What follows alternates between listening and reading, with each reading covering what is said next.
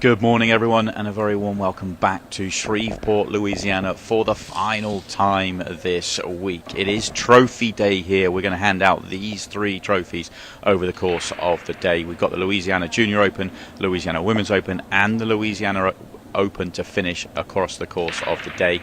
Plenty of matches to go throughout the day. All 3 tournaments are at a certain stage. We're at the last 32 stage of the Open, the single elimination knockout stage. We'll show you the matches there in a minute. We've got the Junior Open as well. That's going to play down to a finish this afternoon. It is the final match of our afternoon session. We'll hand out the first trophy. We'll come back for the evening session for the semi-finals and the final of the Open, and the Women's Open final as well. Huge amount to enjoy across the day. Let's take a look at what we have for you coming up now, though. This is the last 32 draw of the Open. We're going to be showing you one of the matches from this list here. Michael Booth and Lance Schofield will battle out. Some of these matches actually already in progress. Talis Dyer and Donald Weatherby, Tony Chohan and Ernesto Bayo, Dallas Prasad and Cody Bratt, Jeffrey DeLuna and Carlos Mendoza. Huge match there. Billy Thorpe versus Roberto Gomez. Big one, that one. Nick Carpenter will take on Javier Naranjo. Shane Thompson, who's been in fine form, takes on Jeff Sullivan. Shane McMinn, he takes on Jason Miller. Joey Agassiz takes on Chris Melling. Braxton Glenson takes on Jonathan Hennessy, who's been going well this week. Kenny Loftus takes on Richard Aquino.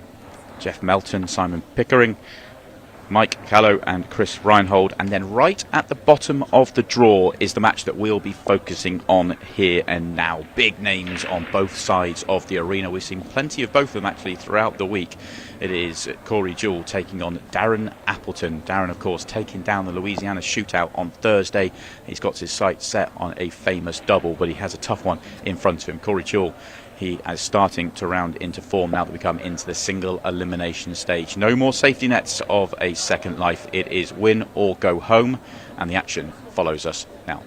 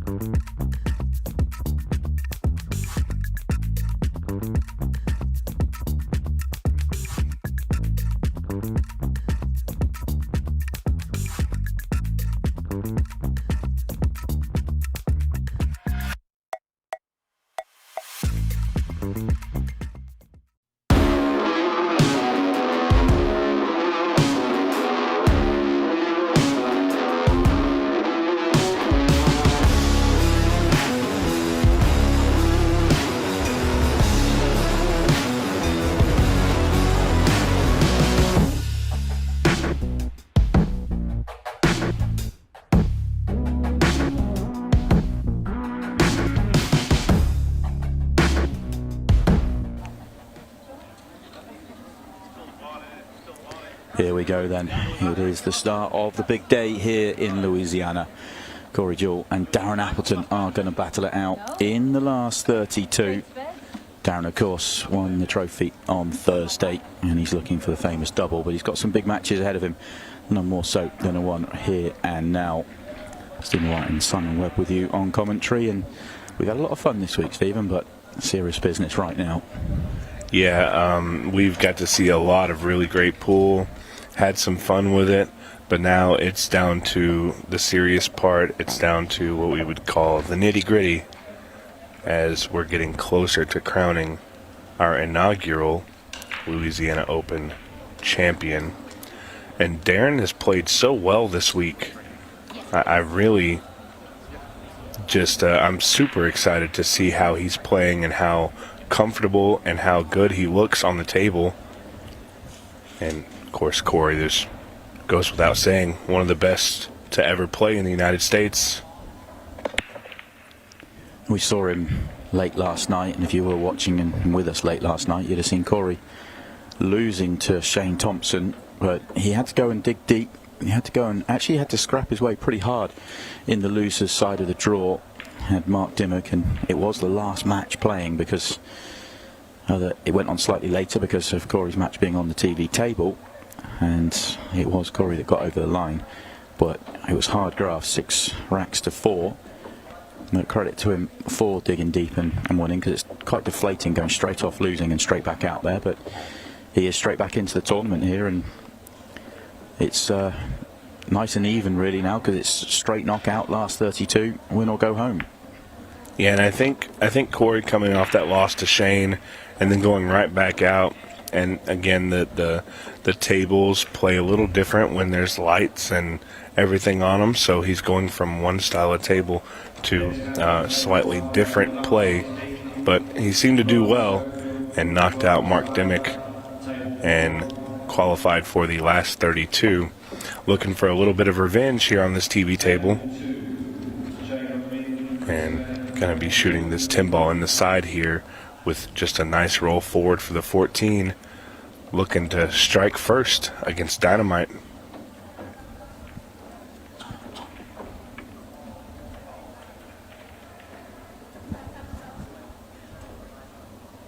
Cueing low, going to see a stun or a draw. Hit that pretty well. It's going to be gapped right through the 3 and the 7 with his bridge, but should be no problem. He sinks the 8 ball 1-0, and in this series now, the final 32, everything is a race to 7 until we get to our championship match. And Corey making quick work of that first rack. Yeah, he's flown through it. That's very much the sort of order of the day yesterday, wasn't it? Top players playing well, lots of run-outs, lots of big breaks, and a lot of pressure on the break itself because of that. And Darren, of course, wants the opportunity here. Oh, look here, we see our matches going right now. Dallas Brassard up 6-3 over Cody Pratt, a name that we've seen a lot, but we haven't yet see him play on this TV table. He's looking to earn his spot here at the Louisiana Open. Jonathan Hennessy on the hill, Canadian Simon Pickering on the hill as well. And some of these matches, actually, you can see there at the end there, Shane McMinn versus Chris Melling. That is the next round. That is the last 16. Chris already and Shane both flying through, winning this morning. We've already had some results. Shane McMinn beat Jason Miller 7 frames to 4, and Chris Melling beat Joey 8 7 frames to 3. Nothing doing here for Darren.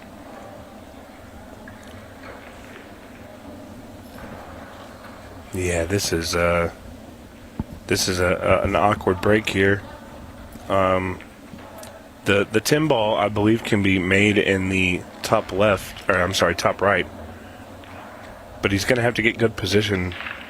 The 3 is in trouble, but Corey has a plan for it here as he wants to take the solids. Yeah, there's a little cluster of 3 stripes on the left as well, making it stripes awkward. Mind you, the solid, there really isn't much on the solids here as well. The cluster below the 8 ball, the 3 ball itself, this is all work here for Corey. And he has a plan here. Looking at this 1-2 combo, he came up a little short of it, I think. Well, don't know if he even looked at it or whether that was the plan. He's been, like, the whole time he was just staring down at the 4 ball, and he hasn't got a good angle on that. So it looks like he's going to play the combination.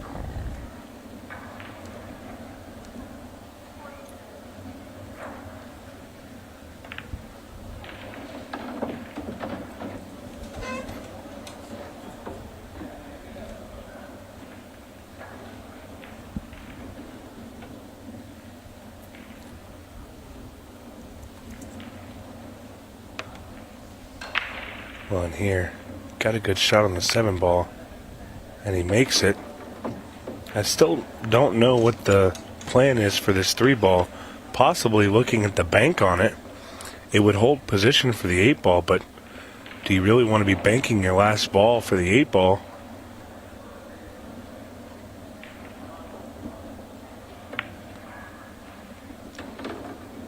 No, he's going to go for the bank now, and it does hold a good opportunity to block the pocket. If it doesn't go, this will be an absolute phenomenal out here. If Corey can manage it, moves the 8 ball towards the pocket, and that actually was a little unfortunate because now he's going to have to get a better angle on the 8 ball. And cueing slightly over this 8 ball, doesn't want to touch anything with his fingers, his hands. And he's going to pull back here. I don't know if he can see all of this ball. Oh, well, we're going for a photo finish here. The 8 ball looking to be kicked in here by Corey Deuel. Oh, no. Great effort there, but a scratch nonetheless. Ball in hand for Darren Appleton. A chance to even up the score 1-1 if he can get out of this mess.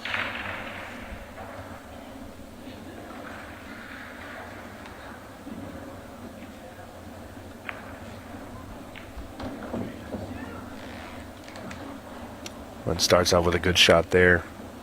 Looking to maybe bump this 14 ball into a better spot. Oh no, he's going to be just fine.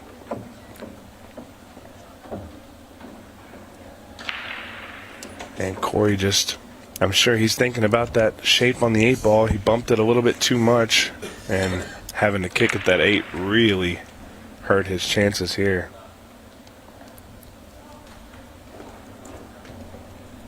And I have a feeling we're going to see a lot of these swings in advantage throughout the rest of this tournament. Interesting for me was the fact that he took it on. I think that's just the way he wants to play. It was such a tough layout that really, I mean, the fact he got as far as he did was a brilliant effort.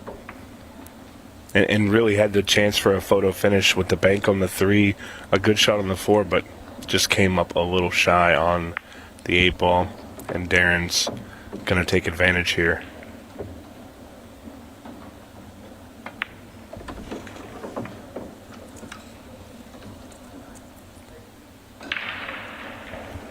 And our Louisiana shootout champion going to tie up the match 1-1 when this 8-ball drops. And there it is. Dynamite Darren Appleton. No, he's excited to be back and playing. And really enjoy watching him play. It's a beautiful Sunday morning here in Shreveport, Louisiana at the Shreveport Convention Center. So happy all of you have joined us here to watch our final 32. And action is just absolutely rolling at a really good pace here. A couple of interesting spots to note. Simon Pickering, Jeff Melton within a couple games of advancing. Richard Aquino, Kenny Loftus 4-5, and Cody Pratt and Dallas Broussard. Dallas on the hill looking to mark his shot into the final 16. Couple of exciting matches coming up. We definitely don't want to miss all the action here at the Louisiana Open. Corey breaking.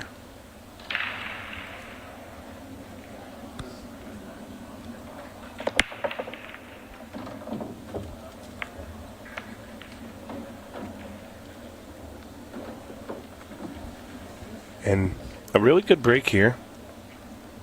Made a ball. Got a kind of a tough opener, but he makes this. Everything is kind of laid up.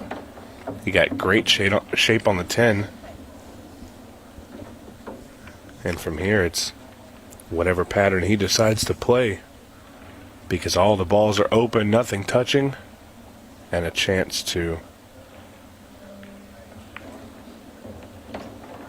get up 2-1 on our score.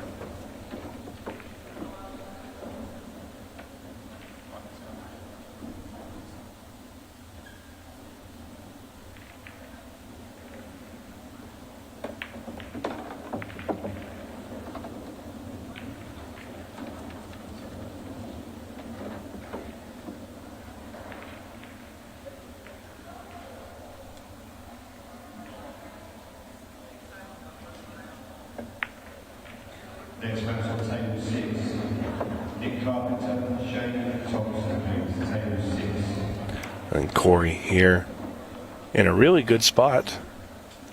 Just 3 balls away.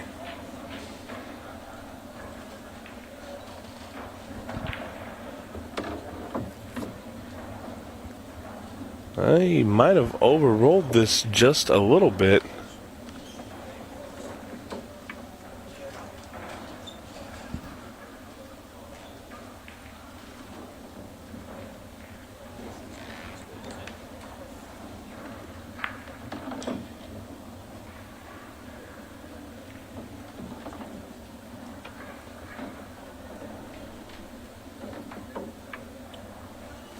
And Corey here, great shot on the 11, and this is going to put him up 2-1.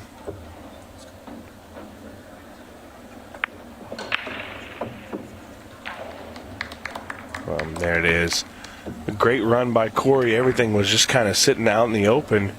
Everything really in a good position for him. Darren's going to have a chance to shoot back here. It'll be his break. And got a chance to see a lot of Corey Deuel this week. He's had some ups and downs. He was involved in a 6-red shootout with Shane Thompson on Thursday. That was very exciting to watch. Well, you're probably sick of the sight of Shane Thompson because he's lost to him twice, and both of them have been incredible matches. Shane played phenomenal last night, and nothing bad to say about Corey. He played really good too. It really just came down to 1 or 2 very simple mistakes, but it was one of those matches that was flawless through 9 frames, and then the last few racks, it just got, you could feel the tension, and both players were at it. There was a couple out there that you just expected it to continue the way it was, but the game just isn't that easy, and sometimes a small mistake can lead to an error that costs you a rack, and Corey will feel like he should have won the match and he didn't. Shane will feel like he should have won the match and felt like he lost it, then he ended up winning it. So amazing match, and who knows, they might end up playing each other again. Yeah, and I think the crowd had a little bit to do with it, because you had a little bit of a USA versus Europe feel to it. Crowd getting into it, really enjoying themselves last night for that match. And I know with the possibility of them eventually meeting back up again, it would be an absolute great sight to see. Maybe Corey isn't as excited as I would be, but maybe looking for some revenge as well. Darren here just trying to figure out what the best starting point is.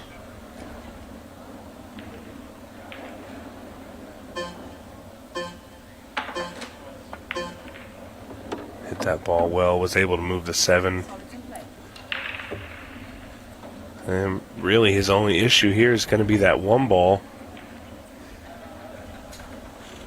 Just got to navigate these balls that are down here, the 2 and the 7, and then look for a shot. Oh, he's actually going to play the safe. Yeah, and we were sort of, well, I was anyway, questioning Corey's decision to chase a tough layout a few racks ago, and Darren in that position here, and he's pulled it back and gone a little bit more on the negative side. So interesting decisions being made out there.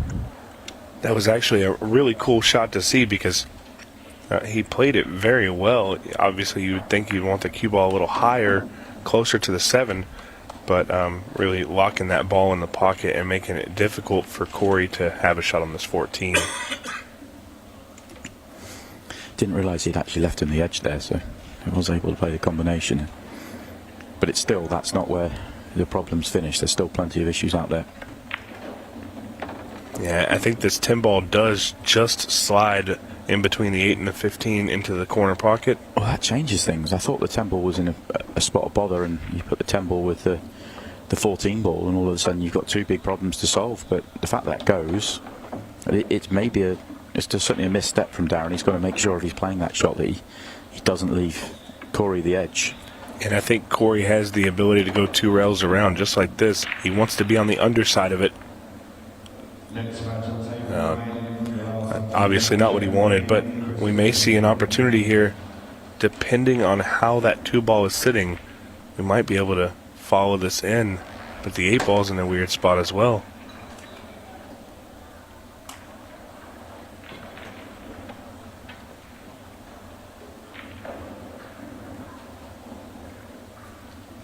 And you can't say Corey hasn't had the dig and the drive to win these matches, because he's played excellent for the most part. He's got that one wrong though. So Darren did get what he wanted. Just took him a few shots. Yeah, that's it. I mean, asked Corey to take out a tough finish and he didn't. It leaves Darren out wide open, easy run out to tie the scores up.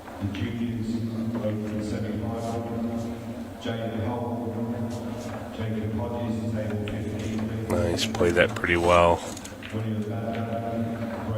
Maybe didn't want as much angle. I think he may play this in the corner just so his cue ball movement isn't as harsh. And he's up on the 8 ball here. We're looking at 2-2 in our 32 round. Of course, this is single elimination now. Whoever loses this, unfortunately for them, is going to have to pack up, head back home.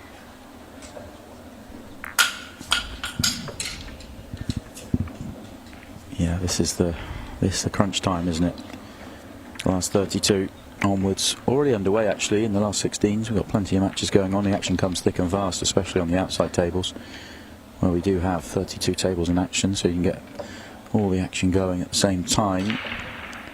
Also, nice to take a look at the Smart Rack. It's a great new device for racking the balls. Loved by the referees. Plenty of interest on actually this week. Plenty of players seeing it and wondering what it's all about. But you'll see here, just so easy to use, and you get the balls nice and tight. and then you just slide it off, and just makes life lots of nice and easy. That is available for pre-order from Ozone Billiards if you want to give the Smart Rack a try. Yeah, and after playing with it and seeing how well it racks, I gotta have one. Gotta have one. And if you own a pool room, I would definitely say this is the rack that you want on your tables. It makes things effortless. They're so good that I don't even play pool anymore, and I've got one.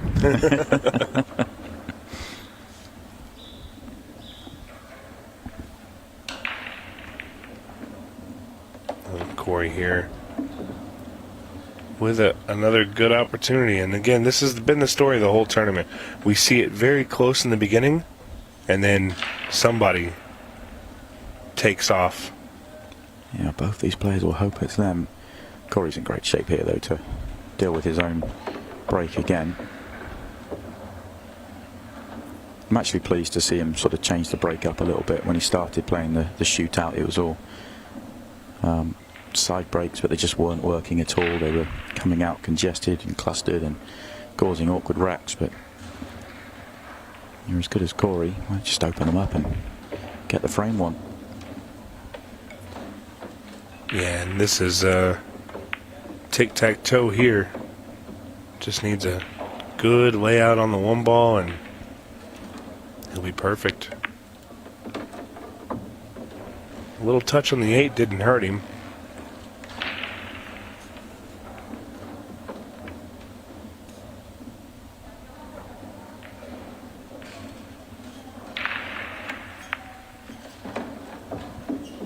It came out really well here. Going to be shooting the 8 ball into the bottom left.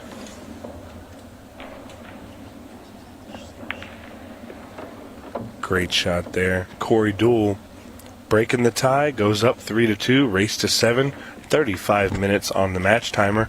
Most likely not going to come into effect. And Simon, we have so much good pool coming up. I know you're excited for the next one. Yeah, the next match, which is coming to us from the last 16.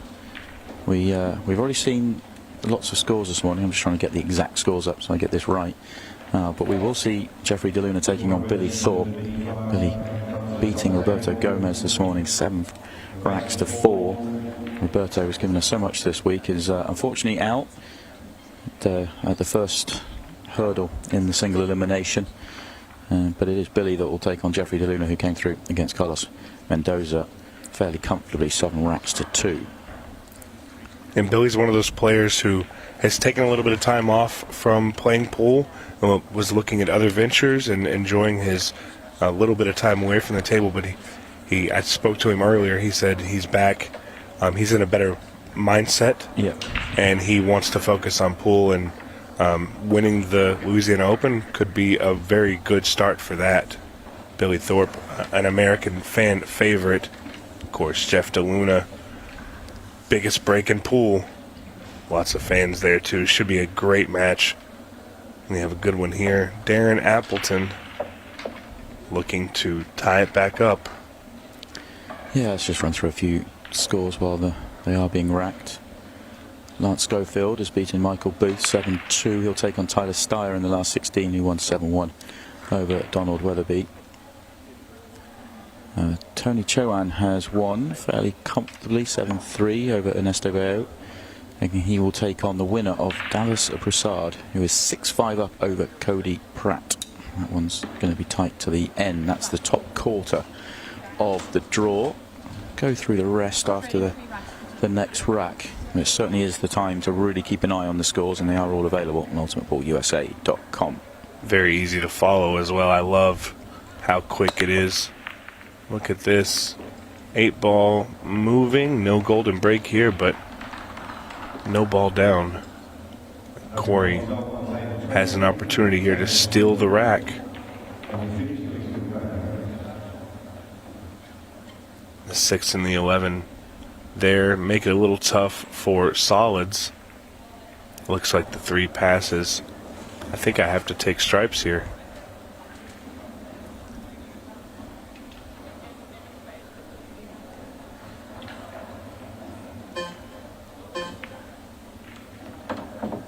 that's what Corey's elected to do. It is another tricky layout, but easier than a couple he's taken on. And this is not a given shot. The point is big. He made it very well. The key to this rack is simply having any position on the 15 and the 11 ball. If he can get those, he'll be in prime position. The 11's the one, isn't it? It's just awkward because of the 6. So that's why he's going to take it now. You would want to get it out and done with as early as possible. Maybe would have liked another few rolls up the table, but this is lovely. And I think he wants a straighter angle on the 10 to play the 15. Maybe one of the reasons he opted to take the 11 there. He kind of ended up at the same angle here.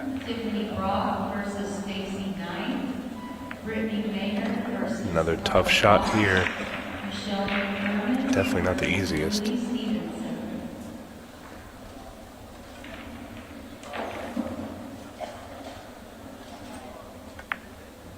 Played it well.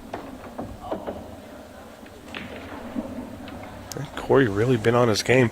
He had a tough start, lost his luggage, had to get an overnight queue sent to him.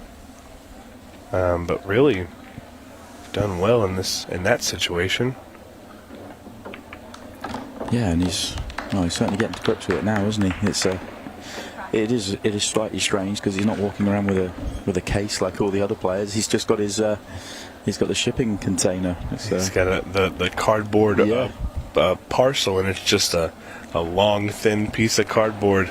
Looks very funny, but and what he can do with what's inside of it is absolutely immaculate. And these are some of the live scores.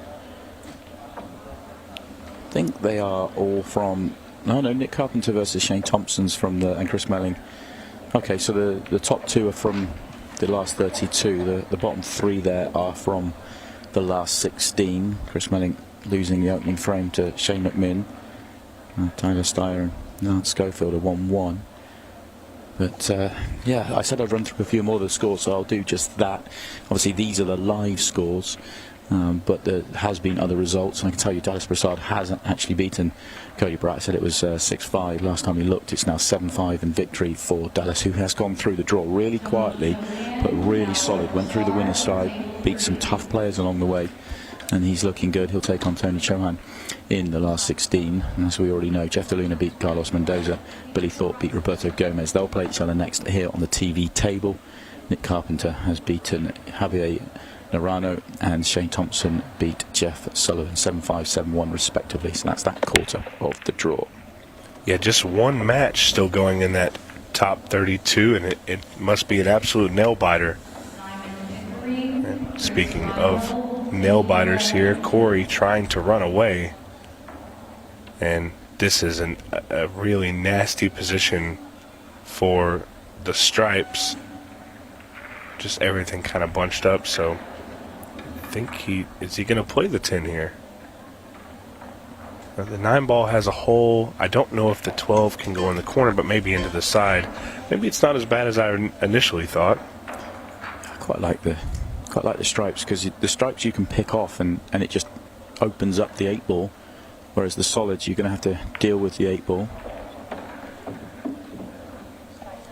Wants to get rid of the 13. Love to be a touch higher up the table. So tough shot here to control.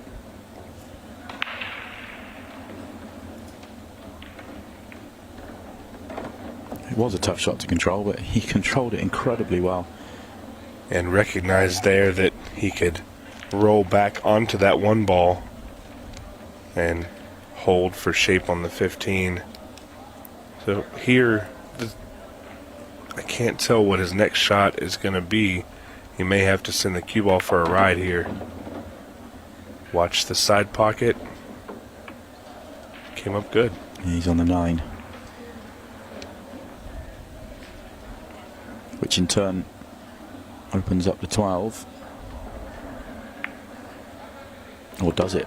Yeah, does it still go in the side? It goes in the corner, so it's just not really an issue. It didn't go in the corner before, but now it does, I think. Yeah, and I think all that does is just change the pattern he's going to have to play. He could have played the 12 next, but I think he's going to have to play the 11 here and roll up, which is exactly what he's set up for. Corey really sometimes a little unorthodox with the way he runs out, but it really works for him.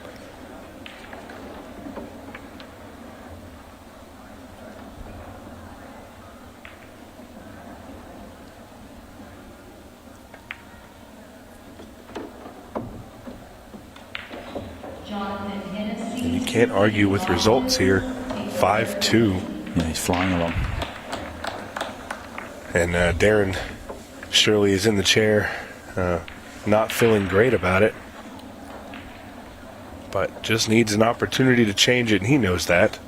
He knows that that's all he really needs to do. He was behind in the final of the shootout, 4-1, 5-3. He was able to turn it around and get them match 1, 6 frames to 5. So he knows he's fresh memories of doing it. That time it was against Roberto Gomez. This time it's Corey Deuel, but been there and done it before.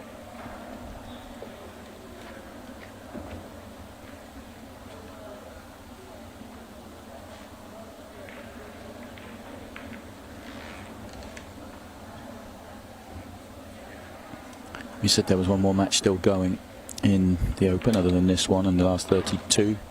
Kenny Loftus has got the victory 7-5 over Richard Aquino. So Kenny moves on. He's in the same section of the draw as Chris Melling, who beat Joey A 7-3. Jonathan Hennessy beat Braxton Gleason 7-4. And yeah, it's all starting to shape up nicely as we see the 8-ball go in. Now this is an interesting one and a tough one because obviously no golden breaks in play. Well, actually, I was about to say he's dry other than the 8-ball, but he did make another ball, so it's fine. That the ruling is that if no other balls are made, then it counts as a dry break, which is actually, no, I was right. So the 8-ball is the only ball made. It's a dry break. Yeah, and that's fair. You know, when you spot the 8-ball, if there's still 15 on the table, it's not your shot anymore. It's pretty easy to understand. That's the thing. I mean, I understand why Darren's frustrated. I really do. He's made a ball off the break and he's dry. But when you look at the table, there's 15 balls on there. So to say you've made a ball, it doesn't really make any sense as well. Oh, and well, Corey didn't give that shot the respect it deserved. And Darren quickly back to the table here. Barely had a chance to sit down, actually. Yeah. A little bit of a moan with a referee Trish, and before you know it, he's straight back to the table. And this is an interesting dynamic on this match. If Darren Appleton were to win this, he'll have a rematch with his first shootout opponent, Jacob Watson, waiting on the winner of this one. All of our other matches on the way. This is getting exciting, Simon. I'm really just absolutely blown away with how fun this has been this weekend. And we're really just now getting into the fire of it.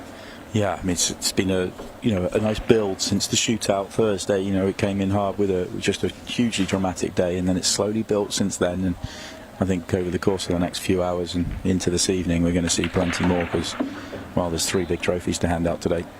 Absolutely, ladies, juniors, and the Open, and a lot of these juniors out here competing for maybe the first time. It's been a lot of excitement for them, and one of those young gentlemen or ladies is going to hold up a trophy. Might be bigger than them. Yeah, and win a fair bit of cash as well, which is always nice. Absolutely. We've seen a few of our ladies on the TV table here. Good showing for them as well. They're down to their final 8 and moving down as we speak, as Darren gets a game on the board, a much needed game. Now 3-5 here in this race to 7. Yeah, and still having a bit of a chat with Trish, now with Corey. I understand the frustration for Darren. It's one of those that I can see it from both sides, but ultimately there's 15 balls on the table, so how can you say you've made a ball? And I think that's really how you have to look at it. Forget the fact that you made it. You know the ball spots. You know that. Yeah. And so, can you really even think that you should be continuing at the table if you didn't make anything once everything is settled? Yeah. I mean, I can see it from both sides. It just, it just doesn't make sense when you put it in those terms. And I think that's really the only difference between this and the shootout rules that we did on Thursday, where Darren won, is that there is no golden break and there's no golden duck as well. No loss in the break. Really worth pointing that out. International 8-ball rules, which we're playing here, doesn't include a golden break or golden duck. That is very much a tournament rule, as is the 30 seconds and the match clock and everything else. That is a tournament rule as well. If you're just playing international 8-ball rules with your buddies on a league, and then the rules themselves have a state of 45-second clock, but you can change that per tournament. How excited are you to see the leagues pop up in the United States? We've announced so many so far, and there's tons more to announce. I can't wait. Yeah, it's huge, isn't it? It's really exciting. I think more than anything else, I really believe in Ultimate Pool and the match formats, the fun. It's pool, and it's pool as you know it, but it's not the international 8-ball rules that changes things for me. It's the match clock and the shot clock, and it's so much more fun to play. And the general consensus by everyone I've talked to this weekend is just simply the excitement, the buzz for something a little different, a little new, and very much so a buzz. Didn't quite work out for Corey, so he's now in trouble in this rack. What's he got for us? Trying to break out the 6 and open up the 12. And Corey here looking to... Oh, well, what a clever shot that was. Banking the 14 into the 6 into the 12. That was really, really struck well and opened up the rest of the rack. Corey making an immaculate shot to put himself on the hill if he can get out here. Oh, no. And just seems to go that way. Sometimes you make the great one and unfortunately missed the easier one. Darren at the table here, gonna still this rack. Really such a shame, because the shot by Corey was very creative. It was really creative, and well, that should have put him on the hill. I know you've still got got a couple of shots to play. I'm not saying he didn't, but that shot deserved it, and didn't make it. And look at Darren. All of a sudden, there's a bit of a bounce in his step, and he's right back in this match. And Darren here has really had some very fortunate situations. The 8 on the break, and then Corey missing his opening shot there. Corey making a phenomenal shot and not getting out. Darren getting some huge opportunities here and not wasting them. He takes the rack, and now here we are, 4-5, much closer than it could have been. Yeah, you feel like it could be over here for Corey. You feel like he could have already got himself out and be into the last 16, but unfortunately, he's got to dig deep. And for Corey here, still holding a 1-game lead, has to feel like a big kick in the gut. Being up a game, but not feeling as confident as he could.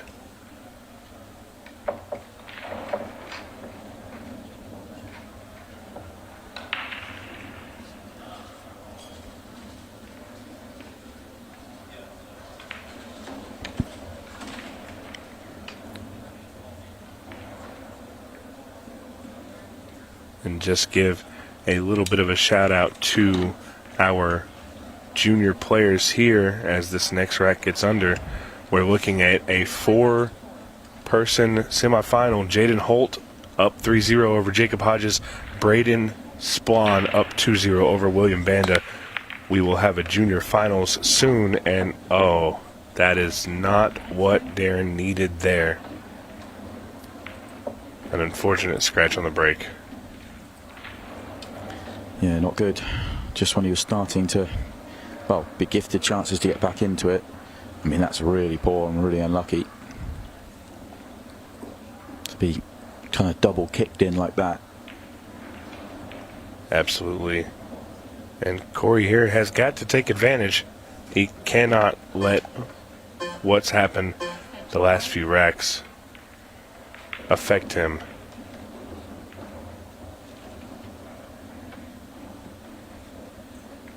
Corey a little undecided here. His time is going to run. 3 seconds. Oof. Cutting it close there with the time clock. Made a quick decision. And now he's going to have to work with a tough layout. Played a good shot there. I think the key here, because the 11 ball does go very cleanly, he just needs to be able to shoot the 10-9 combo and make sure that the 10 stays close to that rail and leaves an opportunity to shoot it in the same pocket. Just like that. Yeah, he's in great shape here. As much as he rushed the shot 3-4 shots ago, it actually worked out perfectly for him. Everything's now in line and fairly simple. Touch short on that one, but that shouldn't really cause him any problems. I think he can comfortably bump into the 8 ball if he needed to here, just to hold down on that line. Great shot. And just one more. Maybe he wanted his cue ball a little bit further off the rail so he could manipulate the cue ball a little better. Yeah, I think he was hoping for a fuller contact on the 8 ball and it just skidded off it. Yeah, hit it well. Yeah, a little close for comfort for me, but it's going to work out. He has a clean shot at the ball, and he is going to go to the hill when that ball drops.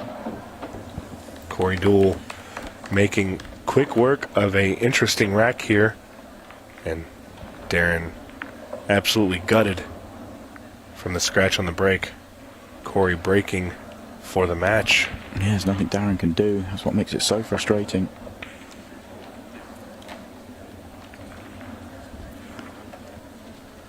Winner does go on to play Jacob Watson. That will happen straight away. They'll be straight out playing one of the 32 other tables we have here. Next up for us is Jeffrey DeLuna taking on Billy Thorpe. That's coming to you from the last 16, where there is already some action going. Lance Schofield 2-1 up over Tyler Steyer. Tony Chowan is 2-0 up over Dallas Broussard. Nick Carpenter is 4-1 down to Shane Thompson. Chris Mellingham's got himself in front against Shane McMinn, 3 frames to 2. And then a couple of matches just going on now. Jonathan Hennessy, Kenny Loftus and Simon Pickering, and Chris Reinhold are just starting now and in the opening racks. That is the last 16 lineup. One of those players will be taking away the silverware and the money. Looking to add their name to Darren Appleton's on the history of this event. Not a bad name to share with there. And a good break here.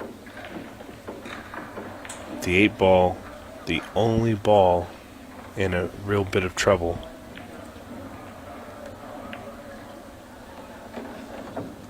Should be fairly easy to get that 8 ball moving. He's got some great shots to be able to do it.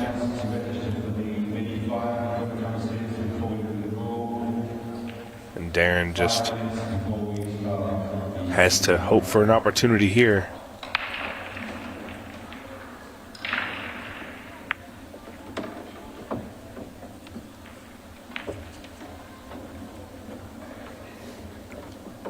Just about hope to cling to here for Darren, but not too much. 8 ball just needs a little bit of work.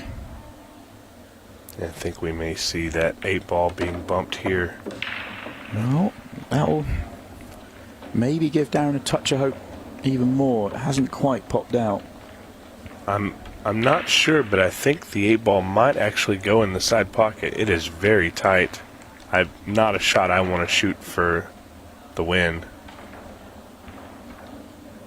I think we may see him try and bump that again. in one of these next 3 balls. May feel comfortable with it, though.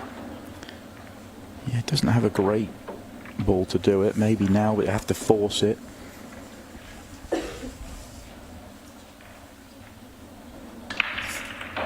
Yeah, he's happy to leave it, so he's must believe it goes.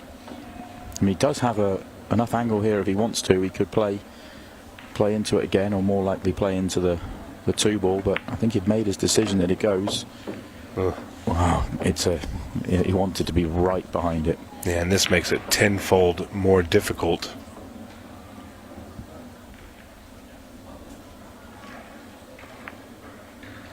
And it goes though, still manages to find a way. Corey Jewell marches on. The shootout champion, Darren Appleton, is out. No double for Dynamite, but Corey Jewell, principal, he is marching on. He's into the last 16. We'll hear from him after the break.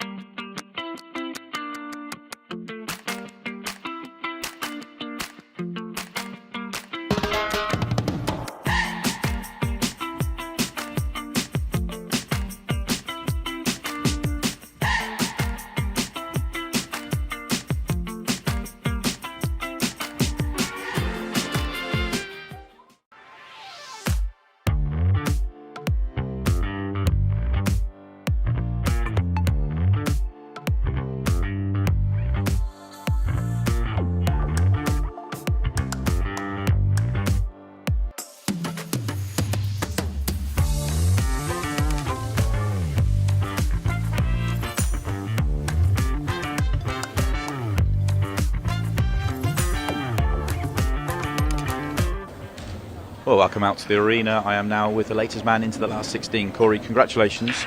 Really enjoyable match once again. What it was like from your perspective? Well, Darren Appleton, I mean, he's probably one of the best 8-ball players ever to live, so a lot of respect to him. I caught all the rolls on that's probably the best I've ever broke, you know, and stopped the cue ball in the middle just about every time. So I think that was the big thing.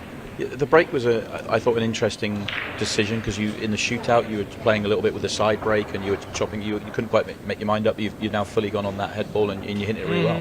Yeah. I'm committed to it and I'm starting to hit it better and better. So hopefully it keeps going. Yeah, I mean, does it feel like the game is starting to sharpen up as we go round on round?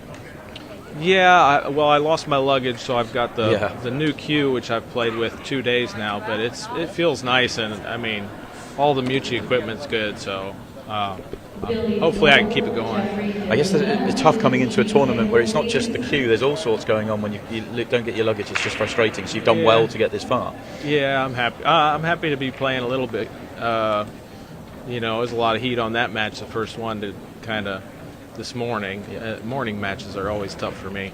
Especially after being the last match on last night and then you're sort of straight on this morning as well.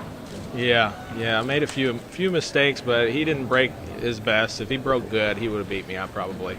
But I played all right, I guess. Yeah, and I know that I saw a little bit of social media content. You were doing a little bit of work on the 6-ball shootout. If that comes into play today, you've set a pretty good time on social media. Yeah, 2 days playing that game. I've got the world record. Yeah. Scott Frost says that he talked length at length with the commissioner, and he said he worked it out, and it is an official Scott Frost world record. Scott Frost world record. Yeah. I like that. Well, it was good fun to watch it all the same, and Thank you. we may or may not get to see you do another one on here later on today. I but hope not. thought No, you I'm would- going to play fast so I don't have to do the shootout. That's No, amazing. I thought you would say that. We are going to take a break. We'll come back. We've got action from the last 16.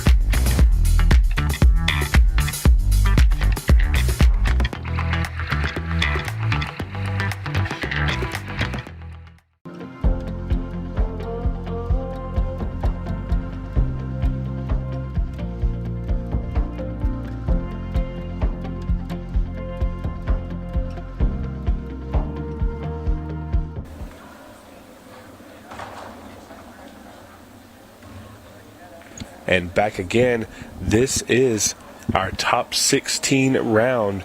Billy Thorpe, Jeff DeLuna. I am Stephen Wyatt. Simon with us as well. What a break by Billy. Wow.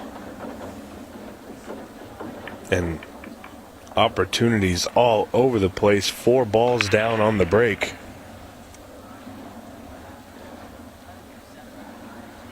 And Billy wasting no time going to work.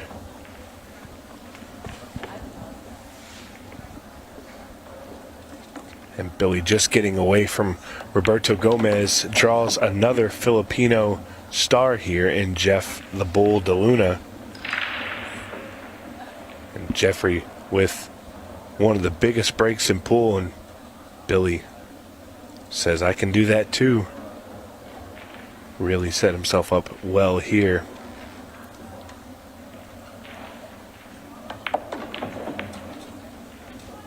And what a great shot there.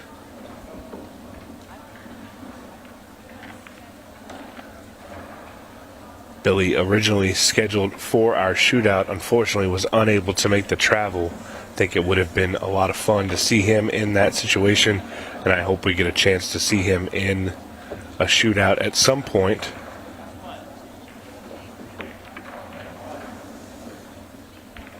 Taking his time here on the 7 ball.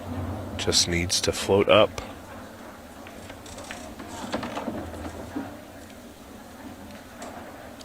Real good here. Just going to go top rail, right side rail, down for the 15. He may even come backwards. Just 1 rail. Yeah, that's perfect.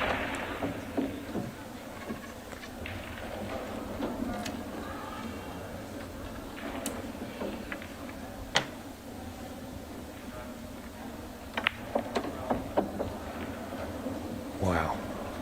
Really good shot there by Billy. He's not afraid to move the cue ball when he has to, and he made that look very, very easy. Very smooth start, wasn't it? Welcome to the game, he says. That's very nice. Up and running in the last 16. Yeah, and Billy he looks comfortable. Again, just getting back into the game, into the mindset. Looks great. Shaking his head there. I'm not sure why, because he really played that very well. Here you see Jeff the Bull DeLuna. Gonna see if he can match Billy's break. He certainly has the firepower for it. It's one of the most entertaining breaks in the game, that's for sure. One of the most powerful breaks in the game as well. Leaves nothing behind. Yeah. Not many people can imitate his break. Not without doing some damage, that's for sure. Launching the cue ball off the table for sure. I was thinking about like doing a hip or something like that. Here it comes. Oh, took a little power off there. Oh, it's the soft break there. It's still huge, isn't it? But not going to work out. Blows my mind how much less power he gets, but he still gets the jump in. Very interesting there. Opted for the softer one, and no ball on the break. Billy wants to get a quick lead here. Just has a tough combo to navigate on his first shot. Watch the 2 ball. Ooh. Really wanted both those balls to be open. It's not all bad here, though. He can get down on that short side of the 3 and shoot it into the lower right. He's going to need a very good cue ball for this finish. Short-sided on at least 2 balls. Trying to work the cue ball around isn't going to be easy.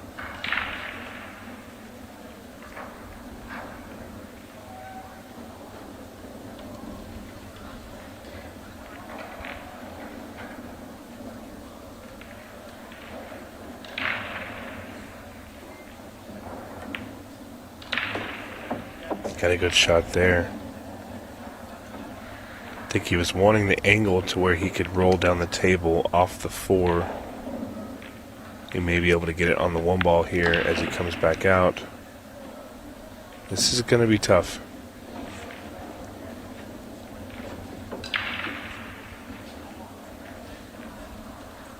You think maybe if he uses the 14 to stop the cue ball and get a shot on the 2. Yeah, I think he can deal with the. Oh, he played that well. Yeah, he can deal with the 3 ball a few different ways. He could try and play short side. He could try and play into the 13. Got to be careful. He plays into 13. He doesn't make the 3, or if he does, he's got to make sure he's on the 8. So probably short side's the way. Yeah, that's nice.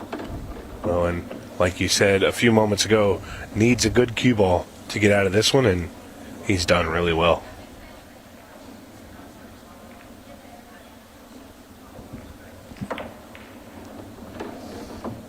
Almost flawless play here for Billy Thorpe. Yeah, I love finishes like this. And 2-0 very quickly. Cannot falter with that. And Billy gonna break again. And what an upset it would be if Billy were to be able to continue this run. We've seen very few of them In fact, I don't think we've seen one on the TV table, a whitewash victory. No, hard to do though, isn't it? Tough to do with the alternate break and great players. You know, they're breaking well. We've seen so many break and runs, or you know, if your opponents break. Every match I feel like at the moment we're seeing this, that one or two twists, but other than that it's just high class, showcasing really good pool. Well, and look at the power Billy uses here, and watch the inevitable balls drop. If it's anything like the last one, just one down. But that's all he needs to stay at the table.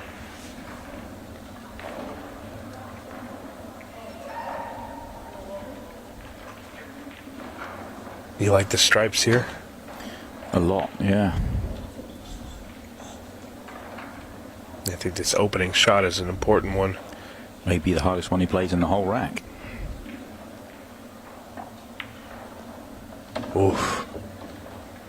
It's the first lesson I learned playing 8-ball. When you have an open table in front of you, whatever you elect to shoot at, you need to make sure you make it, because you do not want to give your opponent the option to take the balls that you want. And Billy just using all of the side pocket there to make that ball.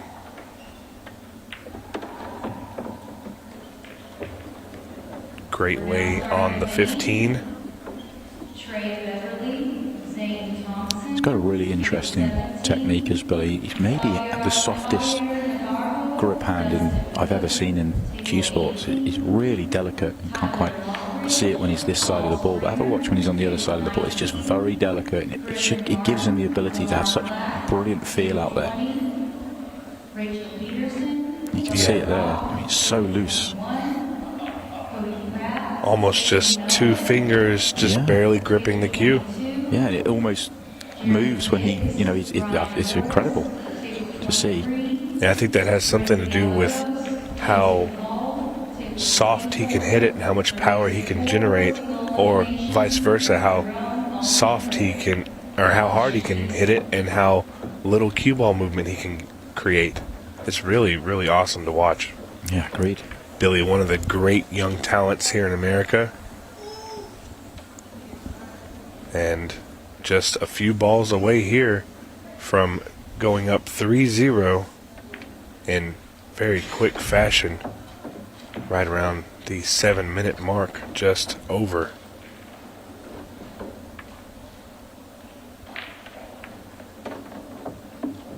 Great play.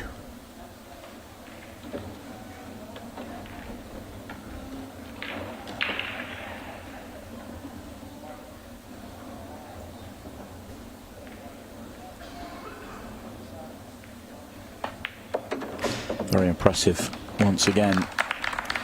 Much easier layout than the last, but flawless the way he dealt with it and the way he went through it. Well, and if Billy Thorpe is the only guy playing in this tournament, we'll be done by 5 o'clock. Yeah. He's going very quick, and really his pace is very smooth, but wasting no time, up 3-0 against the Bull, Jeff DeLuna. Jeff needs a great break here and a couple good rolls to get him back in this match. Not over yet, though. I was about to say we've got our first man into the quarterfinals, and as I say it, we have our second as well, but I'll mention the first one because it's relevant here. Shane Thompson has beaten Nick Carpenter 7 racks to 1, and Shane will play the winner of this match. A big matchup in the quarterfinals, but of course it has to be in the quarterfinals. But Shane versus the winner of this one. The other man through to the quarterfinals, Chris Melling. He's beaten Shane McMinn 7 racks to 3. And speaking of Shane Thompson, one of those names that, again, a lot of people may not have known if you don't follow Ultimate Pool, but made a great splash here in the shootout as well as in this tournament. I'm definitely ready to see more of him in the United States.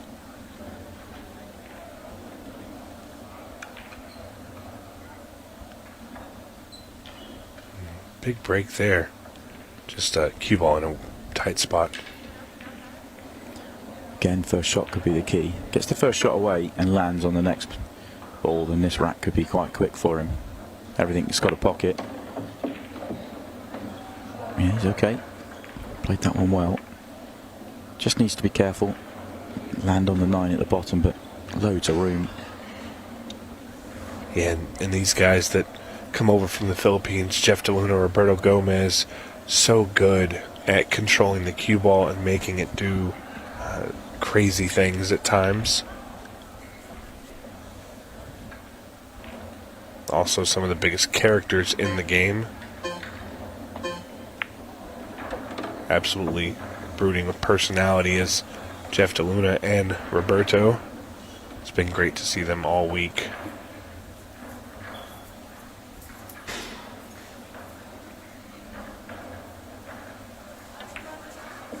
Such a big rack for Jeff here.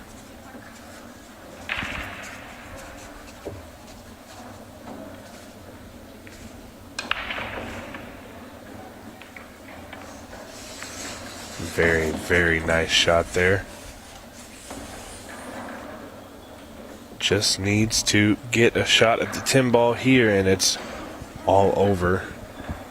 Except for... Oof. Yeah, a little close for comfort, but he's okay.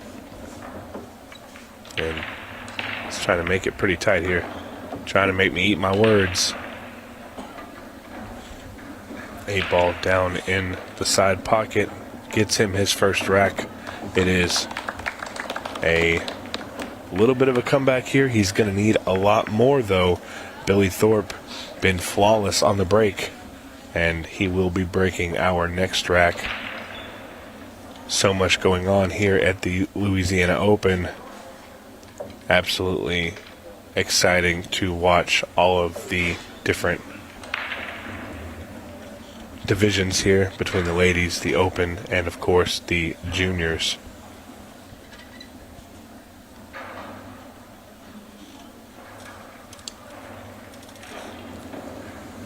And Billy coming up for the break. He's got to feel good about how he's broke all match.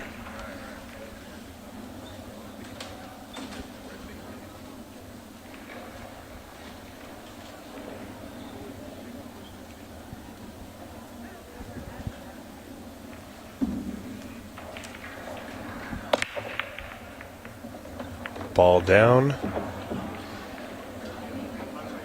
This one might be his toughest layout here.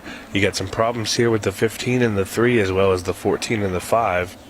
However, good opportunity for him to increase his lead here.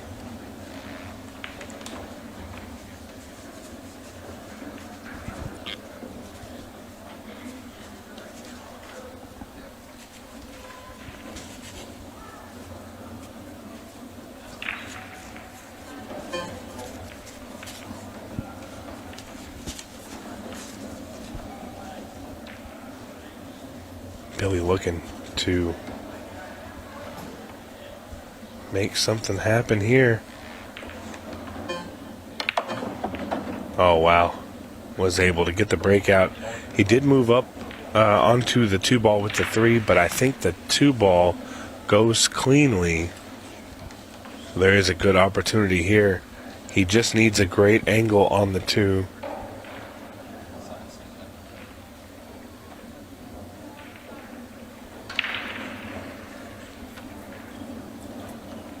And gonna shoot the 1 ball here.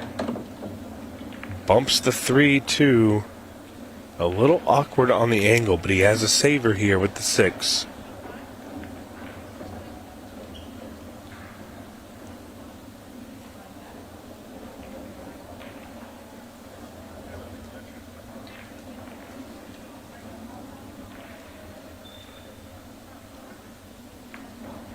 And great shot there by Billy. Really set himself up well. He just needs to work out the 5 ball, and we could be looking at him moving up to a 4-1 lead.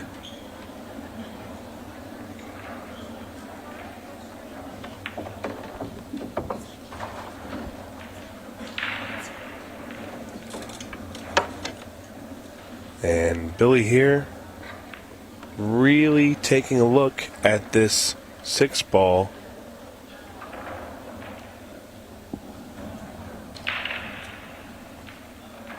Just wants to stay on that rail. Does he have a shot on the 15?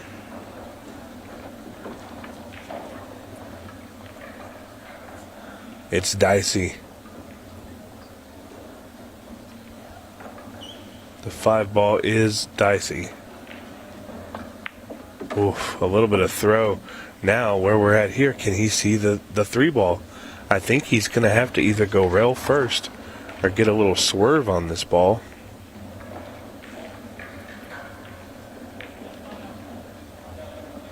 And here we come with the swerve shot. Oh, wow. Phenomenal. Can't get any better than that. Billy looking to go up 4-1 on Jeff DeLuna here. Yeah, what a shot. And Billy really, once again, playing flawless. Jeff DeLuna has not seen the table on a Billy Thorpe break. And that does not bode well for him. Billy looks very composed, calm, collected. Can't get any better than that. Really been a lot of fun to watch this match.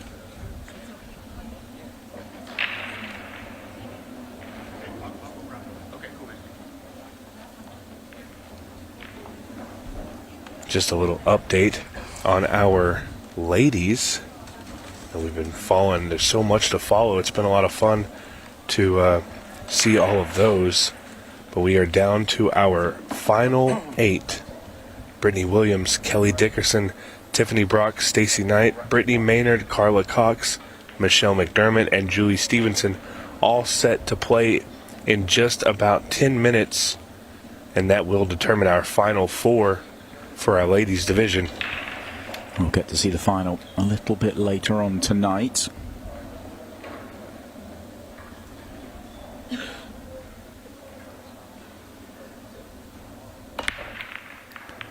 A little bit more power there. Oh no, is it going to stay on? It has, but, well, that's not a good leave. Yeah, ball down. The cue ball is surrounded. He does have a playable shot on the solids. But boy, is it nasty down there. I am not sure what he plans on doing here, but he's going to have to do something. This is a little wild.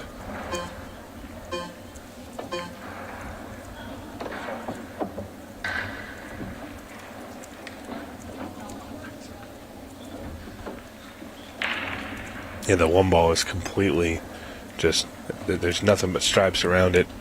He's going to have a tough time getting through this one.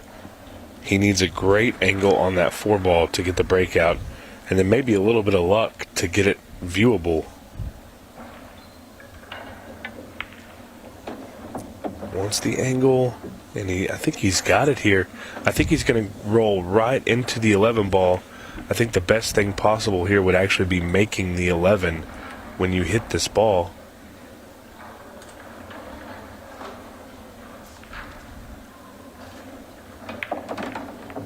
Oh, Not ideal. There's no gap there. yeah, and this ball just doesn't go. The 11 ball's too tight on it, so he's going to have to come up with something else here. And I don't see a good safe from this position. Everything is too open for Billy. Jeff's going to have to come with something very creative, and he's going to have to do it quickly. Don't want the shot clock to come into effect. It causes extension. What is the play here?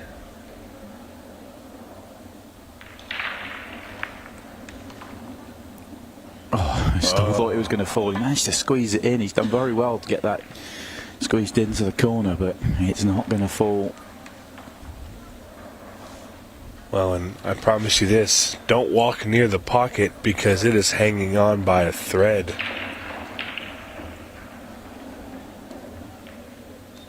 Billy here going to take advantage of the situation and look to once again extend his lead even further. We got the opportunity to make it 5-1 if he can get out here.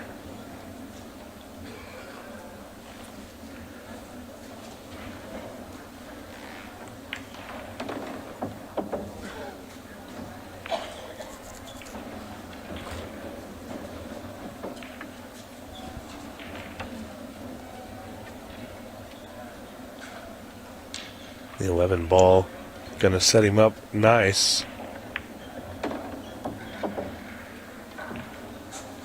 Didn't want to be on the rail there. That's a little short of where he wanted to be, but it is playable. Just needs to avoid the side pocket by any means necessary here. Oh, wow. So our referee's going to take care of that situation. Like I said just a second ago, don't walk near the pocket because that one ball might fall, and it very well did. Yeah. No issues though. Billy can see the funny side of it. It's just got to be replaced. No problems with that.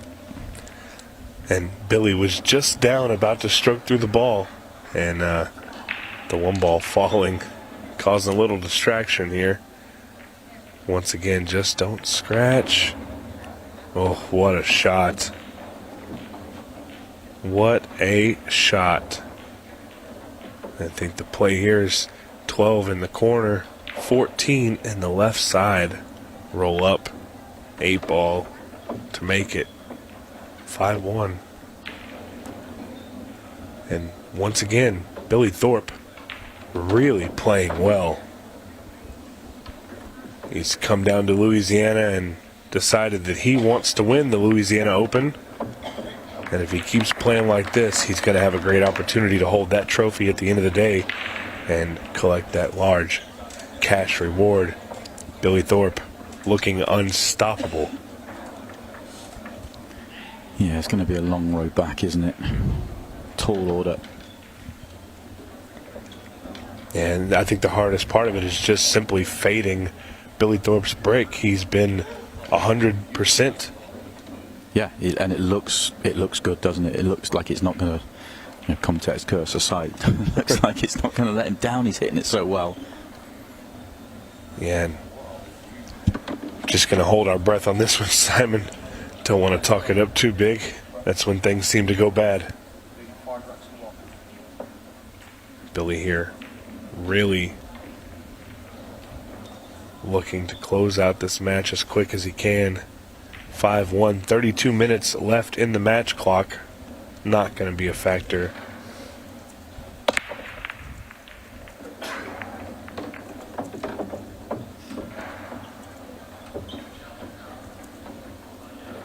And once again, Billy is 100% on balls on the break. Jeff DeLuna begging for an opportunity to get to the table. And so far, Billy has shut him down on his break.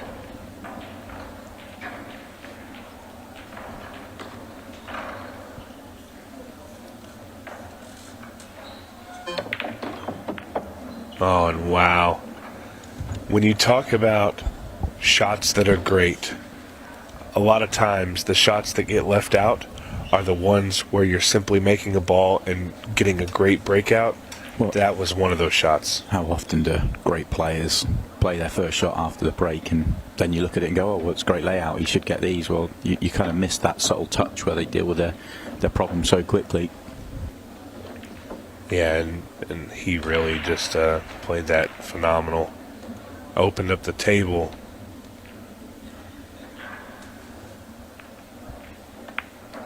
And the bank pull champion from Ohio taking no prisoners here. Hats off to Jeff DeLuna. Been a wonderful tournament. He still has an opportunity to get back in this, but it is going to be very difficult.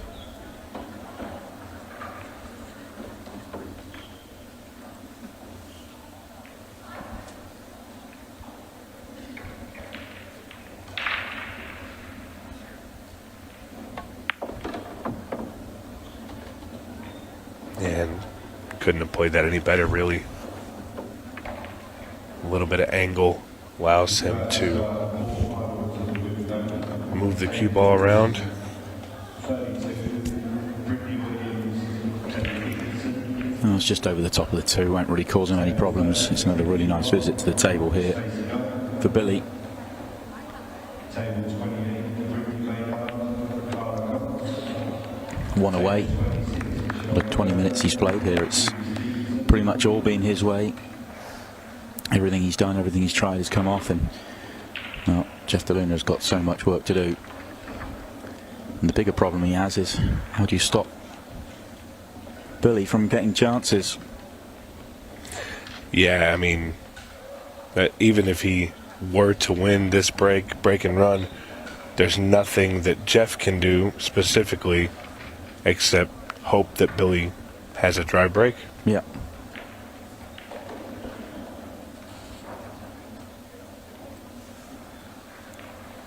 Well, every comeback's got to start somewhere. So for Jeff DeLuna, it's make a big ball, make a big break rather, make a ball, run it out, and see where that takes you.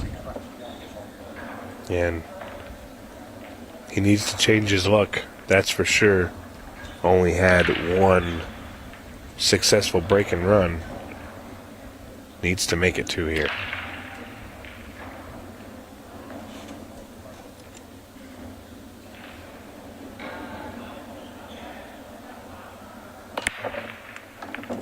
Beautiful break. I feel like that's his best of the match. Not that there's been too many to really compare it to. I mean, it's not that he's hit the break bad, it's just not been the results. Yeah, well, this is definitely a good start here.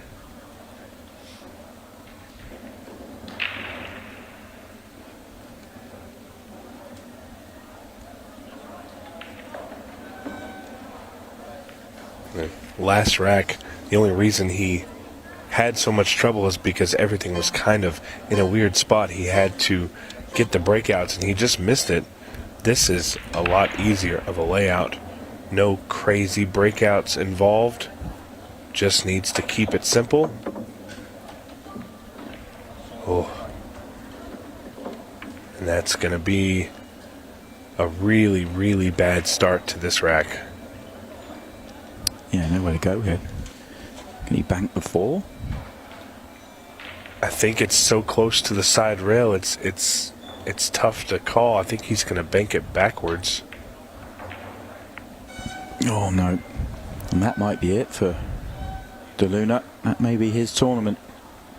When that bank shot, a valiant effort, but just doesn't fall. And Billy Thorpe here looking to steal another of Jeff DeLuna's racks. Statements made. Billy Thorpe is here. And he's here all business.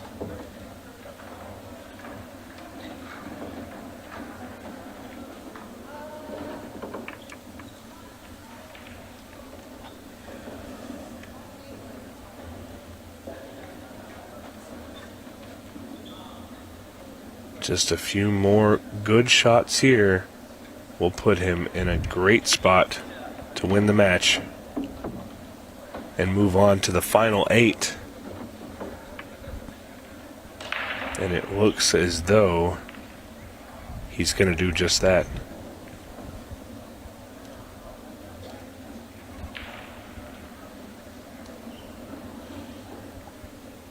And as we spoke about before, the winner of this match will be playing, it looks like, Shane Thompson. Shane, of course, hitting the ball really good. That's going to be an absolute banger of a match.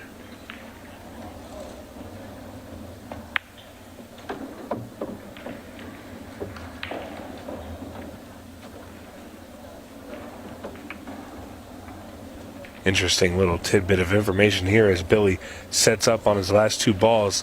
Lance Schofield and Tyler Steyer playing in the last 16. It's a tie ball game, 3-3 between those 2 players. Tyler done very well in this tournament so far. Might be the toughest match he's had.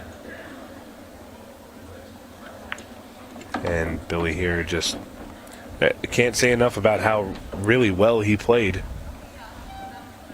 Yeah, it's been flawless performance from Billy, taking it to Jeffrey DeLuna from the very first ball. Broke huge, played well, and safely into the quarterfinals. Nothing really that Jeffrey could get going. Had a couple of chances, always was tough looks. Here's Billy Thorpe, who is really rounding into form for the right time here. He's into the quarterfinals of the Louisiana Open. We'll hear from him after the break, and then in a slight change to our original schedule, we will have the Louisiana Junior Open final next. Our first trophy of the day will be handed out, so that's to look forward to. That's coming up in about 10-15 minutes time. Before that though, I will hear from Billy Thorpe.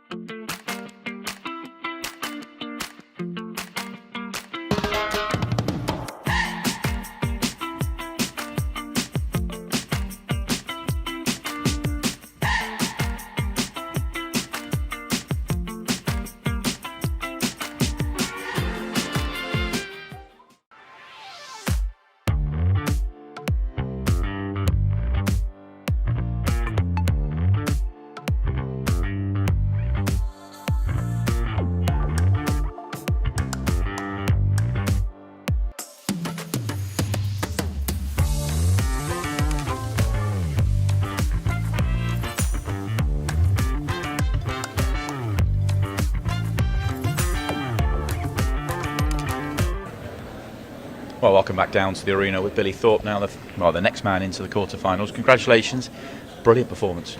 Thank you. Yeah, I was feeling comfortable, and when I was breaking, I was getting nice open table. So it felt like you were hitting the break really well, maybe even better than you were last time we saw you on the TV table. Do you feel like you've really got it going now? Yeah, I kind of got here a little earlier and practiced and tried just working around on the break, and I'm liking that spot I'm breaking from, and the balls are laying there for me. So. And you're not making the mistakes when the frames are open. You feel like you're picking really good patterns, really good routes, and you're keeping the game pretty simple as well. Yeah. There was a couple tricky outs that I did against Jeff, but I was just trying to work it out. Yeah. And somebody told me out of the crowd. Actually, Charlie told me out of the crowd. He was like, "Nice working it out," So. Just trying to do that every game because 8-ball's funny, man, and you never know what you're going to get. So is that something you enjoy with the 8-ball? Is actually the puzzle, the pattern, just trying to figure out the way to make it as easy as possible for yourself? Yeah, I'm pretty sure all of us top pros kind of like when we break, we kind of see instantly. Yeah. So I kind of see instantly. Yeah. What to do. You're now into the quarterfinals. I don't know what the expectations were like coming in. Obviously, you go into every tournament expecting to win, but now that you're into the quarterfinals, you're not too far away from the final and the trophy and taking it down. Yeah, I'm just wanting to win my matches. Just trying. Yeah. I'm going to keep trying to ask you, but you're going to keep downplaying it. Yeah, I'm just going to keep trying to win my matches. If I snap it off, then that'll be amazing. But. Yeah, well, congratulations, another very good performance. Best of luck in the quarterfinals, and we'll see you again. All right, thank you. And as you can see, the arena has gone green. We are going to the juniors. It is the Junior Open final next.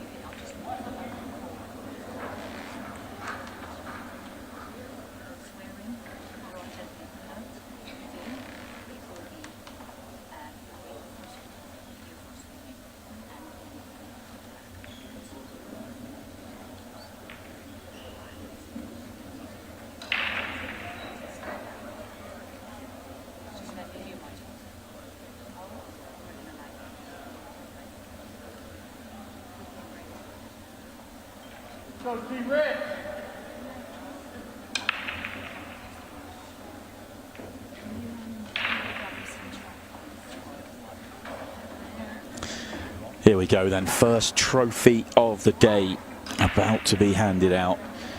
We have got our Junior Open final.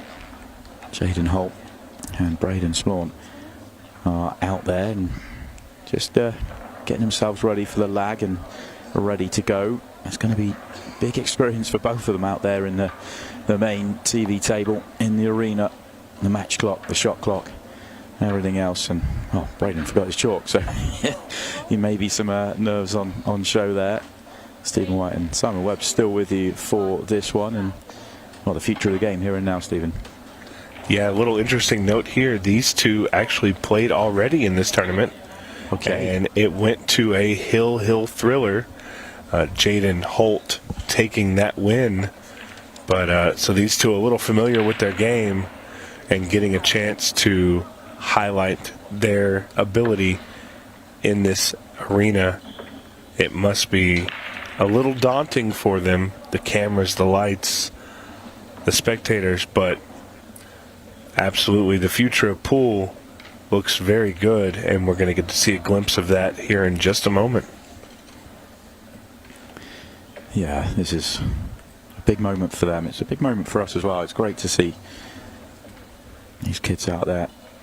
It's going to be. We've already seen a couple actually throughout the tournament, because we've seen a few of these juniors playing in the Open, and it's been a great experience to see them out there against some of the best players in the world. But now they're out there, and this is what they've come here for. This is huge. Well, and just the opportunity for these kids to, I didn't have anything like this when I was a kid. Jaden was telling me it was such an unreal experience. He was called to table 12, and he looks over to his right, and on table 13, Chris Melling playing a match. So really an opportunity for them to get to be in the atmosphere, and I think he even said he worked a little bit with Chris Reinhold last night. So great opportunity for all these juniors. I'm really excited that we're going to crown a champion here. Good luck to both of these gentlemen.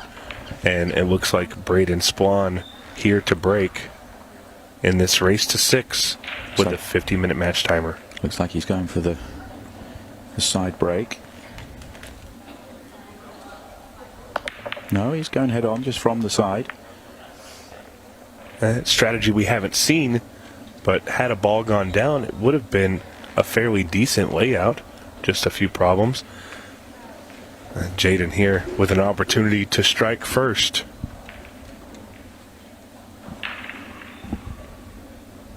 He's going to elect for the stripes. I think one of the biggest differences you'll see between our open event and these juniors is that they are going to move the cue ball quite a bit more than you may see the pros do, and they're comfortable with it. They have no issues sending that cue ball around the table to get what they want. I think what you tend to see is, growing up playing, they're just, hitting balls around, getting a feel for the table, throwing the cue ball around, playing with different spins, just getting that feel. And certainly when it comes to 8-ball, the more they play, the more the patterns will start to develop, and they'll make the game easier and things like that. But yeah, they're going to be comfortable with throwing it around. Yeah, and Jaden really playing well here, getting quick work. He just got a little shy here. This is going to be his first big tester, but look here, no fear from the young man. What a shot there by Jaden Holt with the shape. You couldn't have asked for anything better there. Really phenomenal shot. And no better way to kick off our juniors event by seeing Jaden Holt, absolute masterpiece of a shot. He's going to end up funny here.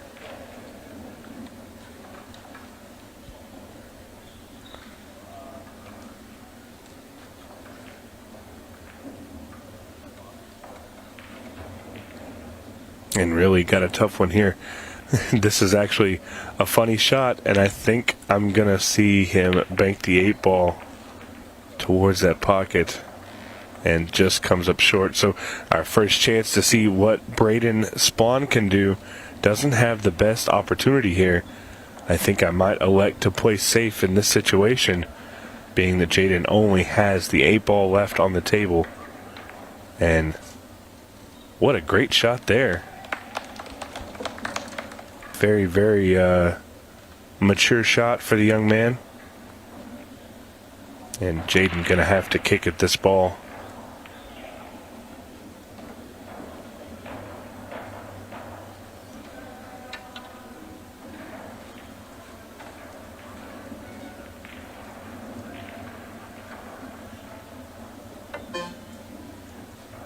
And unable to make contact. So this is what Braden wanted.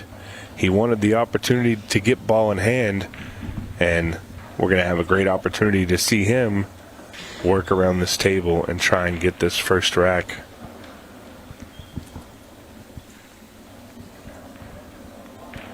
Taking his time. Looks fairly comfortable on the table. And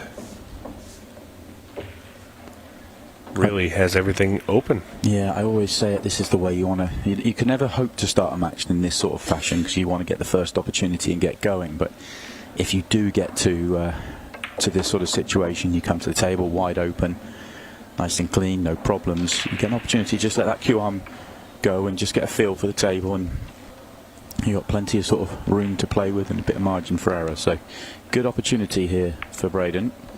Played a very creative shot there. To avoid having to move the cue ball a lot, just played the carom off the 1 ball, and now setting up for his choice. I think he'd like to shoot the 6 ball last, but it doesn't really matter as long as he has a shot following that. And very impressive by both of these gentlemen. Looks like he's just going to draw backwards. Gets a lot of cue ball out of the gets a lot of movement out of the cue ball here, and looking at where he wants to be on the 8-ball. I think here the important part is don't try and do too much. Take your medicine. And that's a great opening rack for Braden here.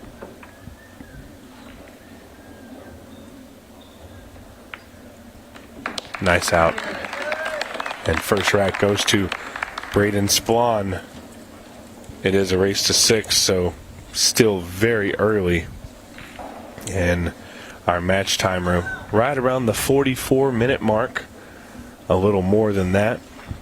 Jaden, of course, made a phenomenal cut in the side pocket. Got shape on his next ball, but unable to hold shape on the 8. And Braden playing a very good safety, getting ball in hand and taking full advantage.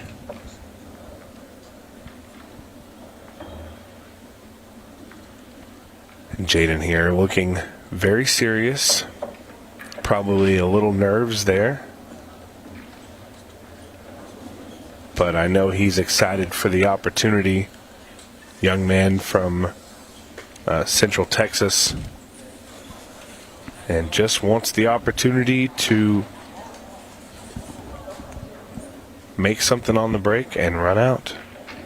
Yeah, just try and get something going. You've got to tell yourself it's a long match. You know, there's plenty of time here. Nothing to worry about. There's going to be mistakes on both sides.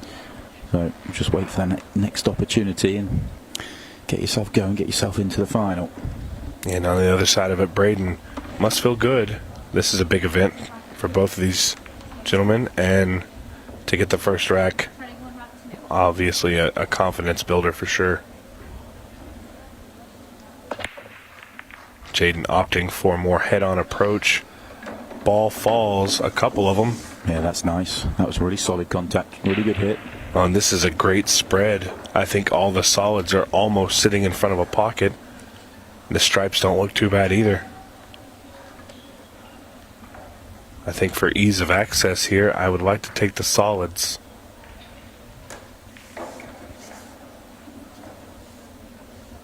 stretch. Just got to be careful over the 5, but no problems. And what I've noticed in the first rack is both of these guys, they play with no fear.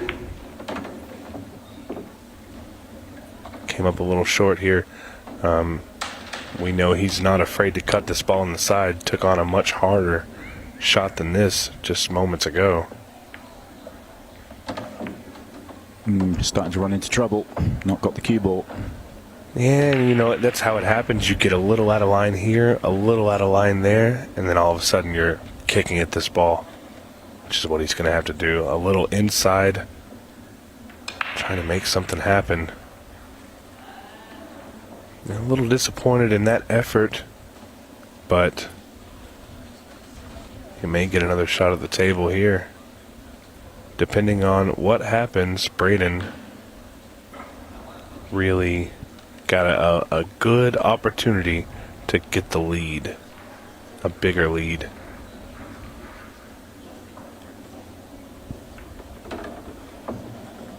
He's left himself a good shot on the 11. I think ideally you want to go to the 11 to the 14, get up table for that 9 ball. Don't want to be going back and forth across the table. More room for error.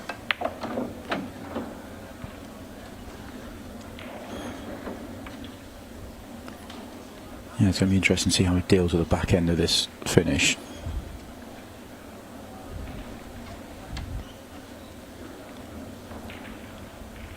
It's always nice to see the juniors dressed nicely in polo shirts and slacks with nice dress shoes on. Yeah, the full dress code for all the events. Yep, not just limited to the Open, our juniors and our ladies event as well, both with a very business dress code. I love to see it. Oh, he's got into that too much, and that can happen out there, and you're just not used to how responsive it is. Yeah, a little quick on his timing there. He really had a plan on what to do, but when he got down, he just executed a little quick. I think we're looking at a bank here. Wow. Fearless. Yeah, what a shot that is. Maybe a touch straight on this one. Just wonder, where's he going with a 14? It's not ideal dropping it in the side. That's awkward, but maybe you have to be the way. No, he's going forward for the bank.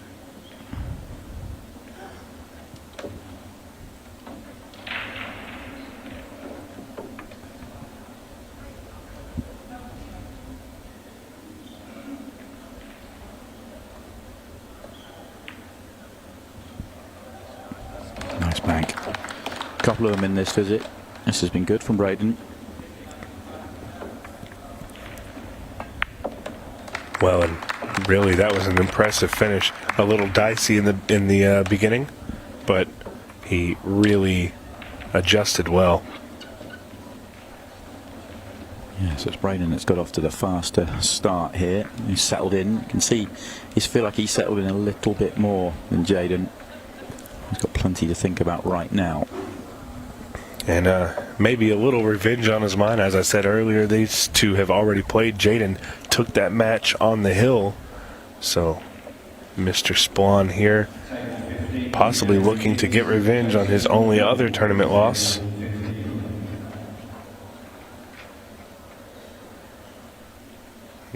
This was a double elimination tournament down to the final 8, where we did move to single. Just as our Open moved to a single elimination in the final 32.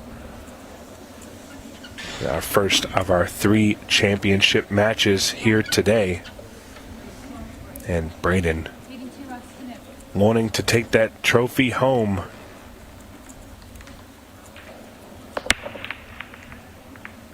Oh, oof. The 2-ball just saved him on an almost inevitable scratch.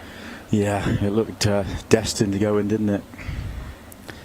It is dry though, nothing happening, so it's going to be Jaden out there.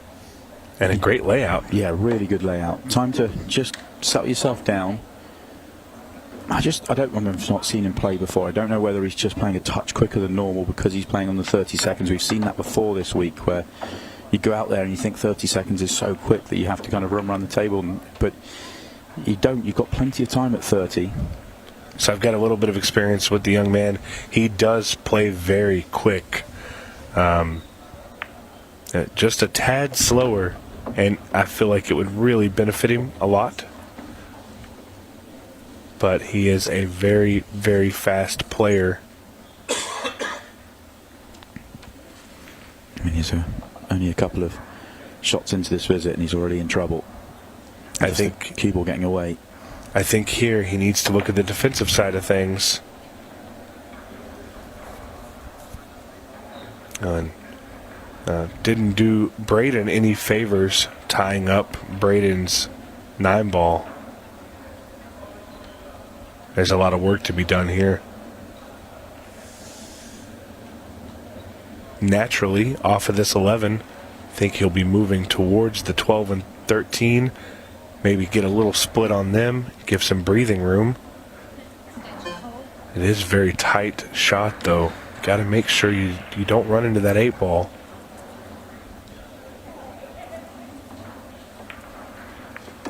Yeah, got a little room there. This is tricky, though, because he didn't get a shot on the 14, and he doesn't have another ball to go. He's looking at the combo here. Oh, he could see past that ball. I didn't think he could. Tough miss there for Braden.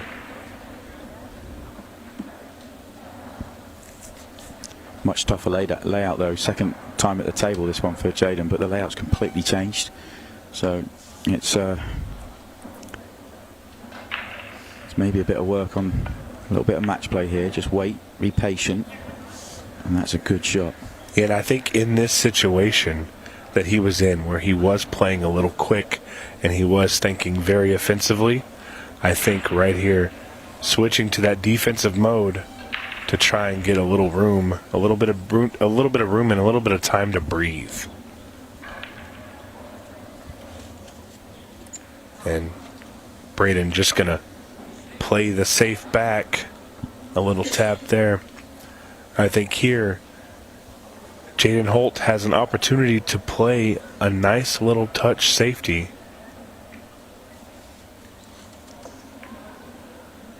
Rolled a little far. He's going to leave Braden a shot at the 10-ball. Not out of the woods yet, though. The 9-ball still tied up to the 7.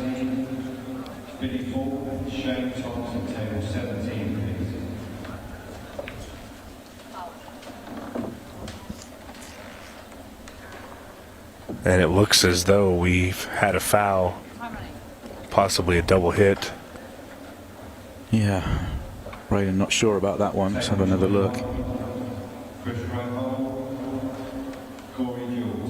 Hard to tell. Patricia Murphy right on hand to call it, though. Hard to tell from the replay. But that's what she's out there for. And she is very good at what she does. Oh yeah, absolutely, one of the best. And Jaden here has a good opportunity. He's got just a little bit of angle. Just wants to run into this ball. And sometimes when you have those shots, the power is not what you want. The power is going to cause your cue ball to stall a little. I think if he would have hit that a little smoother, he could have gotten the breakout on the 7 there. Now he's really in a bind. I question the decision making, though, because even if you get the breakout on the 7, how are you dealing with the 3? You know, you get cue ball in hand. That doesn't mean you have to go. And now he's just going to open up the stripes here. Well, I mean, he played a great shot to move the 7, but I don't think the shot on the 3-ball was there, period. So sometimes you really just have to look at it and say, okay, what's the best possible situation? And I don't think he did that in that shot.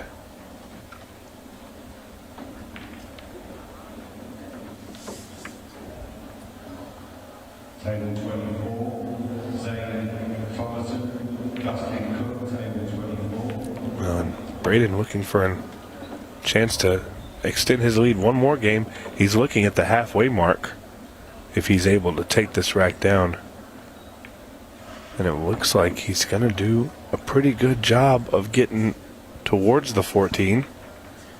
Yeah, as long as he can get out cleanly, that would be the key. If he's moving the 8-ball, he needs to control that. And I think just keeping it simple, nice little movement forward. It's a great shot. He's even got a little angle here. He can follow and just come off that side rail. Back to the middle of the table for the 8-ball. I don't like the draw or the elevation, but it's going to work out. Yeah, he's controlled that really well. The minute you start moving the 8-ball, it gets a bit of a problem. But in the end, he was rewarded by actually the foul that he committed, because it kind of forced Jaden's hand to go, and Jaden just opened the table up for him. Yeah, and in this situation where there are so many factors that maybe you've never dealt with, it is very interesting to see how these younger players handle the stress. Braden seems to have embraced it, and Jaden just a little bit of struggle, but any good momentum turn can turn this around for Jaden. A good roll, a good break, possibly even a break and run is all he really needs just to get started. And the longer it goes, though, the harder it gets. Yeah, you start to let that doubt creep into your mind, and it's almost impossible to get out of the hole. He just needs to stay positive. That's the key here. Yeah, that's it. You know, he's just got to take his next chance and try and settle into the match, and it's a long way to go. Braden still needs 3.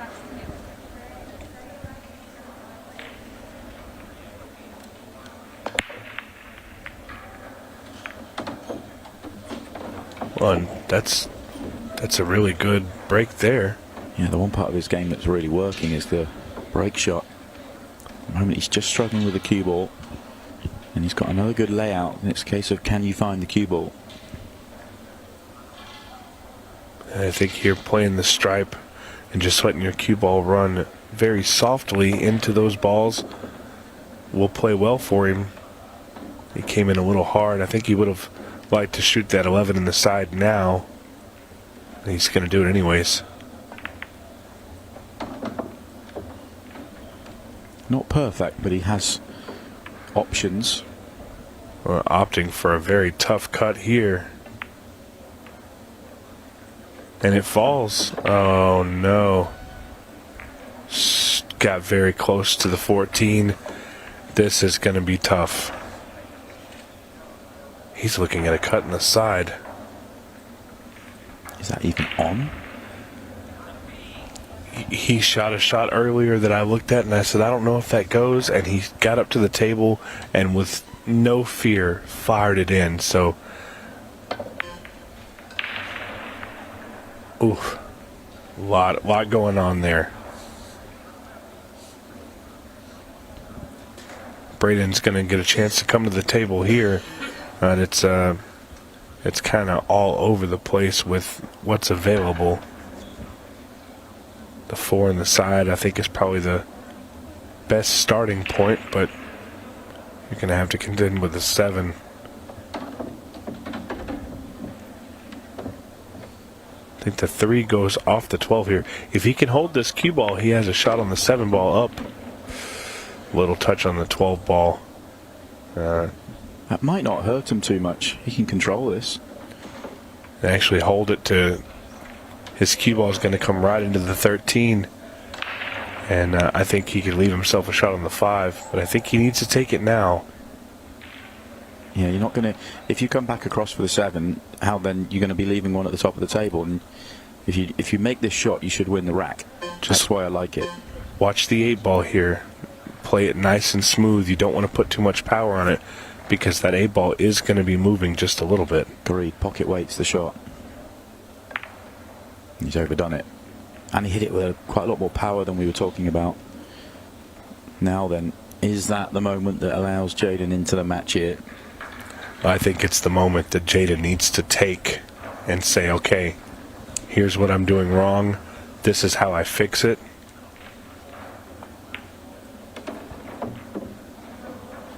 And he is going to be okay here.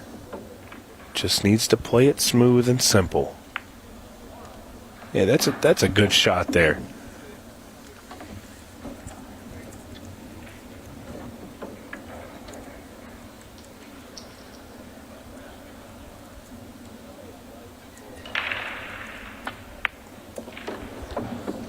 And he's doing a really good job here. He just needs to do it one more time.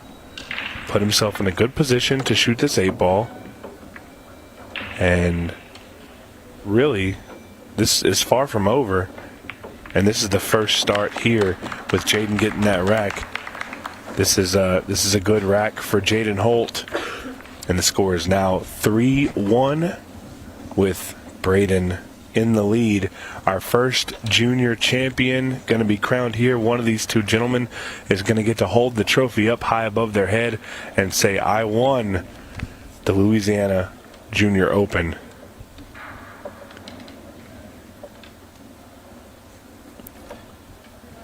Yeah, a long, long way to go. I feel like that was a big moment. 4-0, you feel like it's a long way back. And you get to 3-1, especially pouncing on the Braden mistake. You just feel like that should settle Jaden down now. Can he start to find his best stuff? And he just needs to control the cue ball that touch more. He's just been a little bit wild. He's had some good layouts and got himself into trouble early with them. I think what I like most about this is every once in a while you can get that glimpse in the background. Quite a few spectators over here watching this junior division finish out. And maybe a little bit more nerve-wracking for our juniors, but it is nice to see the support for the players. And Braden here opting for that far side break onto the head ball. Well, and this is not good as we see no balls go down. Jaden Holt. Great opportunity here. He played that last rack very well in the end. If he can keep that style of play nice and smooth and good decision making, he can start to mount a comeback here. Your decision making is key as well. Obviously he's got to find the cue ball, but he took on some tough finishes earlier on that wasn't helping, and obviously a couple of good layouts he wasn't able to connect together. So yeah, decision making with cue ball control. He misses his first ball. In the last rack it didn't hurt him, it actually made life easier for him because Braden took it on and didn't get out. So interesting to see how this one goes. Yeah, it's always fun to do the heart-stopping shot on the TV table, but sometimes it pays better to just be simple. Yeah, simple works.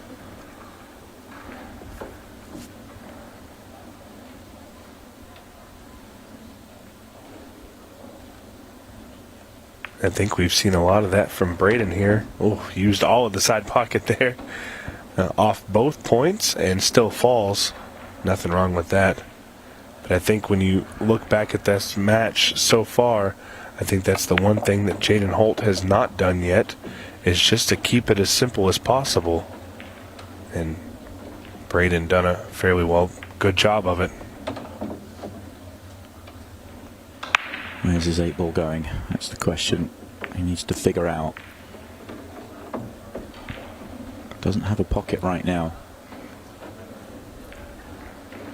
And I do like this, Braden making a very smart decision here. Oh, yeah, I think this is the right call. I think you have to take the 10 ball here, because I think your only opportunity to get a good shot on the 8 is by utilizing that 15 ball. It's not an easy shot for sure, but it's way easier than trying to navigate it with the 10. See if he can manage to do it successfully. That's fully in trouble now.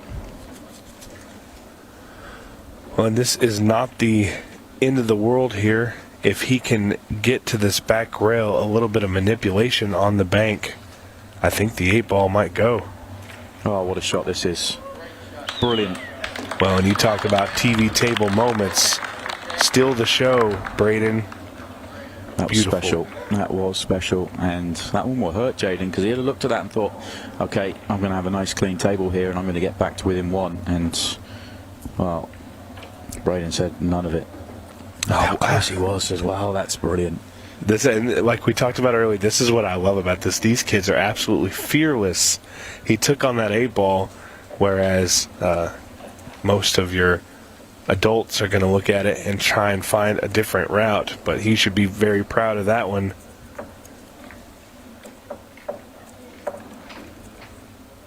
Phenomenal shot. Phenomenal finish, really.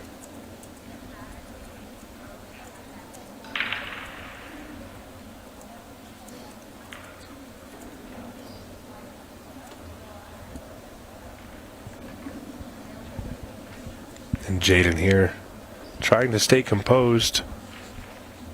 Again, thought he might have another opportunity at the table, but the wonderful shot on the 8-ball making it a little rough on him.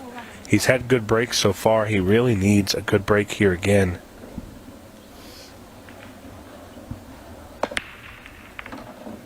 Oh no. No, that's not good. It seems like anything that can go wrong will for Jaden.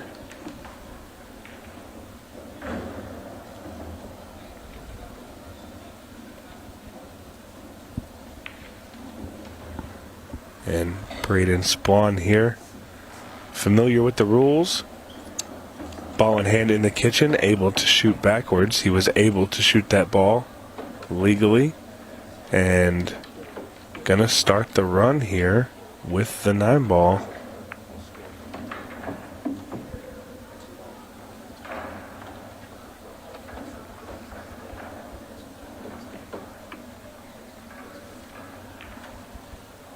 And Braden looking at the 10-ball here.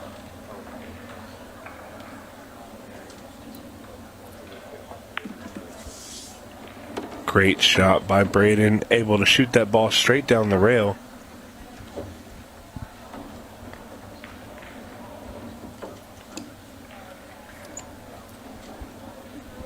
And ooh, just a little touch on the 8-ball. That ball not falling. Causes a problem for Jaden, but he'll be happy to get to the table, because he may have feared the worst there. That was looking good for Braden.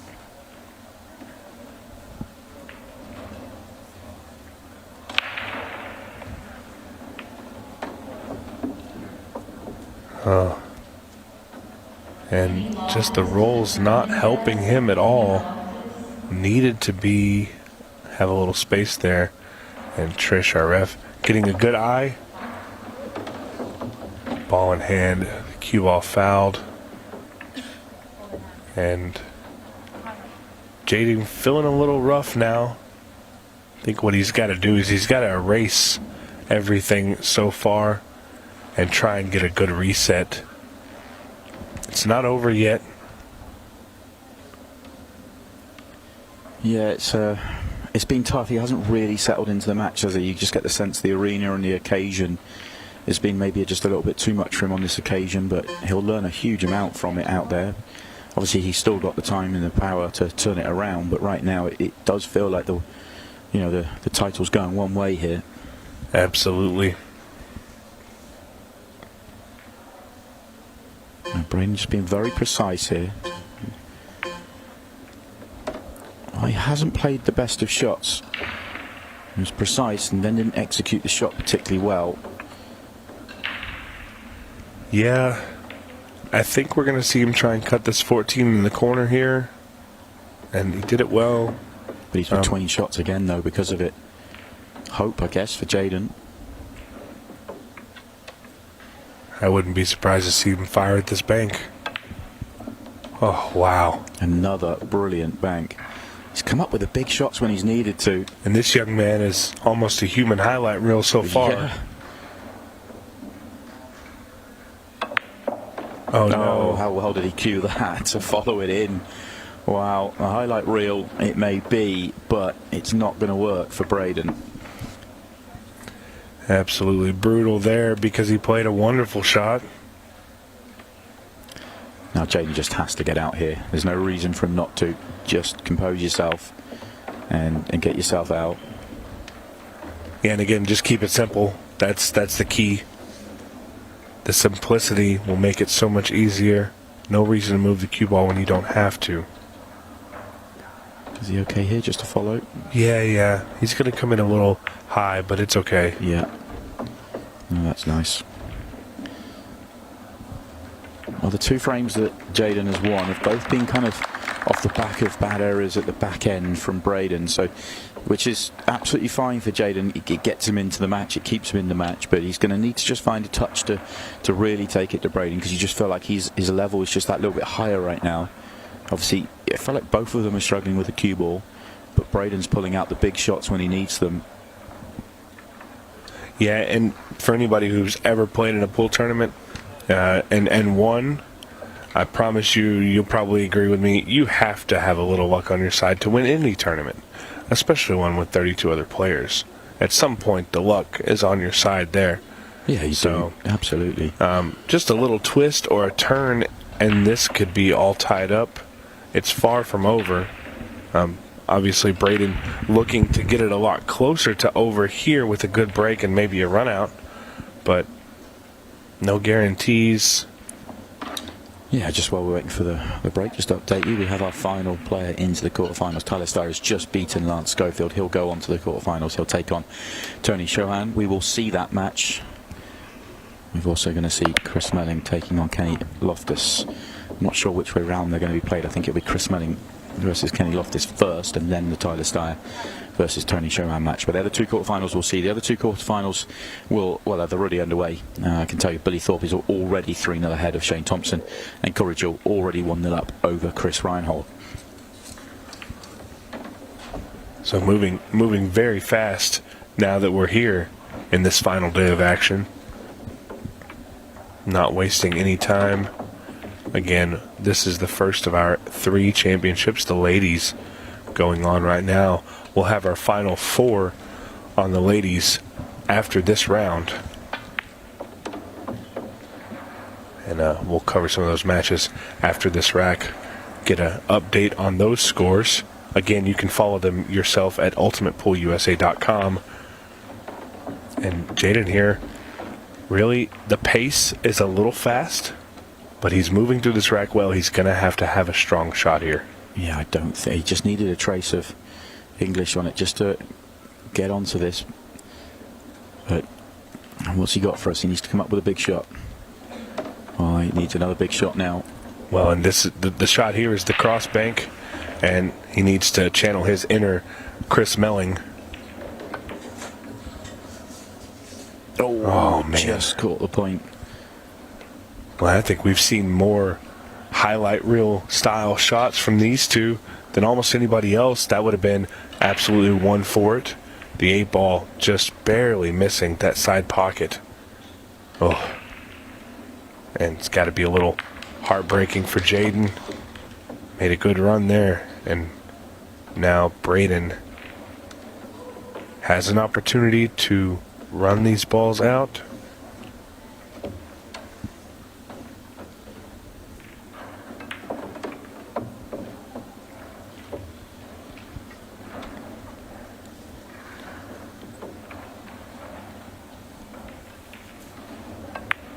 Really impressed by the time management from this young man here. We've seen a couple times the shot clock dwindle down to that 5-second mark. Very aware of where the time is. He calls his extensions and gives himself just a little bit more time. This is going to be a tester here. He's not afraid to leave himself big shots. Well, this time he gets it horribly wrong. Is he going to get away with it? I don't think he will. And for Jaden here, I think it's important. You have 30 seconds. Take a little bit of that time just to get comfortable on the shot, because the cue ball. Yeah, he's worried about the scratch, and he's dealt with it well. That's a great shot there. And we've got a match. Back within 1. Yeah, it felt like this one was just going to get away from him, but he is back within 1. And right now he'll be feeling the better of the two players, even though he's one behind.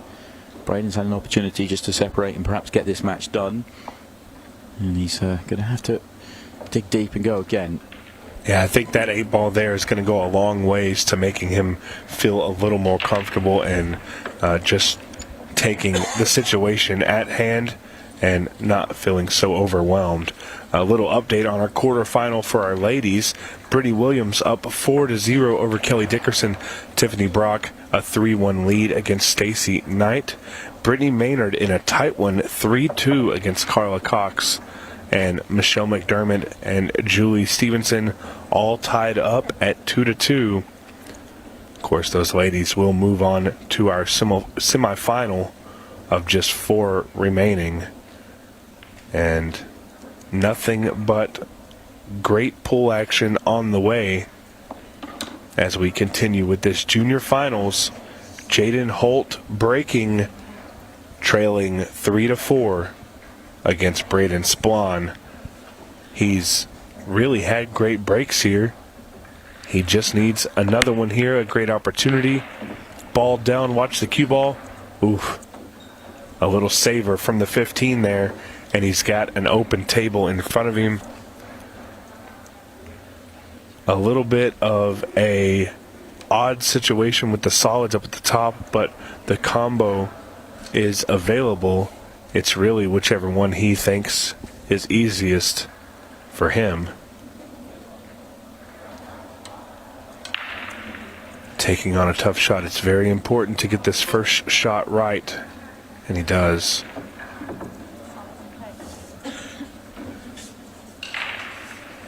And now didn't leave himself a great shot afterwards. Looks like we're about to see a tough shot on the 7. And just comes up short. Watch out, 8-ball. Ooh. Oh, very close. And that would have been an absolute drainer there. Great that it didn't go.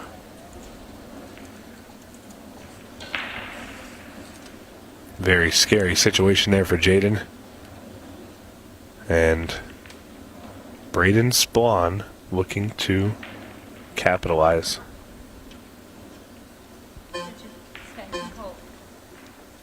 Time clock, he calls his extension.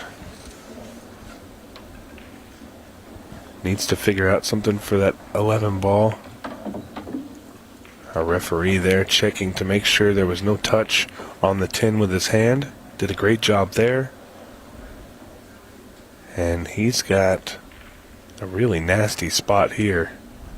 The 8 ball is causing him a little bit of heartache. I think I like trying to move that 8 ball right now using the 11. It's a little testy, a little scary. Well, one way or another, that's not worked out too badly for him. Yeah. I mean, I'm not going to call it a great shot, but it wasn't a terrible one. It's a great result. It's not what he was playing, but it's a great result. The problem is that Jaden hasn't really looked to try and play tactically in the match, and how is he going to get out with the 8 ball there? Well, I think here the key would be to try and use the 3 ball into the side pocket, but you have to have a good angle on it, and he did not get one there. He's about to take away his only opportunity to get to that 8 ball if he shoots the 3. I think he's got to find another answer here.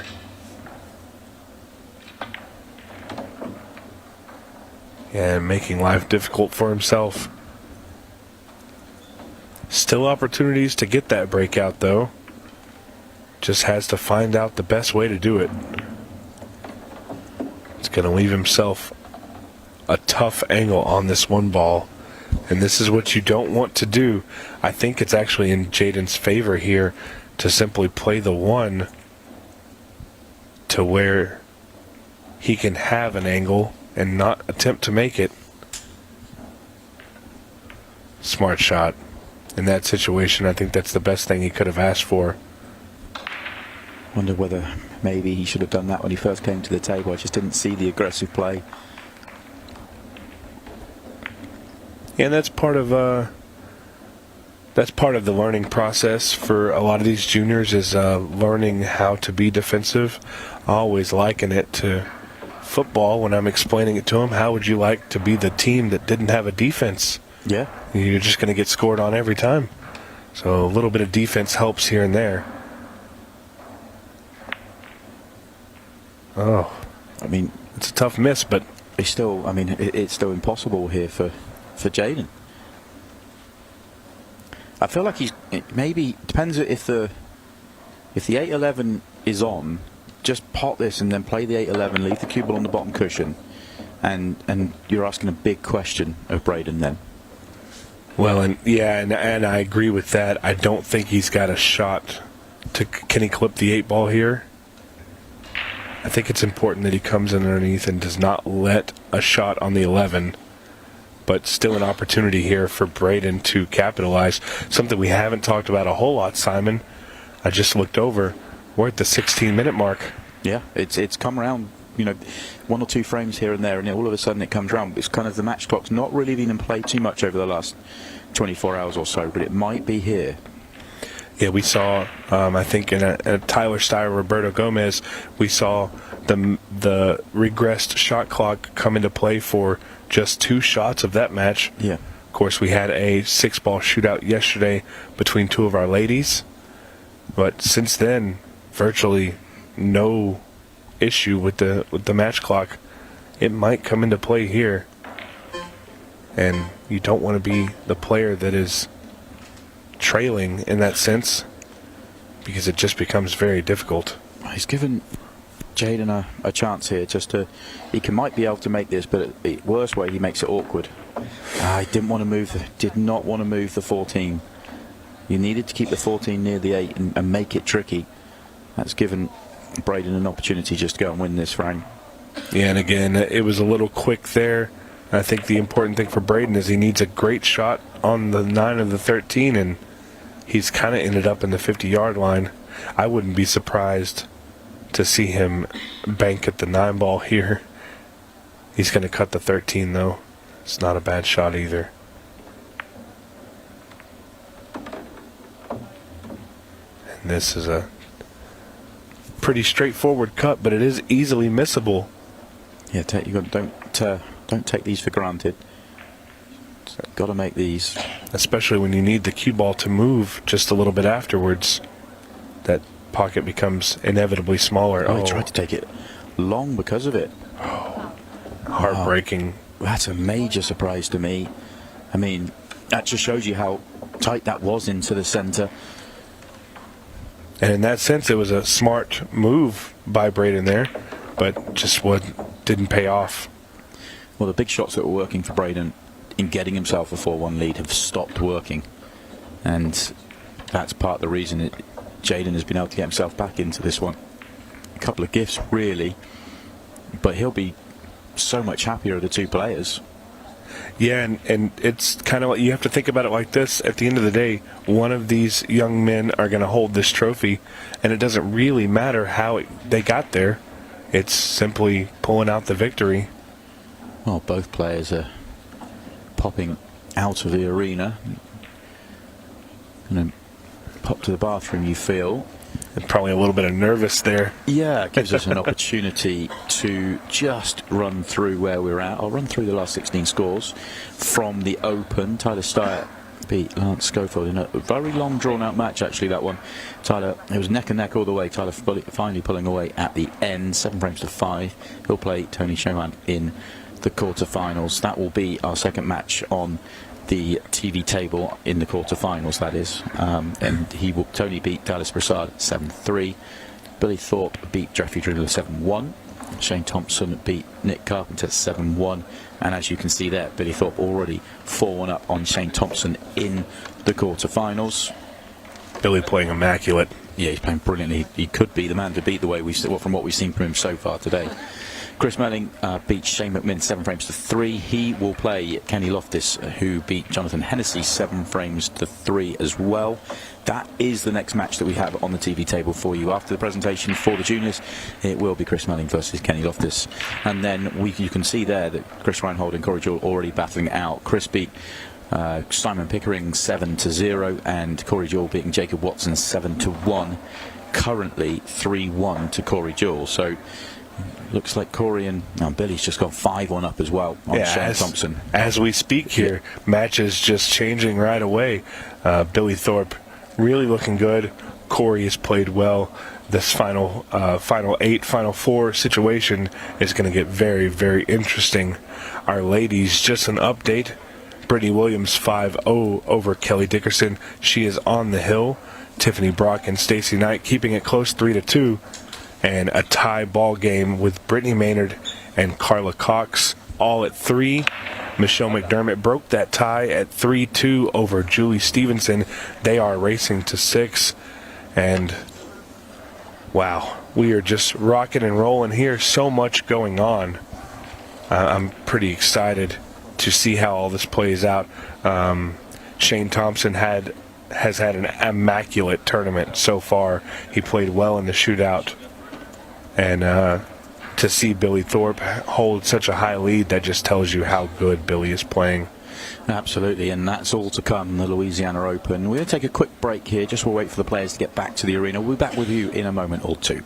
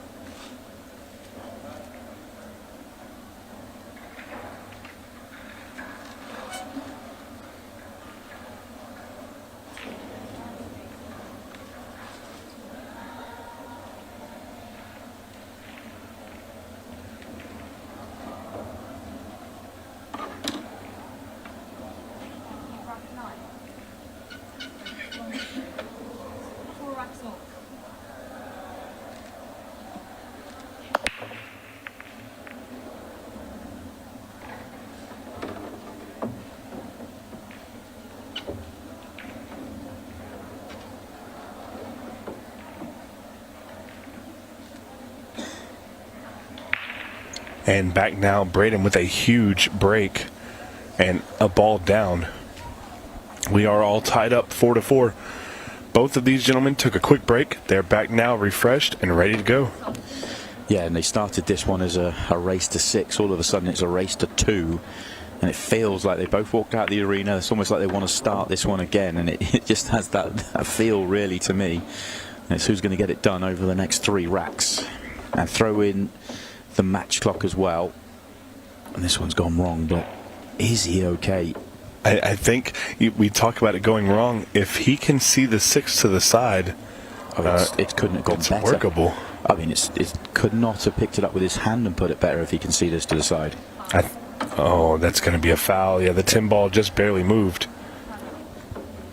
And Jaden here looking to try and move this tin ball. That's an important shot here, and I'm glad that he can recognize that that's what he needs to do. He just needs to be careful because it is very close. You don't want to give up ball in hand after receiving it. Oh, played it well. No foul there. Big shot here. Needs to control this cue ball. Yeah, and he doesn't want to get flat on the bottom cushion. He wants angle. Hasn't got much. He's looking at maybe playing the 9 ball and moving that 15. Oh, no. Okay. Yeah, that's nice. 15 is awkward enough, isn't it? It is. It is. And he's going to have to play another big shot here. It looks like he's going to.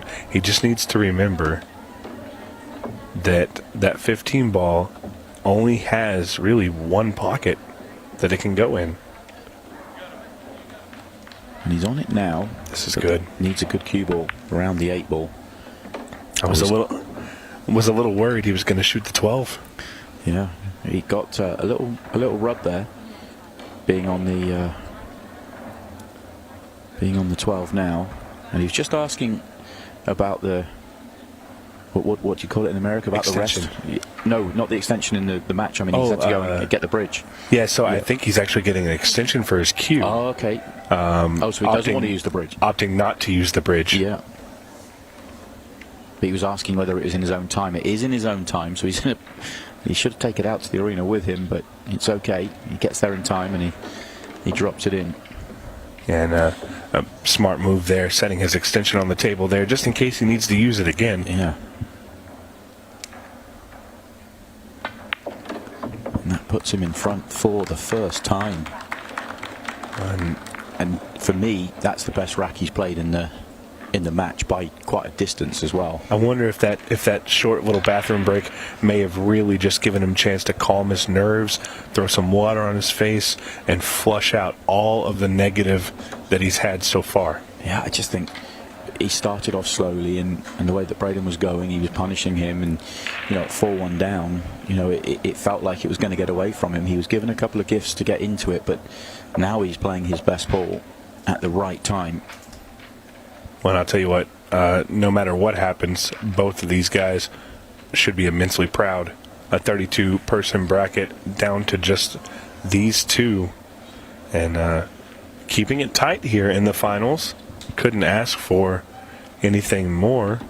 You always like to see it go close.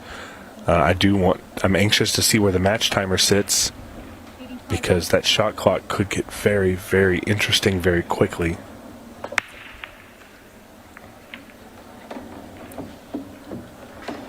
Good break here. Ball down. He's got a shot.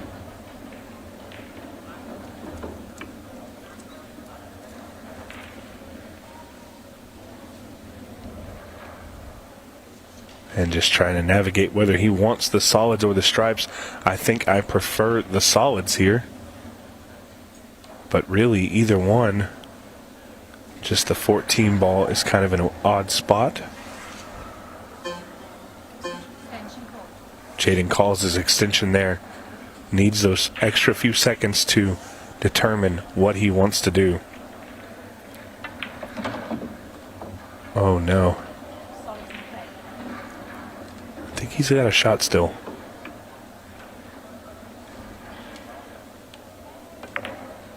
Watch out. Good one, but he's not going to be on anything. Absolutely. A rough start here to this rack. He's going to need to do something incredible to get out of it. Watch the 7 ball here. Oh, wow. Very close.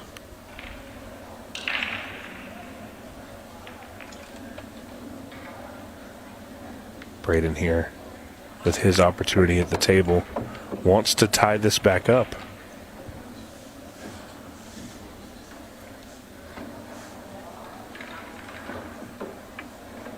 And the key ball in this rack is going to be that 11. And I think this young man knows that. I think he needs to play the 14 here and just run out for the 11. Our match clock here setting at the 9-minute and 13-second mark, it looks like, and running. Yeah, so they're having to deal with that 15 seconds a shot, and it all feels a little bit rushed out there. But interestingly, we're at 15 seconds a shot, and we have been for a minute or so now. We haven't seen the beeps once, and that just shows. So it almost makes you rush more. You think it's shorter than it is.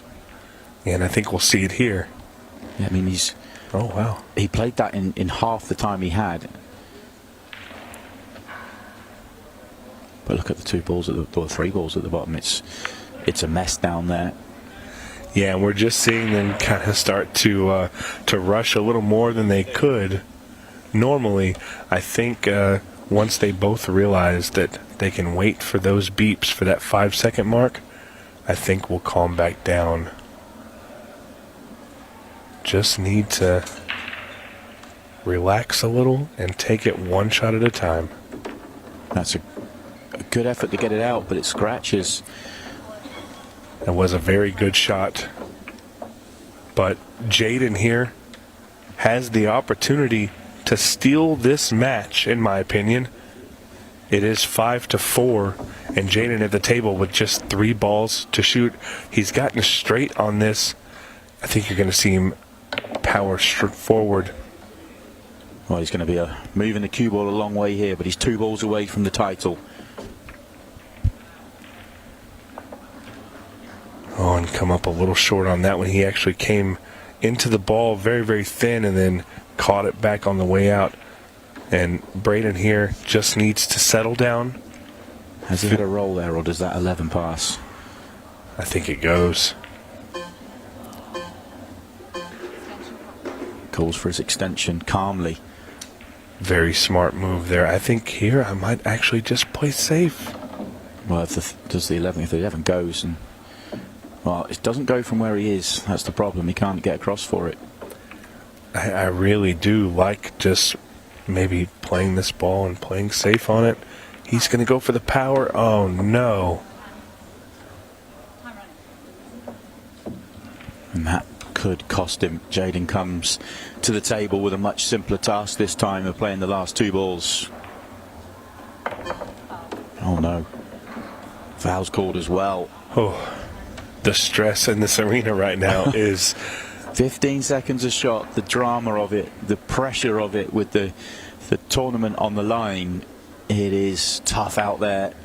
Can you imagine being 15 years old in this position? I couldn't imagine doing it at 43, to be honest with you. Well, and look what's going to happen here. We're going hill. Long stretch, but Braden ties it up. How much time do we have on the clock? 6 minutes. 6 minutes, yeah. 6 minutes left to decide the winner here. Of course, if there's nothing happening in the next 6 minutes, you know what that means. It's a 6-ball shootout for the title. Can you imagine that? Well, I don't know if you recall, but our very first rack of this match was about 5 minutes. Yeah, it's right on that. You know, obviously both players are capable of getting out there and putting together a really good run out and doing this one fairly quickly, but the way this match has gone, the way things have happened since getting to the 15 seconds a shot, it's hard to see either player running out here, and that 6 minutes is very much in play. That match clock is very much involved in this game right now. Well, and I wouldn't wish it on my worst enemy, but to see a 6-ball shootout decide our first champion, it would definitely bring the excitement. Oof. And what 2 chances, but the second one for Jaden with cue ball in hand. It was a poor decision really to where he put it, and what chance he had to win the title there. It's going to be tough for him to sit there and wait for an opportunity. Will he get one? We're going to find out. Huge break here. Braden Splawn has made a brilliant break, and he has first opportunity here in the deciding frame. If he takes the solids here and he's able to compose himself, the only real question at hand is that 7-ball. I believe the 2 passes, the 3 has pocket. Everything else is good to go. If you can get on the 2, though, that connects to the 7 into the side.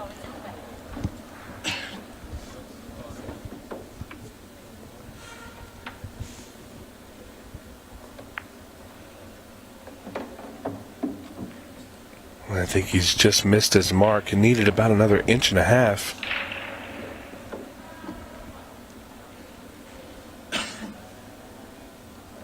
Be wary of the shot clock. You don't have an extension. Oh, 8-ball on the... Wow, that was going for a bit of a ride.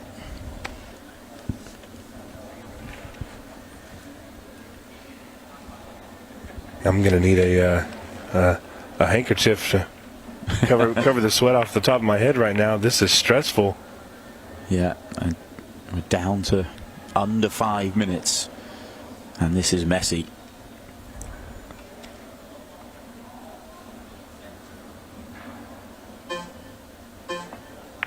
And Braden, oh no. Well, he scratches, but still not a good layout here for Jaden. And Braden here without an extension in this final rack. Jaden still does have that extension, so in a sense that when he needs it and he calls it now, oof. Tries to break out the 14, it won't come out for him. Is it time to go safe again? And we're just at the 4-minute mark left in this match. At this pace, if Jaden keeps making these balls and is able to come out with a shot on the 14, we will not see any type of shootout. He's got the chance now. This is the angle he wanted. Key shot. I think he's going to come out okay. He's on the 14, but where's the 8 going? Can he move the 8 here? I don't know if he can. Quickly made that 14, but, well, yeah, like you said, the 8 ball is in trouble. Well, he's going to have a good angle. Just got to make sure he doesn't clip that 7 ball on the way out. Oh, he missed the 13. And he would have had a shot as well. With the way that came out, he'd have had a shot inside. I think I'm in this situation. If I'm Braden, I think I have to play safe. Yeah. I have to play safe. You've still got 3 minutes. You don't have to do it in this visit. You know he's going to go. He's done it the whole match. When here, I think he's going to be forced to. I think he should just clip the 2 ball, end up behind the 8 ball. Think quickly, Braden. Not quite touching, not quite frozen. So just a delicate little one here. Yeah, well Great played. shot. As long as he hasn't tied up his 2, as in he needs that to still go. Otherwise he's going to have to play a breakout. Yeah, and looking at ball in hand here, now's his opportunity to get that breakout. 2 minutes and 30 seconds left in the match. If it's that awkward, just play the breakout. You've got the perfect ball for it. Oh, I'll go the other way. Use the 5.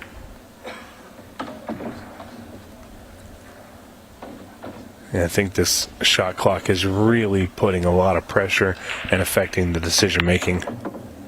Yeah, strange choice that one. Why not play the breakout first shot when you've got cue ball in hand? You've got the perfect angle, and then you get the chance to go and win it. Oh, and this is an absolutely nasty position here. Under 2 minutes to go. 4 seconds. No, Well, this is going to do it. That's going to be loss of frame. Oh, no. That is going to be loss of frame, and it will be loss of match.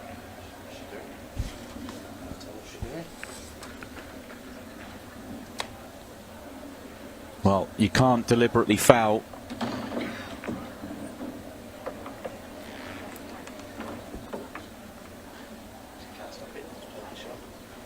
Well, we don't know what's happening out there. Patricia Murphy now having a few words with Jaden.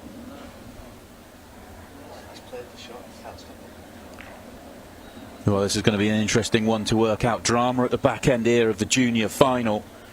But for me, the right decision should have been Braden Splawn essentially played the deliberate foul, and that would have been the end of the match. Our referee team will work this one out. Interesting decision to be made. You cannot play a deliberate foul. You have to attempt to play your ball. Braden just got down, played the stripe. He was on the solids, and essentially that should have cost him the championship here. Yeah, really unfortunate situation that we're in, but the rules are in place.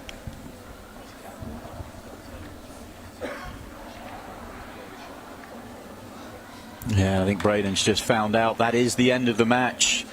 What a strange way for it to end. An issue with the rules there for Braden Splawn, and that will cost him the title.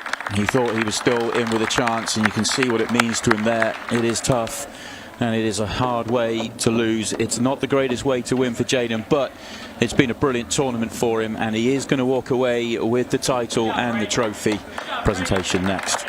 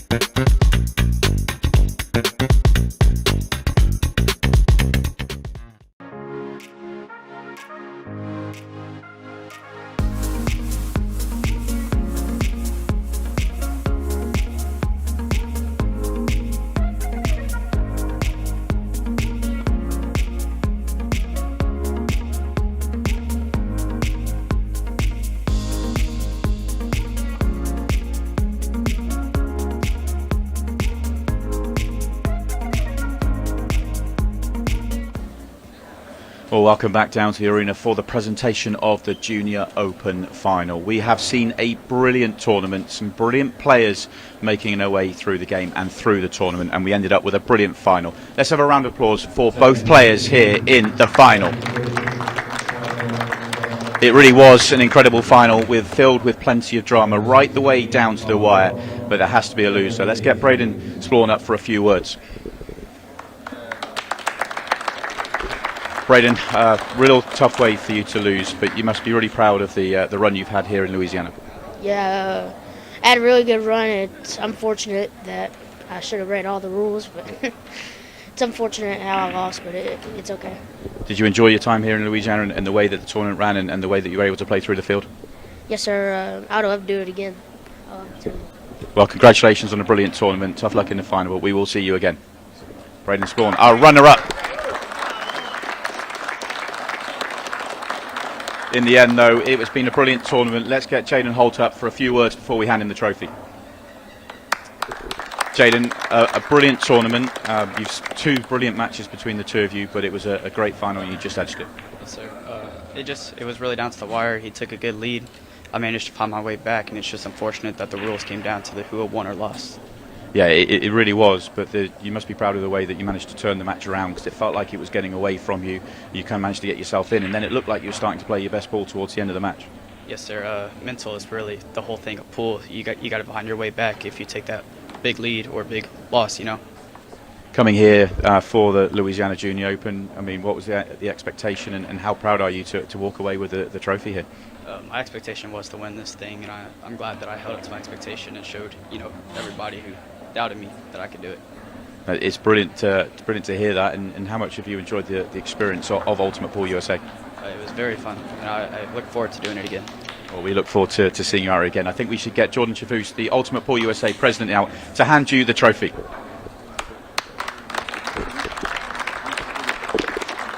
Our champion of the Louisiana Junior Open, Jaden Holt. It really was a brilliant tournament with 32 brilliant junior players involved, but it is Jaden that will walk away with the trophy and the title of Louisiana Junior Open champion.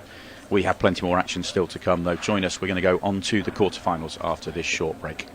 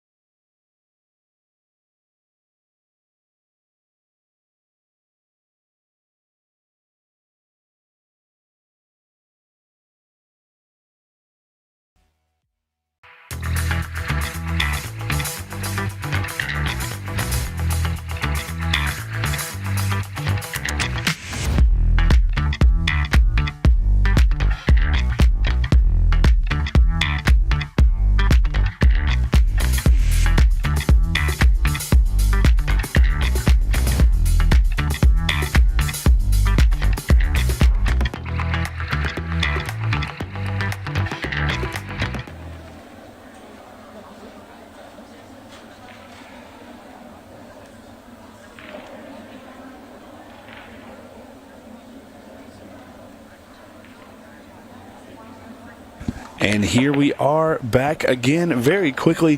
What an immaculate juniors championship match. And crazy drama there at the end, but really a phenomenal situation with the juniors here. 32 players. It was incredible to watch, but we're off to the races again. Stephen Wyatt joined by the one and only Molina Mike. How are you, man? It's been a very fast-paced day so far. Well, it's not slowing down any. We got, what is this, quarterfinal matchup here? Yeah, I believe so. Down to 8 players here. Chris Melling coming off a win, I believe, from Shane McMinn. Great standard there from Chris. I think he maybe made one mistake the entire match, at least from what I had seen. And you know, Kenny, I know he's a great player, but I didn't get to see any of his matches, to be honest with you. But it's like everywhere you go around the room, the few remaining matches that are left, everything's just nothing but quality, whether it's the junior final we just witnessed or the quarterfinals and the women's events finishing up as well. It's been great all the way around. Yeah, we actually have our first lady through to our quarterfinal matches. Brittany Williams advancing to that final 4. Very proud of herself there. And Chris here with an opportunity at the table.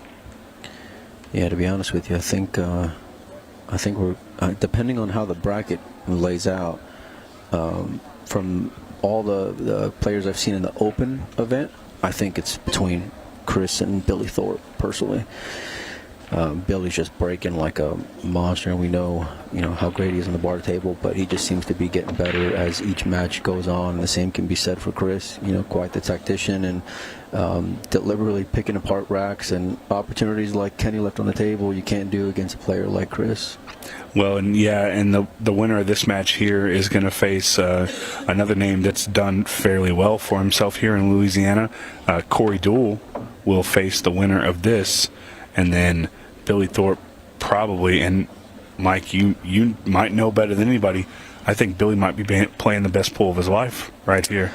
Certainly the best pool over the last, I would say probably the least 3-4 years at a minimum. So he seems to have caught in the gear. His head seems to be in the right space, and this is the Billy Thorpe that we became fans of all those years ago. So, and he's just getting stronger. Like I said, that's the remarkable thing about this tournament. It's like we know, he cut his teeth on the bar table, so we know what he can do, but we haven't gotten to see him a whole lot playing, especially bar table weight ball. So to see this ultimate pool here and the success that he's having just shows his versatility. So what a great shot there from Chris. Yeah, and Billy Thorpe will play the winner of our next TV match, which is going to be Tyler Steyer and Tony Chohan. Billy and Tyler, that has the potential to be great matches, and Billy and Tony just got off a one-pocket grudge match, so really just great opportunities for good matches all the way around. Yeah, I mean, Tony, not known for being a great bar table player, but he's really sneaky all around. Like, he plays all games really, really well. It's no surprise. And then if you guys have seen Tyler break the balls since Thursday, you know why he's still alive and well in this tournament. So I'm looking forward to that matchup. It's going to be really good. Tyler and Tony. And again, it just gets better from there. Chris Melling making quick work of this first rack against Kenny Loftus, and really just it's been a phenomenal weekend, Mike. I've seen some of the stuff you've done. I do want to talk to you just a little bit about a video that you put out a couple days ago. And I'm behind this 100%. When you first walk in the room and you talk to the people involved, you got the word right. It's buzz. Yeah. The amount of buzz about Ultimate Pool USA has been phenomenal. Yeah, I think it's been a good mix of just initially when you get here, people are just intrigued and there's some curiosity there, and maybe they've read the rules, maybe they haven't, but they know it's a little different. They obviously all know the game. But it was just an excitement. It's carried throughout the entire event. Like, I go to a lot of different places and see, unfortunate scratch there from Kenny. When it rains, it pours. But usually, and with the rapport that I got with players, I'll hear, I don't like this and I don't like that, and this isn't right and that needs to change. And but for the most part, everything's been really positive, and I look at it from a couple of different perspectives. One being, these type of players like a Chris Melling or Billy Thorpe, really like top level professional players, and then you look at it from the standpoint of, amateur level players, and it's been pretty positive throughout. And I think some of the professional players would like maybe a tighter pocket, just to make it more difficult because it is going to be so break heavy. But aside from that, it's these matches have been pretty wide open. I like that there's drama, even though there's a 2-game lead. You know what I mean? Like, it's never been protected, and I've been a part of a few matches just commentating here where those things kind of disappear quickly. So, but I think as these events start to happen across the U.S., you're just going to see more and more participation, more involvement, and I like the fast pace. So I love the excitement of it all, and it's bar table 8-ball, man. We all started playing that. Yeah, and I think some of the pros who maybe weren't able to make this event, I think this is definitely going to maybe be on their list of things that they have to play in, not only for the prize purse, but just again for how well the tournament has seemed to run. Well, what I can tell you, I've talked to a few players that aren't here that are looking forward to coming to the next one. Yeah, they're already talking like they think they can do really well here. There's a number of different positives, and I would venture to say there's going to be some real heavy names that are going to be entering in these events going forward. Yeah, and this event, the Open, had a 256 player cap, and when I first saw that, I kind of thought to myself, I was like, wow, that's a lot of people that you have to get to play. We didn't quite get there with this one, but all things considered, I think it's a success. You look around the landscape of the country. There's a certain type of tournament that seems to be having traction. So to have an open tournament like this, I think it was like 170 players just in this one alone. Just shows maybe it's a credit to the people of Louisiana or things like that. But like I said, I think as they continue to travel more, that you're going to see more players from different regions enter it. Yeah, and speaking on that, our junior finalist just a moment ago, Braden Swan, traveled from Mississippi. So it's not just the pro players that are traveling; it's the amateurs and the juniors and the ladies. I met a young lady last night. She flew from Puerto Rico to play in the Louisiana Open. Get out of here, really? I'm being dead serious. Caught her in the elevator. Amazing. And that's like planning your life, right? Like, you're taking time off of work or whatever priorities or responsibilities you got going on, and you're making this an important part of your year. You know? So that's awesome to hear. Yeah, I ran into her in the elevator, and I asked her where she was from because she had a heavy accent. She said, "Yeah, I flew from Puerto Rico. I had to play the Ultimate Pool I had to play the Ultimate Pool format." So it's really cool to hear. Yeah. That's awesome, man. I love hearing stories like that. I met, let me think. Well, obviously, these boys, Chris being from the UK, Shane Thompson from the UK as well. I've never seen Shane. He's great. I've become a really big fan of his. But just like strong players, Canadian. Simon Pickering. Yeah. I'm trying to think Florida, amongst a few. So, and I think, like I said, I think you're going to continue to see support. The bar table is always, in my opinion, and there's debate all over the place about it, but I think the bar table is the equalizer, where you can have, maybe a more mid-level player who can go on a run, and, he can even out when it comes to a top-level player. Obviously, he's still going to be an underdog, but he's got more of a chance, to me anyway, and I know there's a big debate, 9 foot, 7 foot, but I think the mid-level player has a much higher clip of going somewhere with it. Yeah, well, look at that cue ball. God. I'm never going to break and run on a 9 foot consistently, but I can do it on a bar table fairly well. So it's easier for me to play Chris Melling on a 9 foot. I'm losing whatever to 0. Yeah. On a bar table, I have the ability to get a game or two, and maybe more if the opportunities arise. Yeah, I mean, a lot of people are comfortable playing on the 7 foot, and so the break's going to be important no matter what type of player it is.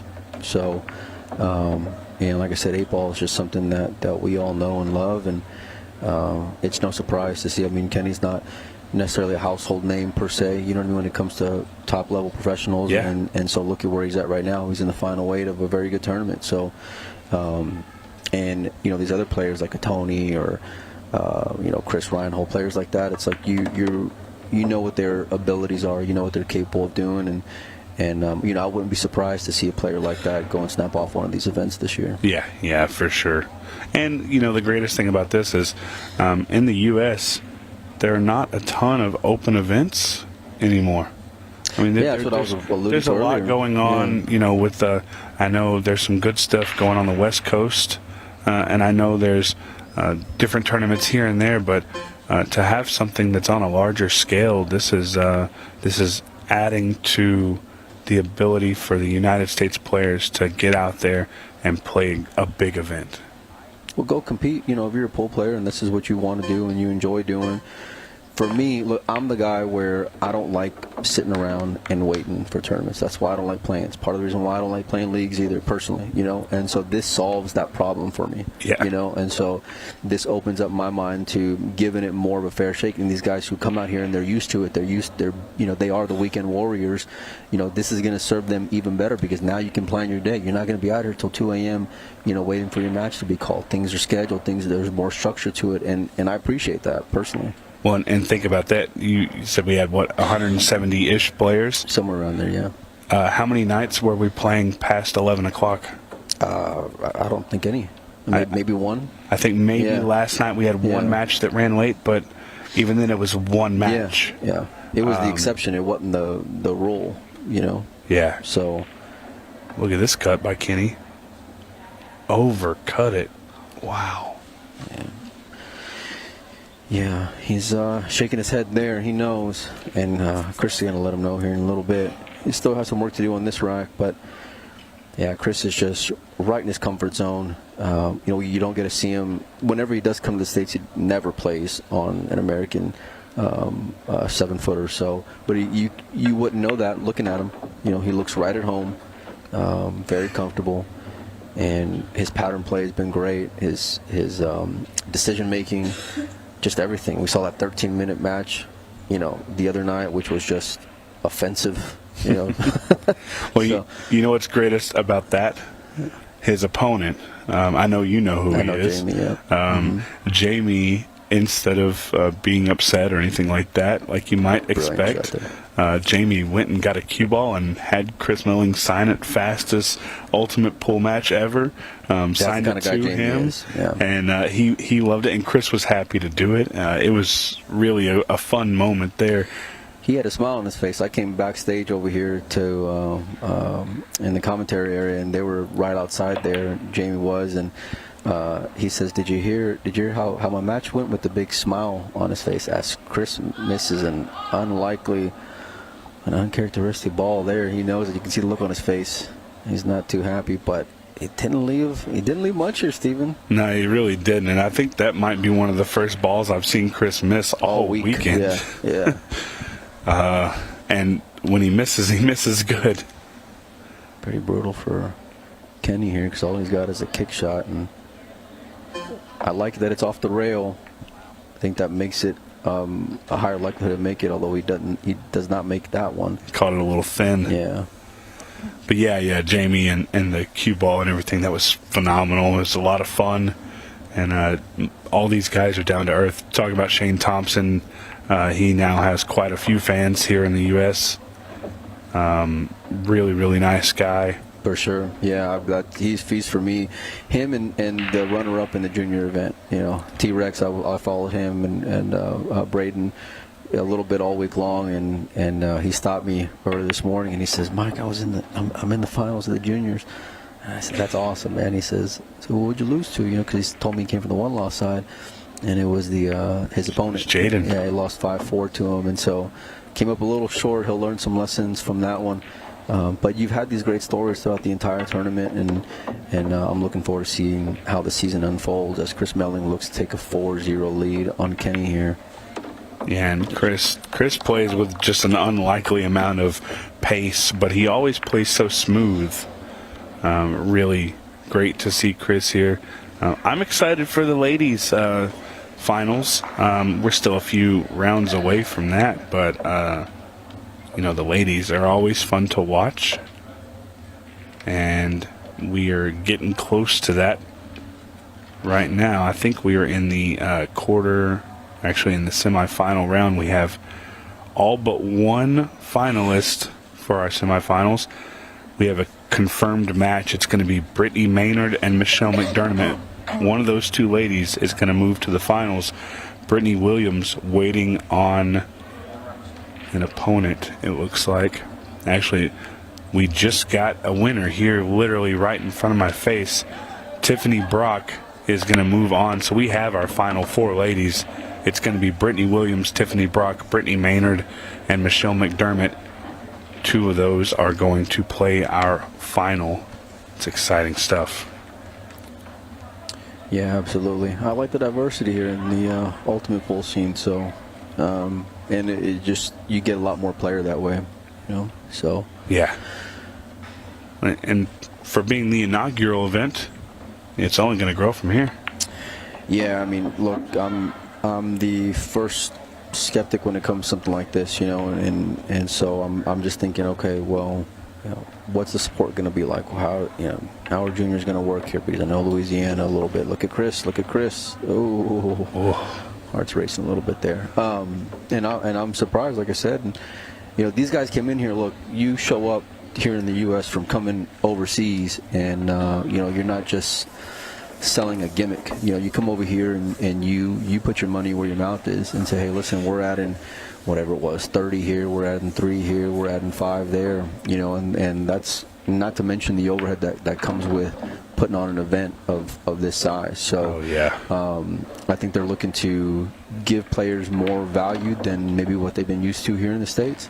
But to start off like this is exactly what they needed to do. So, and I'm just excited to see. I'm excited to see Chris and this. You know, today I'm excited to see the 4 ladies that you mentioned go and compete, and you know, I want to see more junior turnout in the events coming forward as well.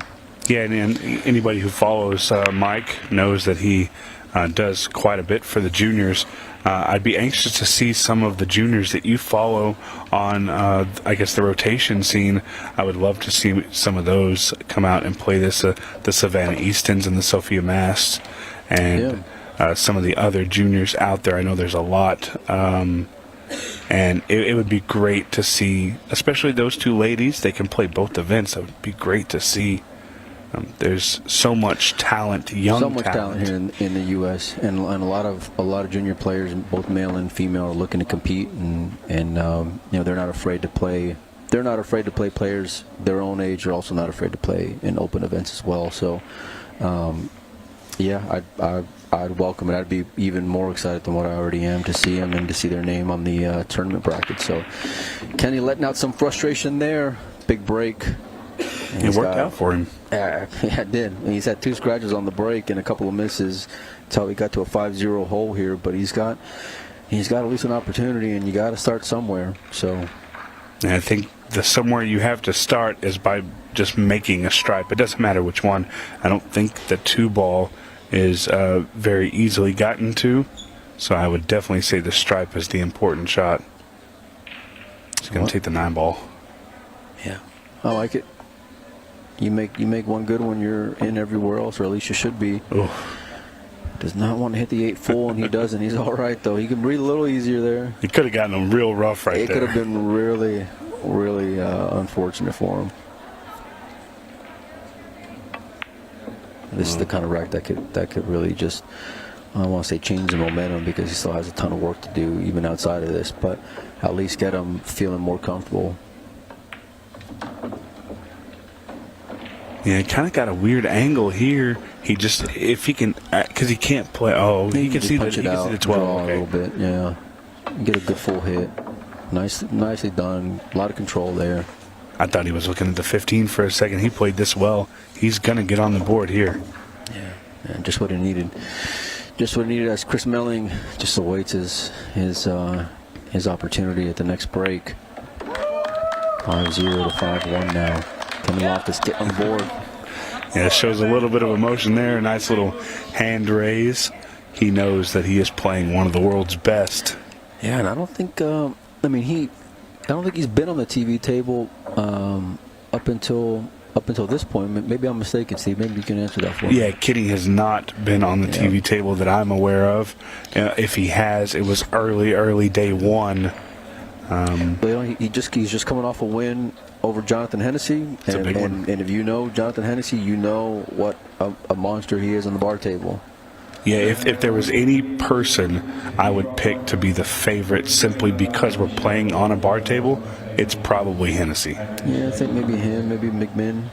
Both players are out at this point, but I completely understand what you're saying there, and you're absolutely right. All right, let's see here. Big break. I don't think they adjusted the score, though. It should be 5-1.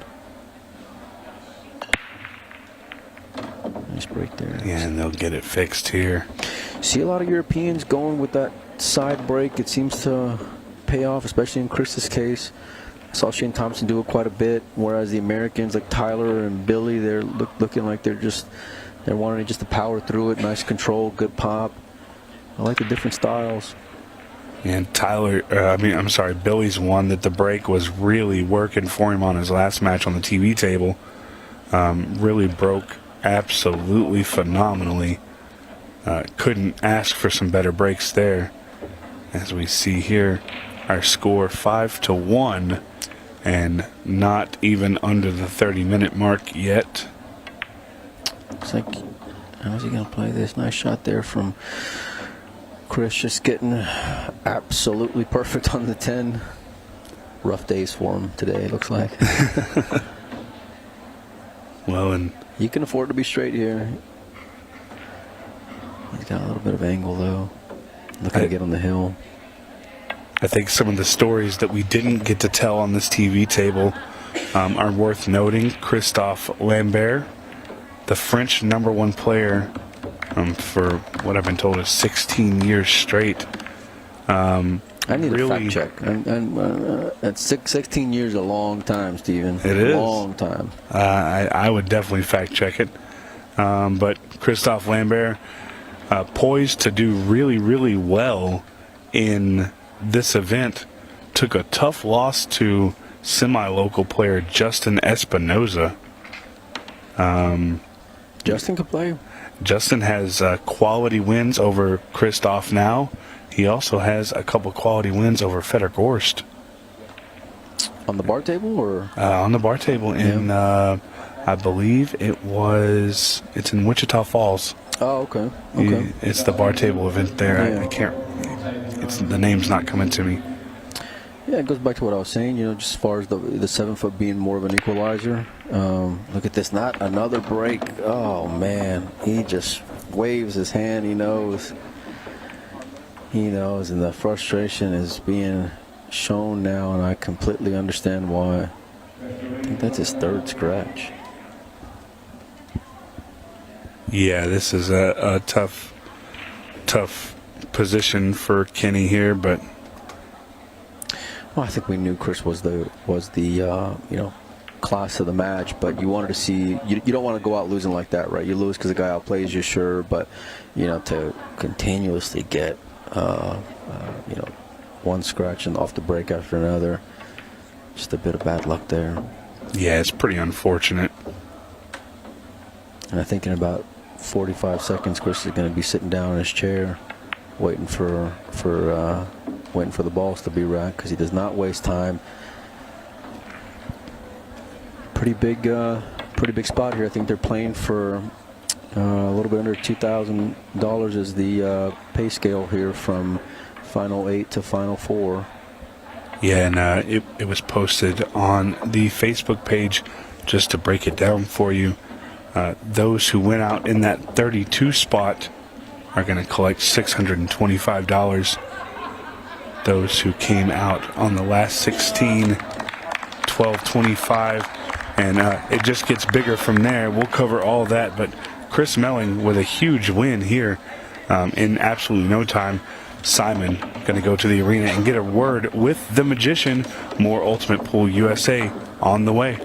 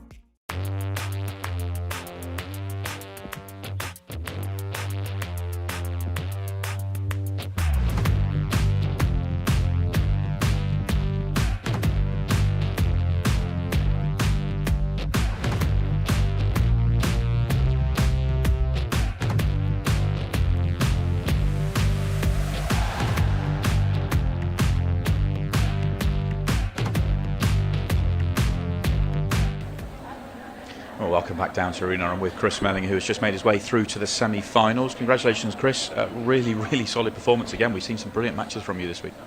Yeah, played really well there. The break worked. Kenny was a little bit unlucky a couple of times. Obviously, he's not played on this table as much as I have, really. And you could see that early on in the match. He played a couple of positional shots. He overdrew the cue ball. But all in all, I felt I played really well. There was just one shot where I played a ball off his ball to open the pocket, and I left it short by about 2 millimetres. Otherwise, I'd have probably cleared up from there. But if that's it in a match, then you're going pretty well. Yeah, it's weird because obviously I'm kind of a perfectionist when I play pool. If I make the littlest mistake, I get annoyed. Not annoyed with my opponent or the game, just annoyed with myself, because half the time when I do make the silly mistakes, it's because of a lack of giving it, your best. Yeah, I mean, it's amazing. We've seen you, I mean, I don't know how long that one was. It was another quick match, not quite as quick as it was the other day, but we've seen so many matches like that where you just start flying around the table. What is it that allows you to do that? Is it just the speed of thought, to see the patterns, to see the finishes, and then you're just executing?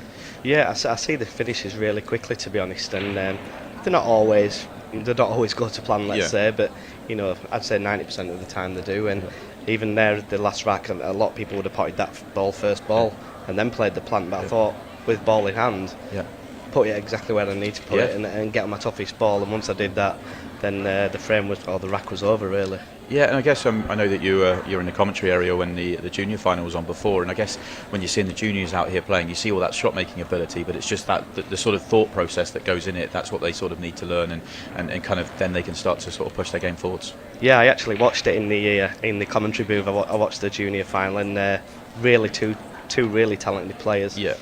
Obviously, when you're watching it, you're kind of thinking deja vu. Yeah. That was like me. Do you remember it? That was me when I was their age, and it's great to see him, competing in an arena like this, because I never got the chance at that age to play in an arena like this. So it's a great experience for him. Obviously, little things are going to go wrong, i.e. they should have played safe when they went for it a couple of times, and then obviously when he's played the deliberate foul, he obviously didn't know the rule. But it was a great little final, and I'm sure the two stars of the future. Yeah, absolutely. Well, turning your attention to your potential final, obviously semi-final first. How pleased, I know that you come here and you expect to win every tournament you play in, but how pleased to sort of, you've always adapted really well everywhere you go, but you really have hit the ground running here and you're just playing some brilliant stuff. Yeah, I'm quite fortunate that obviously I can switch cue spots, switch cues, and even the ultimate pool in England, I won 3 of the tours. 3 of the competitions using 3 different cues. One of them I borrowed off my mate. So it's like, I just, for some reason, I don't know why, but I just get used to the conditions really quick. Even playing on the outside tables there, it's a complete different game. The rails bounce so fast, there's less response on the cloth. So you have to adjust your game, but I felt comfortable out there. I felt that when Jeff got the better of you in the winner's side of the draw a little bit earlier on in the competition, I felt that the thing that you needed to tidy up to be able to have a real good tilt for this title would be the break. Do you feel like you're there with the break now? Do you feel like it's really where you want it to be? Yeah, definitely. I mean, it's common knowledge, I'm not a fan of the cup break. But it seems to be working on this table, so I'm going to continue using it. I mean, 2 breaks against Jeff, I parked the cue ball in the middle of the table, and it got kicked by the same ball in the same pocket twice. So I think if you do the cup break, there's less chance of going in off. But it seems to be working, and long may it continue. And it is the most important bit, because as we get into the semi-finals and final, it doesn't matter who you play. I mean, it feels like it's going to come down to a game of chances. Yeah, and it's like I say in most of my interviews, give me 7 chances. If I don't win, it's my own fault. Absolutely. Well, you need 8 in the final if you get there, but I get your point completely. Chris, congratulations. We look forward to seeing you in the semi-finals a little bit later on, and we have one more semi-final spot to find. The last quarter-final is after this break.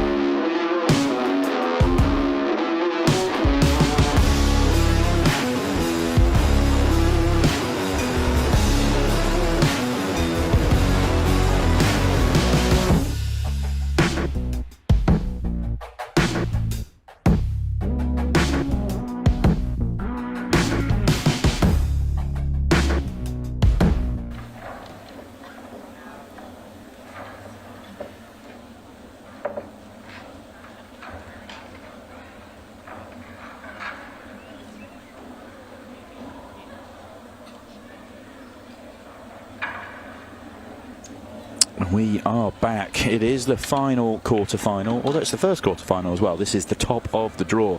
Tyler Steyer is taking on Tony Chohan in this one. 50 minutes race to 7, as it has been all the way. And this is for a place in the semi-finals in a couple hours' time against Billy Thorpe. It is going to be Tony to get us underway. Simon Webb and Collins Newey with you for this one.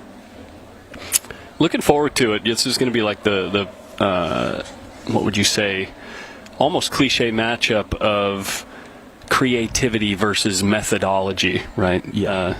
Tyler Steyer, like a very deliberate player, and Tony Chohan, best well known for his mind in one pocket, which is a very complex game that we play out here in America. And I'm sure he can apply the same concepts to 8-ball when the rack gets a little complicated, so it'll be fun to watch. It has been fun to see Tony kind of grow into the tournament. We saw him in the shootout, and here he is in the quarterfinals, kind of trying to make his mark on 8-ball. He's up against a pretty tough competitor here, though, in Tyler Steyer. He's been breaking incredible and dealing with problems in a really fantastic way. So he just had a heck of a match versus I'm completely spacing on the gentleman's last name, Lance. It went Schofield. Yeah, Schofield. It went like 3-3, 4-4, 5-5, and then Tyler got to the hill first and finished the deal. But it was a long match.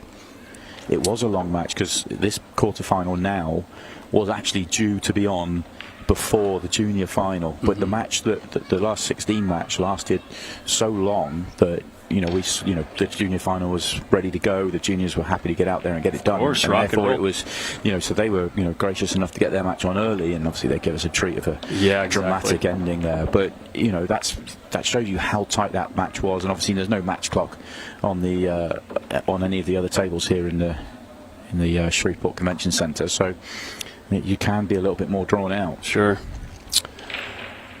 Now Tyler's working his way through this one. It looks like he's taking solids here and trying to address the 7-ball right now. Does a good job making good contact, but gonna have to come with something here. Can he make the 4 in the corner? If he can, then big shot to win the rack, really. The rest would be plain sailing. If not, he's got some problems. He's gone back and forth quite quickly between checking the hit spot and the line behind the cue ball, so it looks like the ball goes, and he'll be able to use the 7-ball to get back to deal with the 6 in the side. Doesn't want to drift too far here. It looks like he missed the 4.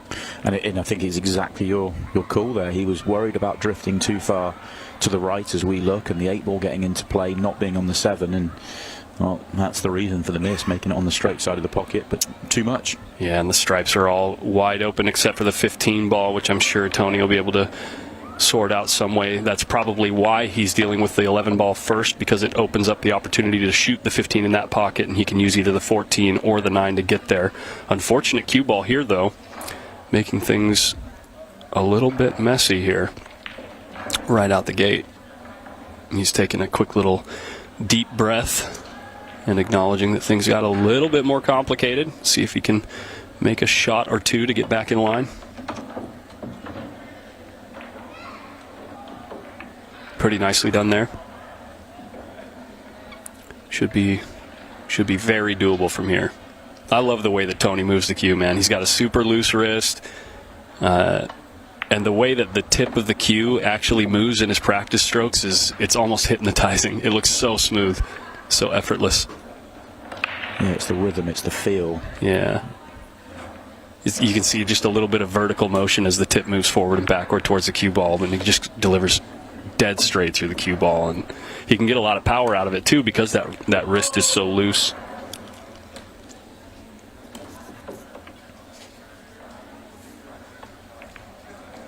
Nice touch of inside on that ball, coming down for the 10 ball, and we're probably on to the next rack here. Yeah, just highlighting his sort of feel there. That pace control was perfect.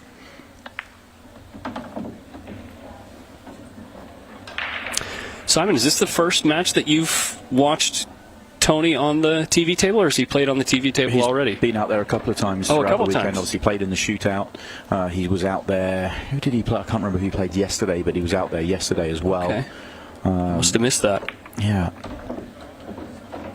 Yeah, I did have an interview out there with him. Obviously lost in a shootout, but he won yesterday. I see, yeah. So good to chat to him and kind of just get to know him a touch, because I didn't know him coming here. So yeah, nice to see. And obviously Tyler's been out there plenty. Sure. I'd say at this moment, and we'll see here now with, pardon me, Tyler coming to the table to break.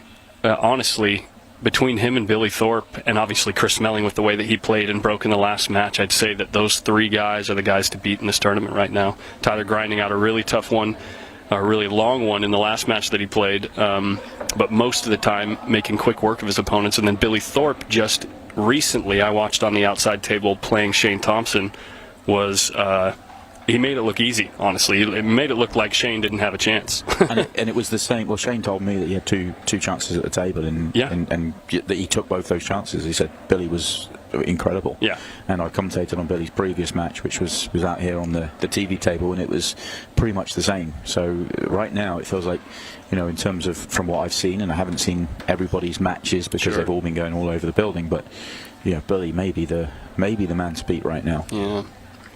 Quick work. But you have to say, once you reach the semi-final stage, exactly, anybody's capable, and whatever happens. Any drama can happen too. Things that are unforeseen. So that's the beauty of a game that happens on such a small playing surface that involves so many different variables at any given moment. It's one of those games that it just looks so simple on the surface, but when you address all of those complexities, it really can come with any outcome. Well, Tyler's been breaking brilliantly this week. Let's see how good his hit is on the opening break for him. 6 ball straight in the pocket. Cue ball kissed into, honestly, probably the best spot on the table for any opening options here. He's directly in the middle of every single object ball on the table. I think if he doesn't get kicked here, the cue ball just parks itself there anyway. Yeah. It lands. It looks like it's going to stop, gets a couple of bumps, but that's a great hit.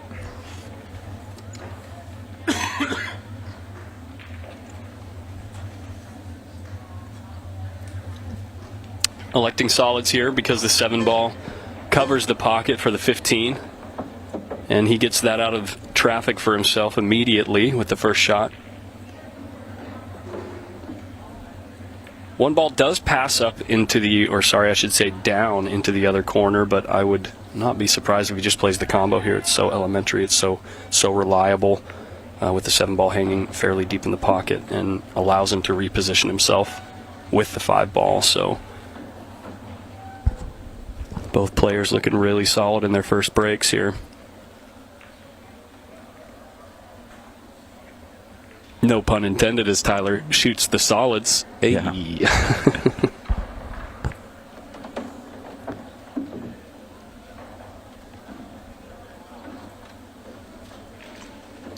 Nice little stun shot here. If he decides to shoot the 3, it looks like he's cutting the 1 ball all the way up the rail, which is actually a little bit surprising to me.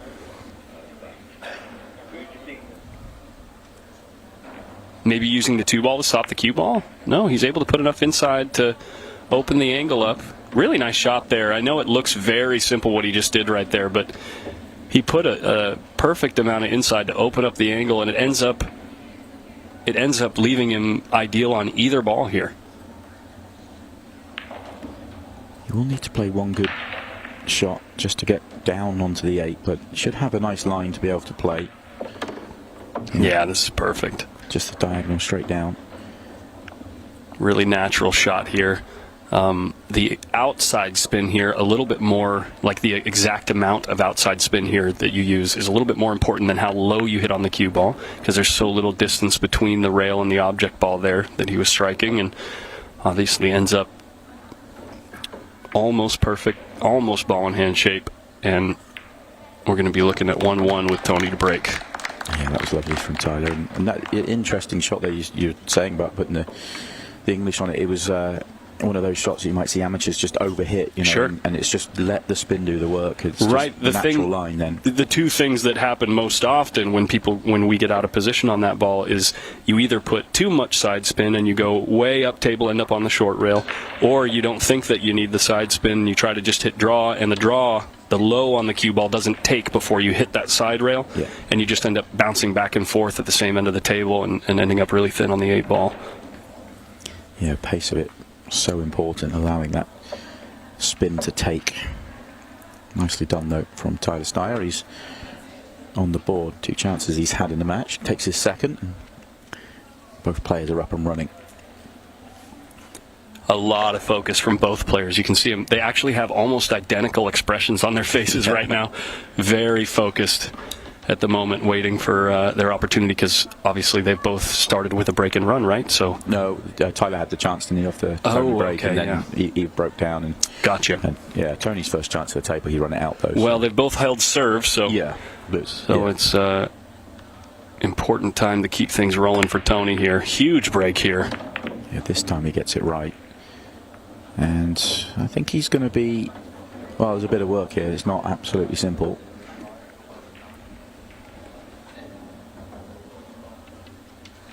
Yeah, looking things over, I think you'd have to take... Well, maybe not have to, because the 5 is accessible from being close to the rail, close to the long rail that it's on, but I think you got to go with the stripes here, because the 13 allows you to develop the 12 ball. Yeah, I'm with you. I think there's problems on both sides, but I just favour the stripes. He's falling down on this 2 ball here, it looks like, or maybe the 1. Yeah, the 2 ball. So he does go with solids. So it'll be probably the 1 ball. Well, if you use the 1 ball to develop the 7 early, you've got a risk of tying things up. So let's watch the creative mind at work here.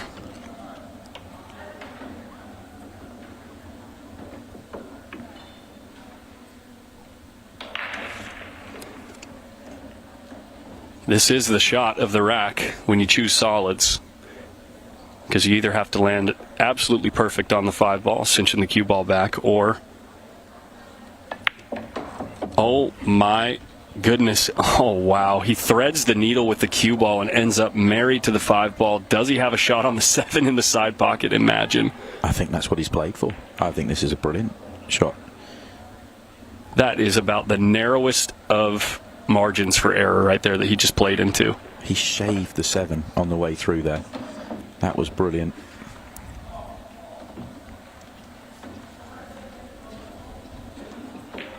Wow, I am actually sitting here in awe that he played to the short side of the 7 right there. That was absolutely fantastic. And he's got an open shot on the 5 to finish the rack. And rolls forward to the 8. The gap he played for there was, I mean, we saw it there on the replay, is about, what, a ball and a quarter. Maybe, yeah. It's just over the ball's width, you know, and I know good things could have happened with a nudge there, but he was playing the gap. Yeah. And that was brilliant. And that was creative. We talked about his creativity at the start, you know, the vision to see that was brilliant. And also the way that he moved the cue ball forward, Simon, was not anything natural, right? He wasn't using pure stun. He wasn't using pure follow. He found a point in between on the cue ball, between stun and follow, to punch the cue ball forward. It's a shot that gets used in snooker a lot. It's the sort of stun run through. Right, that's what they call it. Yeah. Yeah, it's a really. I mean, you use it, you know, a huge percentage of the time in snooker just to control the cue ball around, and yeah, that was really nice. Yeah, so Tony is playing some brilliant stuff out there. Many people might have had Tyler as a slight favourite coming into this one. He's going to have to really play his best, you feel, with the way that Tony's just shown. Yeah, with the cue ball that he just showed us. Yeah. I mean, it's when things get complicated, it looks like he's maybe got the edge here, and I wonder if he'll play into that intentionally or not. Try to find those moments, or if he's going to, well, it really depends on how the balls break apart, actually. So, that being said, we can watch Tyler pop them open right now.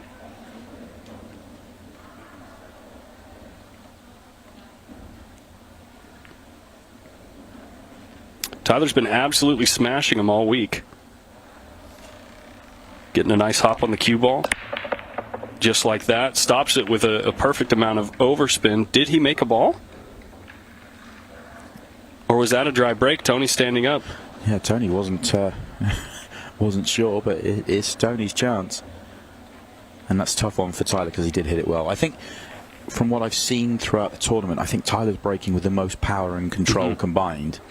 Billy was breaking huge when we saw him a little bit earlier on, but the control from Tyler throughout the tournament, every time we've seen him play, that cue ball feels like it's being parked every time. Yeah, he plays with the nice the pop break where the cue ball pops off the table a bit, just like you would see in a normal 10-ball rack, but Billy's been hitting with more of a muted break, keeping the cue ball on the table and stunning it off the stack. But Tony with a nice opening shot there,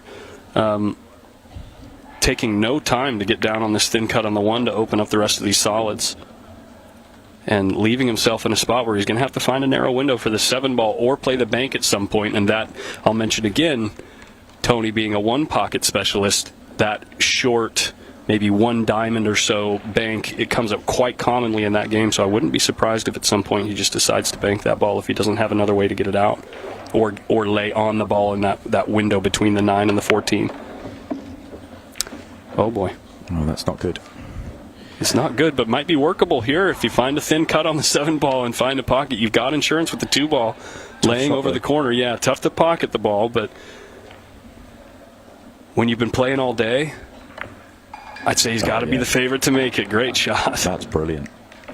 He's coming up with his shots here, and he's back into really good shape. Yeah, he could see the 2-ball no problem from here as well. And maybe not quite the way he was playing it, but he's got the hardest ball out the way, and now it's open. It's run them through a 2-rack lead.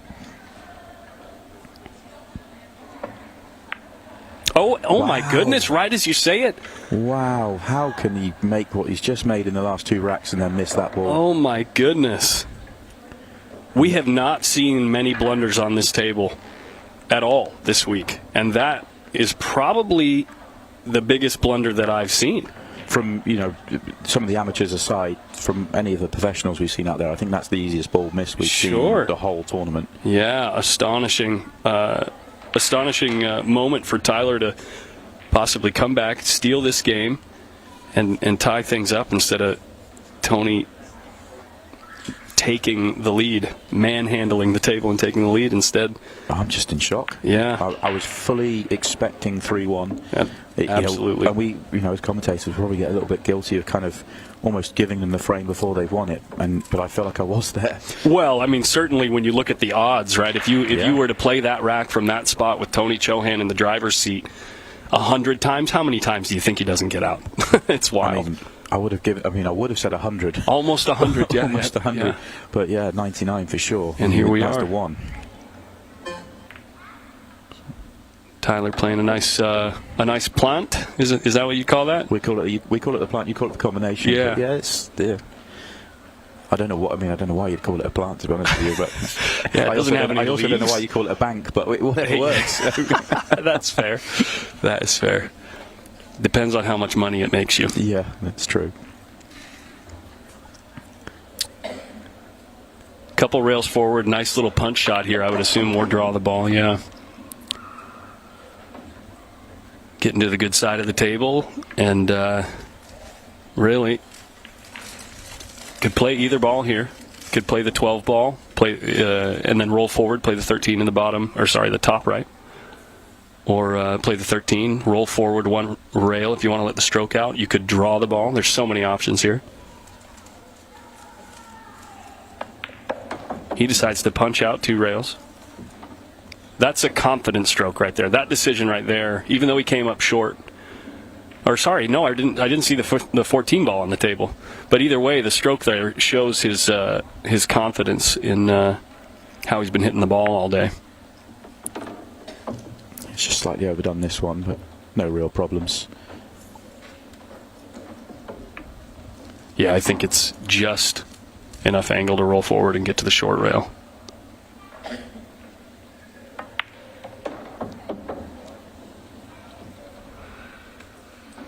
And for Tyler Steyer, you're saying happy days.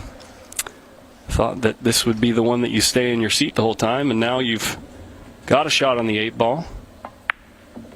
And breaking, right? Yeah, back on serve, really. And he would have seen what we saw, which was fully expecting to go 3-1 down. And he's 2-2. He'll be the happier of the 2 players because of that. Essentially, both players have made 1 error. but you think Tony's was a bigger one? Yeah, you might say that was a bit more significant, unfortunately, for the man in green out there. Yeah. Well, this is the final match of our afternoon session. We're going to take a break after this one. We'll be back 5 o'clock for the semi-finals. We will see both semi-finals. We'll also see the Women's Open Final, and we will see the Open Final later on tonight. Roughly scheduled for about 9 p.m. Maybe a little bit earlier than that, I suspect, the speed these guys are playing at. Yeah. That's a pretty typical thing, right? As you move towards the end of the tournament, the level of play increases, and the level of play kind of speeds up as well because you see more break and runs. You see a lot less, especially with the way that this table's breaking right now. You're not seeing a ton of clusters. Even with the match that we just saw with Chris Smelling playing the cut break, the second ball break, and still coming up with a fairly open table. So maybe table conditions are really allowing for a more open spread, which you would assume would make the racks go faster. So that's one of the things I've been surprised at, actually, is how few clusters we've seen throughout the tournament. Playing on the smaller table with the American balls, you expect a few more clusters out there. Well, Tony loses the cue ball on this one. Does make a ball, gets a few friendly kisses to hold the cue ball in an ideal position. Certainly not a horrible position. You've got an opening shot for either grouping, and in this situation, almost certainly taking stripes because of all the congestion there with the solids next to the 9-ball. And the fact that the 9-ball passes into the pocket that he just shot the, I believe it was 11 into. So, also the stripes are all on the same side of the table as the 8-ball. So once you clear up this group on the side, this side of the table, the head rail of the table, you can work your way back down to the 8-ball.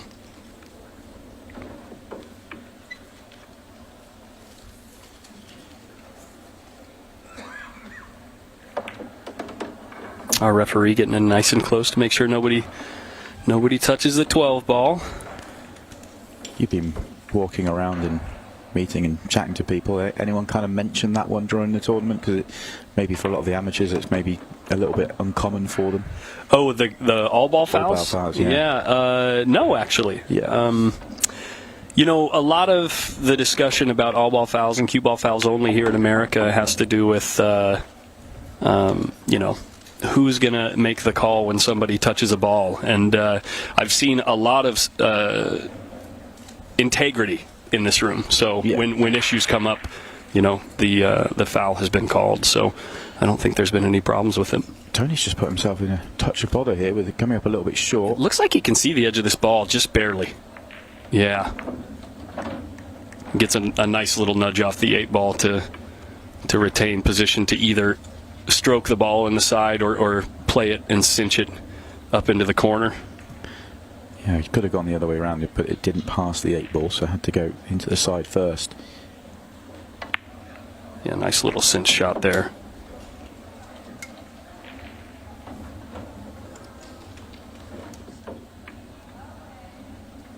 And able to seal the deal on Tyler's break, right? On Tyler's break, yeah. Wow. Couple of trades there, and Tony coming out to keep things rolling. No, actually, that was on Tony's break, wasn't it? Was that Tony's break? Yeah, oh, Tony won the leg. He lost the break. Yeah, that's right. Yeah. Sorry, excuse me. My apologies. Yeah, but he's responded well to the big error. I mean, sometimes I think when they're really big errors like that, it kind of can stick in your mind a little bit longer. If it's a tough shot and you miss it, you can just pass it off. But it was such a big error that he made. But he's dealt with the next chance really well.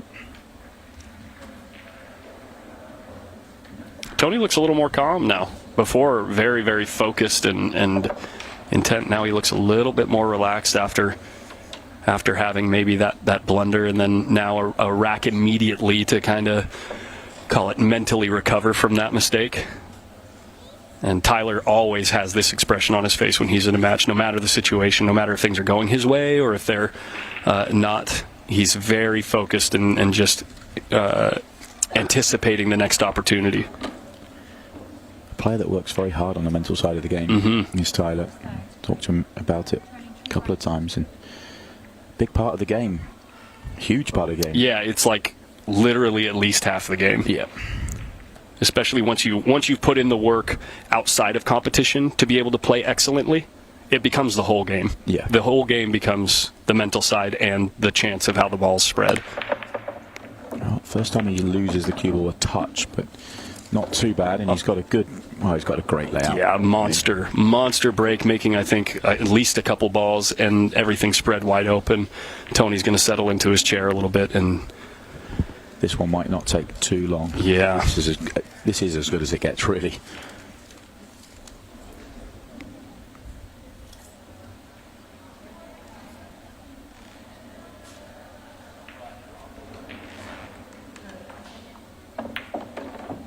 Real nice shot there. Confident stroke.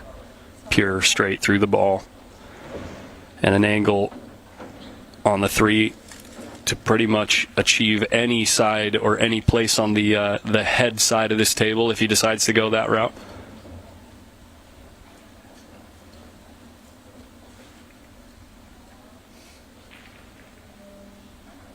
Yeah, I like this way as well.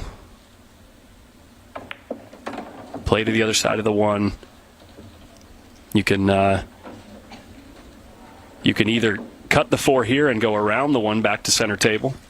I like the way he's looking, because if he just draws this back a touch, gets on the 4, then it tracks him down a nice line down the table. Right. You can cinch the ball back, and then even if you don't get here on the stroke, if something funny happens on the stroke and you're hooked on the 4 ball, you got options down table. So, yeah, options galore on this layout.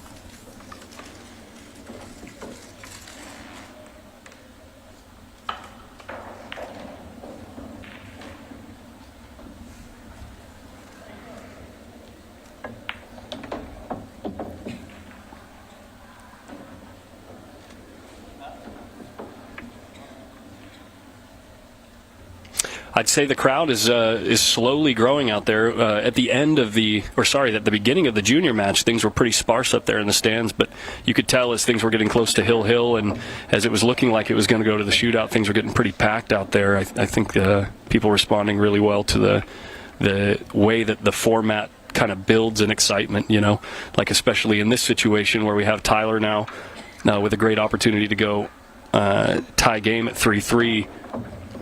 We'll probably see the same thing start to happen with this match as well.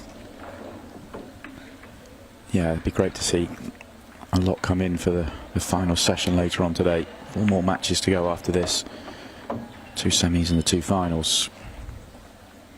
And the winner here plays Billy Thorpe in the semi-final. That will be the first match when we come back at 5 o'clock. That is going to be an exciting match. Yeah. And the other side of the draw, Chris Melling will take on Corey Jewell, you'd say Corey's really warming up through the event. Yeah. I think he started quite slowly and had to come through the loser's side, and he's really starting to warm up and play some good stuff. I don't know if any of you guys saw him on social media yesterday, but he had a 15-second 6-ball shootout. The unofficial Darren Appleton proclaimed it the unofficial world record. It was unbelievable. The quickest we've seen with Ultimate Pool in competitive play is 15:09. Oh wow! Yeah, 15:09. 2 balls were made on the break. Similar, and weirdly, it's by Brian Halcrow, one of the slower players on the tour as well. Oh, that's interesting. An interesting one. But we've seen players on social media content get down as low as 12, which is pretty serious. Wow! Could you imagine 12 seconds? Yeah. Not really, no. No, if that ever happened in competition, the next guy comes to the table and he better just smash the 6 balls open and hope to make them all on the break. Yeah. Which I have seen a player do in competition, because they didn't really want to have to do the running around the table. No kidding. And they set about 45 seconds. Wow. Yeah. Here we go, Tony Chohan with a nice long flowing bridge here. Big break. Ooh. Kind of a dead cue ball off the stack, and gets fairly fortunate to not scratch in the side. Gets kissed out by the 6 ball. Dry break either way, and essentially you'd probably count it about the same as ball in hand in this position, with the 6 ball sitting right there. Tyler being able to use that ball to open up this traffic near the 8 ball. Are you thinking about just dropping it in and playing the 5? I'd say you go in with a fair amount of speed here, actually. Not a ton of speed, but get things moving a little bit. Try to clear that 8 out of there. If the 5 passes, I guess it is playable. Is he on it, though?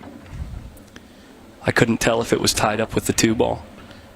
I just felt the way he was queuing up to it. It just looked like maybe he was thinking about the breakout on this shot, but might not quite be on it. If you can draw back into the 11 ball, the 2 ball's wide open.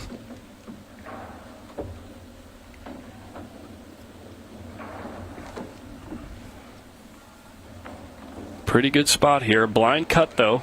Blind cut to the corner. Cue ball not really a worry here. Got the 4 ball sitting right over the corner pocket. You've also got the 7 ball if you somehow find yourself eclipsed by the 10.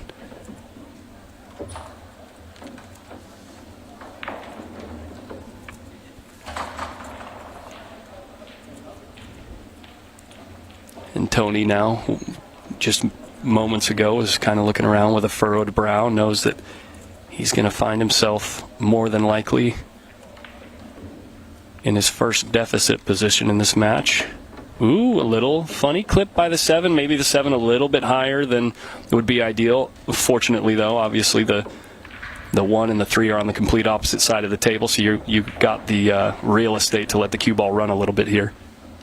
I actually don't think he'll be too disappointed with the amount of angle he's got. Just has to pace control it.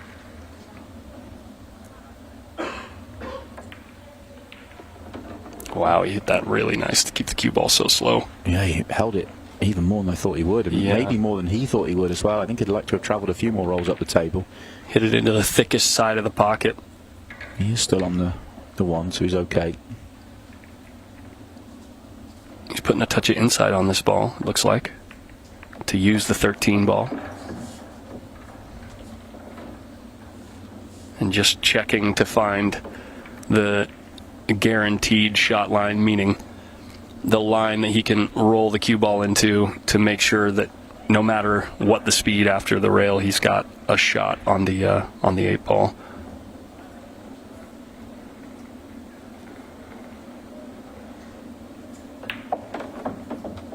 Great shot. Great speed control there. Taking the punch shot there, coming across the shot line, it's very easy for for me and the rest of my buddies to overhit that ball.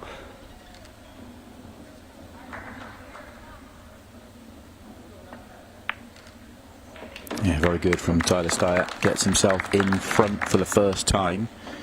Back-to-back racks, and both of them off the break, so he's starting to sort of force his way in this match. Has the next break as well. Yeah, Tony, you got to think that the pool gods might have stepped in there and said, hey, if you were going to scratch and got lucky enough to get kissed out, we're not going to let you make a ball. Sometimes it can feel that way.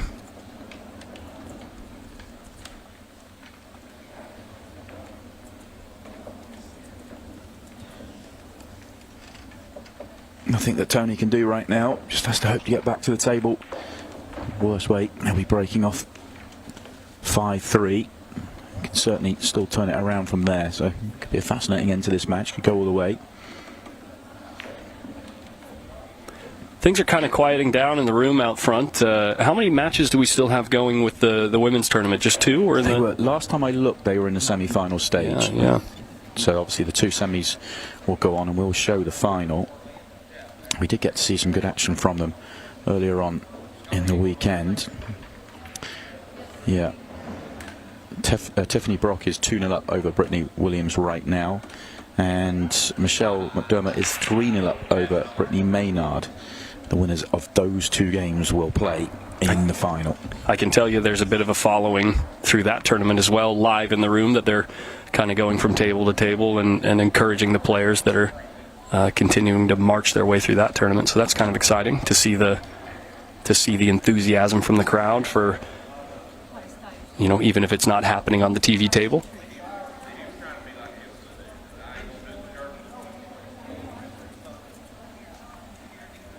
Again, going to expect a huge break here from Tyler.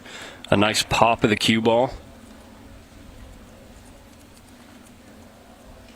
Early in the week, he kept drawing with the pop all the way back to the short rail, but it seems like he's dialed in the speed of the cloth quite well.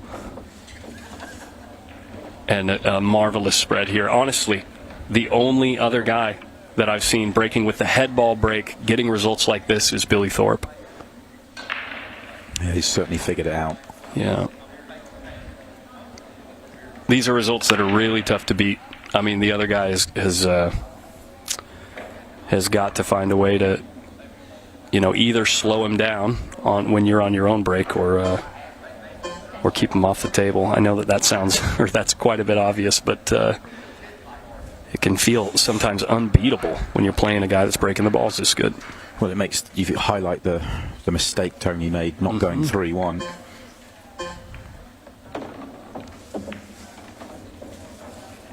You're playing someone that's breaking well and playing well. You just can't afford to not take the chances when they're there. Yeah. Especially when they're really open like they were for Tony.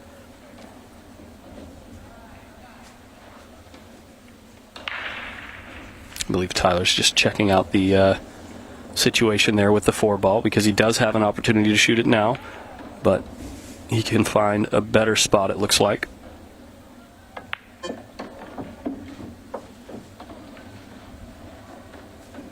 Okay, so he's going to come across to the left-hand side, or can he just slide past with the 4? I guess if you do cut the 4 in now, you'd nudge the 7 a little bit, maybe. Well, yeah, but he's got the 6, and he but can he's just come got the across 6, top side. exactly. Yeah. And I don't think if you're going to slide straight across, I don't think that you're going to be nudging the 4 at all. He plays 2 rails into it.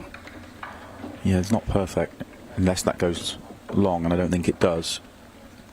It's a pretty aggressive line, yeah, to get on the 4, but with how close you are to the 4-ball as well, you might even be able to draw the cue ball a little bit off of it to slow it down.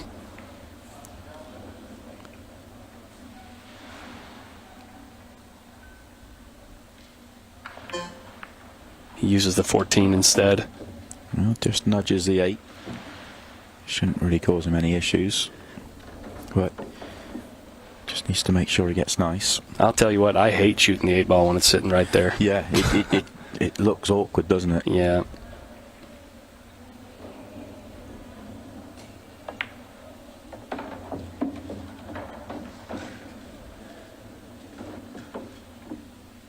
The good news, though, for Tyler is that the 8-ball is far enough from the side pocket where almost anywhere you lay on the table, there's no real worries of a scratch. It can just be a little bit distracting how close the point of that pocket is to where you make contact with the 8-ball.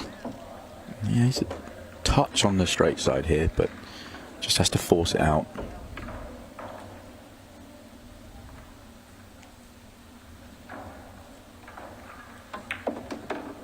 Yeah, nicely done. Yeah, how about you just get straight in for the shot that... Yeah.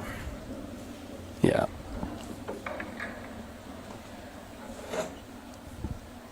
Create absolutely zero problems for yourself. Tyler Steyer. Yeah, it goes 5-3. 3 straight off the break.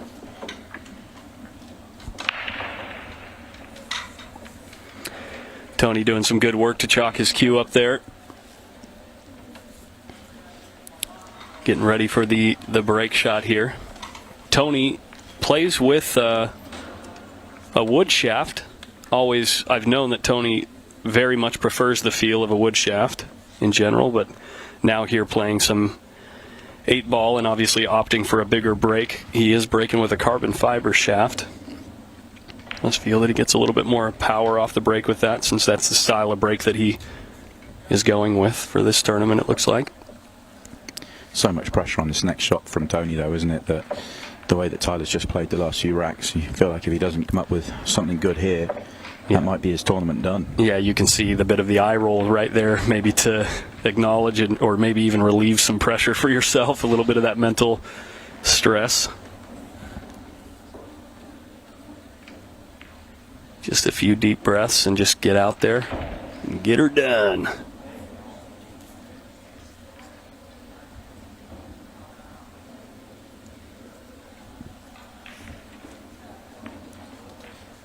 No change in the scorelines in the Women's Open semi-finals. A long way to go in those matches.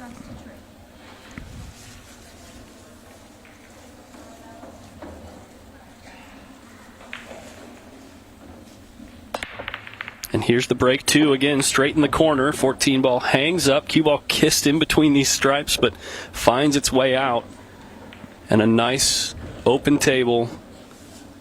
Yeah, this is good here. This is really good, yeah. Now, do the work of an open rack and hope that at some point Tyler doesn't play perfect.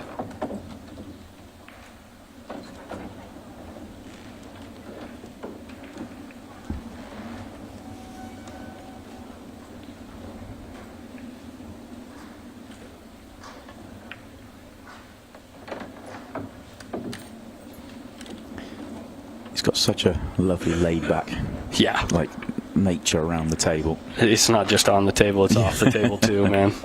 He's, yeah. I knew his cousin well out there in Sacramento, California. Markang, Tony Chohan, actually grew up in the town that I play pool out of, playing pool in the room that I play pool out of, and unfortunately we lost Amar a while back. Much too early for his age, but he was a world-class player in his own right. Both guys have a very, laid-back demeanor, very easy to get along with. You feel like that can only help you at the table. You're not getting too hot or cold. You just kind of, it's just on to the next one. It lends to Tony's style, especially. I know I keep bringing up the game of one pocket, but how could you not with Tony Chohan at the table? But it lends to his style because he plays a very, very aggressive, high-risk, high-reward style in one pocket that if you were tightly wound, there's no way you could execute some of the shots that he shoots at regularly in that game. So, well, Tony getting the job done. He needed that, and he's done all he can. Gets himself back within one. Hands the table back over to Tyler, who will have the next break. And as you just said, for Tony, he just needs to hope that Tyler doesn't play perfect from here, because Tyler has the edge right now. And it only takes one mistake or one misstep on the break, and it can turn around. Tony's doing what he needed to do and staying right there.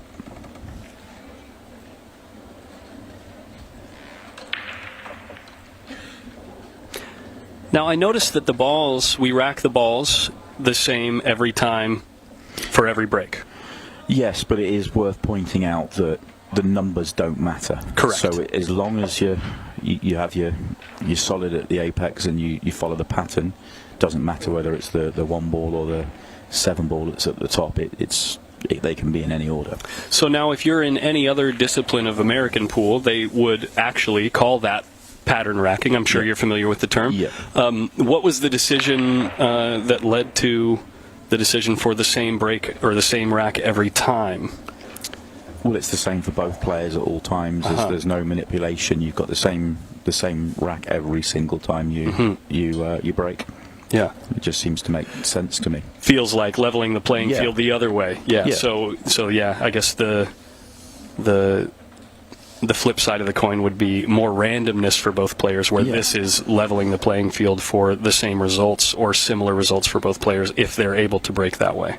That makes sense. Yeah.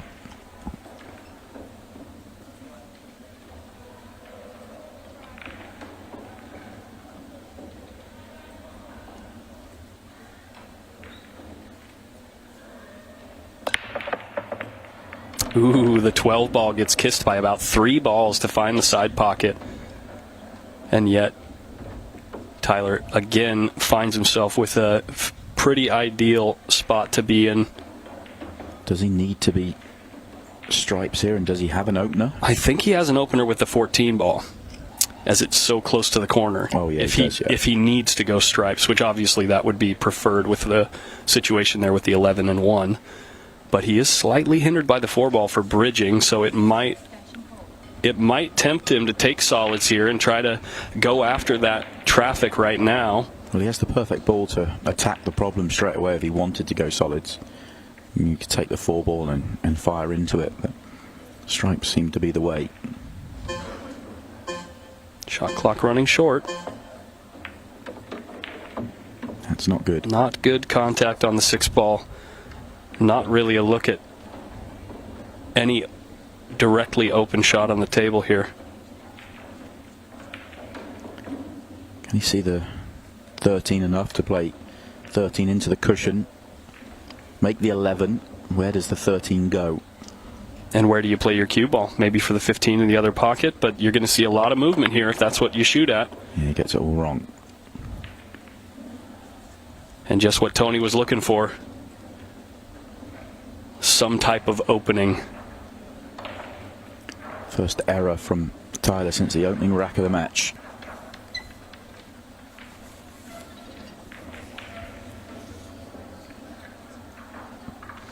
Now Tony, though, with solids, going to have to try to play this one as a ticky shot off the 11 ball, it looks like. And it does go. Losing the cue ball a bit, though, because it got kissed again by the 11. Pretty fortunate for that 6 ball to end up over the corner for him to reposition himself.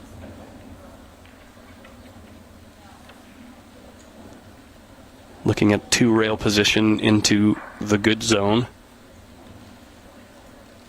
That's where he's gesturing his cue on the side cushion there. Looking to be coming off of that point. Ooh, goes a bit high here. Ends up kissing into the 3 ball, and he's going to have to come with another recovery shot.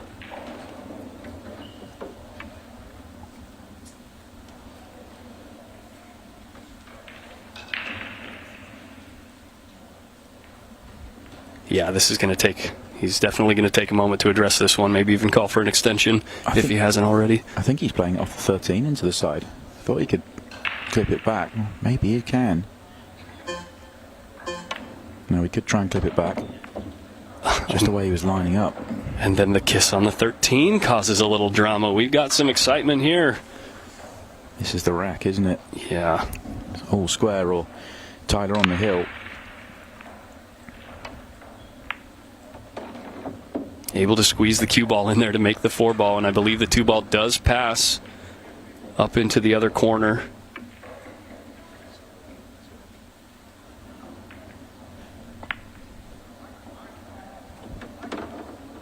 And that's the work done. Now he's got to make the balls. Yeah.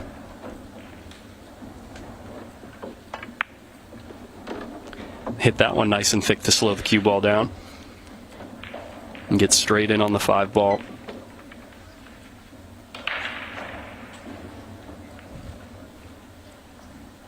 I think he wanted a touch more angle here. Yeah, I would think so as well. Now he's forced to play speed. You could just let the stroke out and shoot the 8 in the same pocket. But he plays the speed option, and not sure if it passes these 2 stripes. I can't tell. It might just, but the blind cut in the side is certainly on offer as well. I think that's the one. Wow, Tony kind of just hanging on for dear life in that rack. A few fortunate positions where the cue ball just ended up in ideal position to stay alive. Didn't feel like he had quite full control in that one, but it doesn't matter. He got out. Definitely. All you got to do is make the ball, right? I'm now just wondering whether Tyler took the stripes, which looked the better suit, though it wasn't particularly good. With the 1 ball squeezing in to the top left corner, maybe the solids had a better layout than it first looked. Yeah, I think so. Either way, that's the decisions they made, and it is all square. Yeah. And this has sort of stolen it back right now. Tyler's in a position where he hopes Tony doesn't play perfect, because he gets 2 breaks out of the next 3. If we get that far, it's sort of swung back that way now.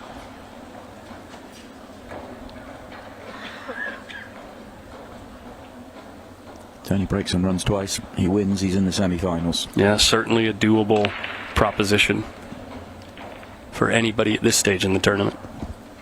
Just a quick update to let you know that Tiffany Brock has just gone an extra frame ahead. I think she was 2-0. She's now 3-0 over Brittany Williams, and Michelle McDermott has gone another frame ahead. She's 4-0 over Brittany Maynard.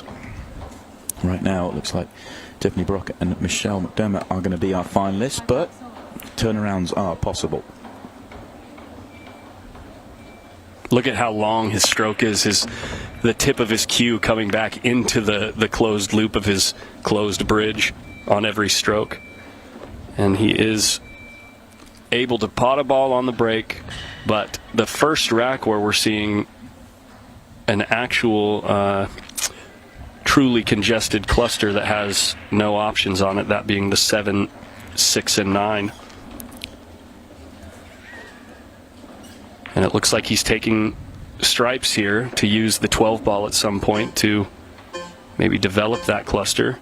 I would assume you'd want to do it sooner than later because you've got the 10 and 13 laying right there for insurance, and he's got a little straight here to do it now. Yeah, it's a loose shot, that, because the cannon, the breakout shot is there, isn't it? If you just stay high, you can play it with control. It should pop everything on. So he's going to have to go back for it. A little less insurance this time now, just the 10 ball.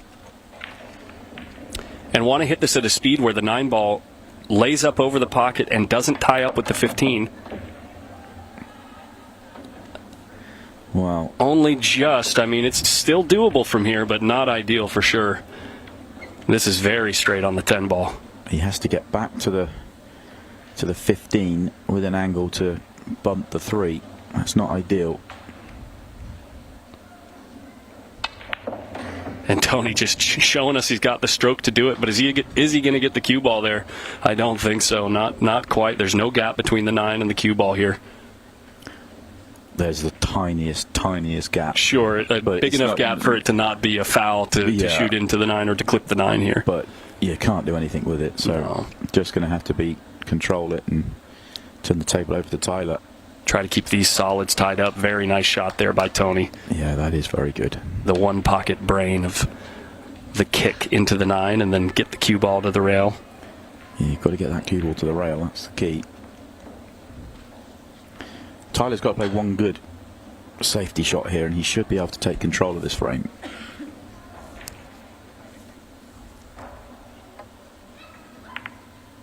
What have we got here? You'll have to look at the 9 ball, maybe goading Tony into opening these balls up for him. It's going to be really tough to make good contact and get a rail and not give something up to Tyler with the amount of distance between the cue ball and the 9 ball, and he's not allowed to take an intentional foul here. No, we've already seen that once today in the junior final. Have to make an attempt to hit a stripe here. Just a little nuanced rules question here. What if the shot clock runs down? Is that considered an intentional foul? Well, if he stood there and just let it run down, then yeah, that would be an intentional foul. I see. So he's got to attempt to play a shot. This is a decent idea here. I believe he was trying to go 3 rails, going short rail, left-hand long rail, right-hand long rail, and then into the balls, but ends up finding the cue ball really long there and opening everything up for Tyler and giving him ball in hand. And this is big for Tyler because we're talking about the sort of the pressure swings of who has the breaks in these remaining 3 racks. Tyler has the break in the next, so essentially he'll feel like this is his table now and he needs to run it out and get the victory.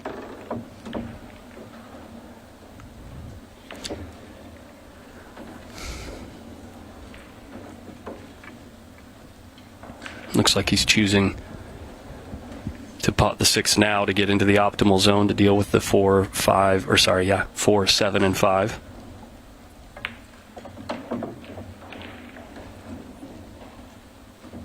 And it's all smooth sailing after that. Just head to the other side of the table, clean up the 2 solids up there, and hopefully find yourself on the hill.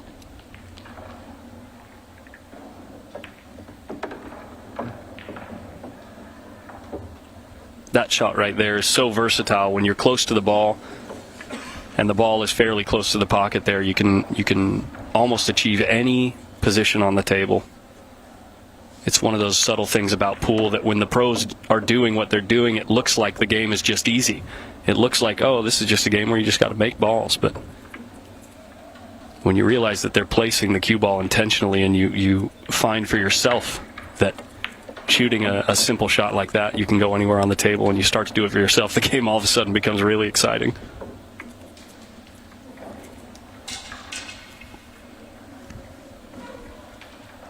Get nice and low, I think, on the 2 ball here.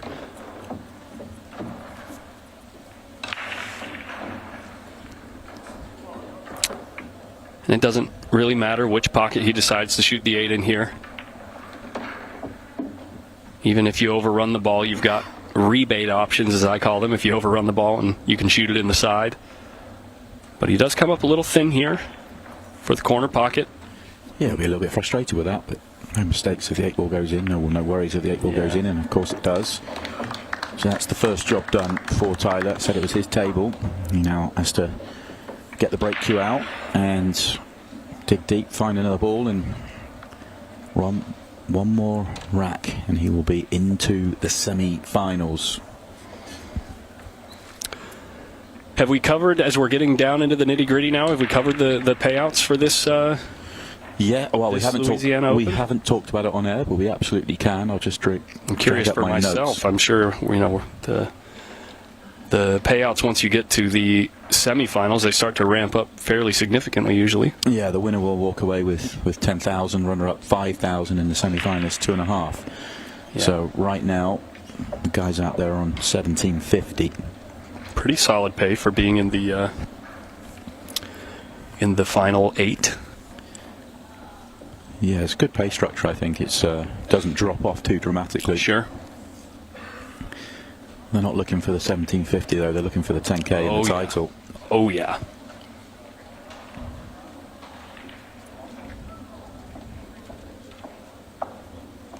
Right now, nothing Tony can do. Sit there and hope he gets back to the table. Tyler has it all in his own hands.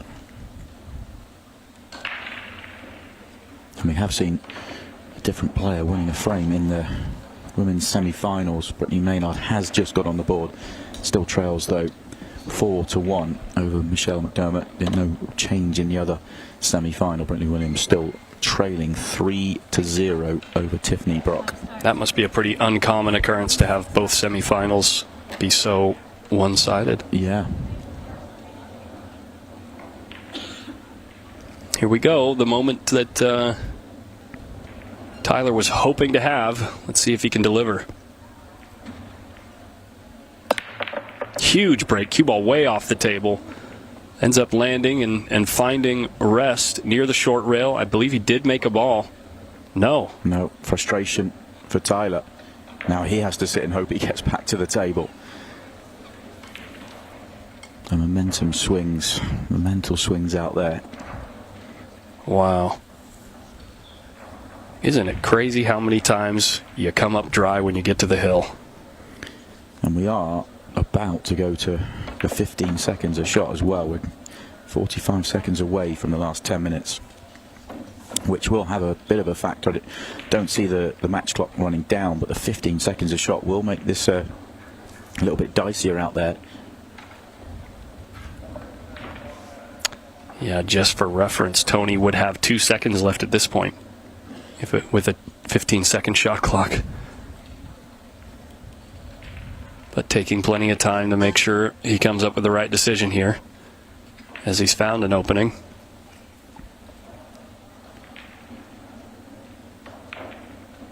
Gonna nudge this 15 ball open here. Sorry, rather the 1 ball playing a... Wow, huge. Tyler was 4 steps to the table when the 1 ball went in. Wow. What a moment that is for T-Rex. Now he's tied up the 8 ball pretty badly, but the fact that he's still at the table is hugely fortunate, and he still has a chance to win this rack. Yeah, I'd imagine he's going to come up with another exciting shot at some point here.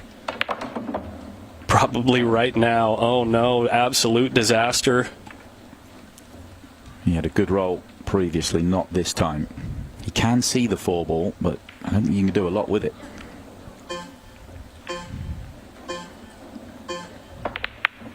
Oh my goodness. Wow. He elevates the cue and swerves it a little bit to attempt a 3-ball full table combo and barely jaws the pocket. That was ridiculous. That was unbelievable. Imagine if that ball went, the crowd would have gone nuts. Oh dear. And now he has to hope, and he's opened everything up. Yeah. And Tyler Stiers at the table, chance to go and win the match.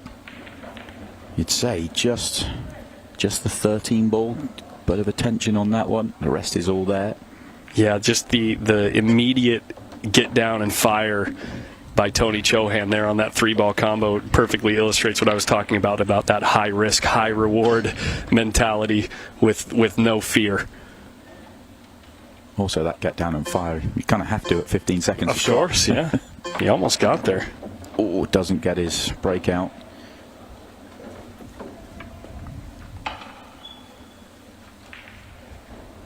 So he's going to have to rework it. Yeah, I'd assume that he'd at this point need to work his way back up table, get the 12 out of the way, and then somehow find a way to use the 14 to get straight in on the 13 up table. Other than that, things are, I mean, that's a tall order in its own right. Could be a bank for the semi-finals, really, if he wants to go that way. No, he's going to nudge it now, or try to. Oh, and he's not going to. Oh, he nudged the 4 as well. Imagine if it opened it up just enough to be able to play the 13 rail first. Well, he's coming around to have a look. I think it has. I think he can squeeze it in there now. That's a huge roll for him. That is huge to catch the 13 and the 4 in the same shot. Is he in position here to be able to I roll to the 14 as well? Might have a turn too much angle. Yeah, it's kind of in between, almost like you want to. Yeah, he at that speed to come across to the 14, it makes the pocket way smaller. And he already had to play it thick and kind of flirt with the point of the pocket as it was. What a dramatic game here for the what looks like to be second to last game of the match.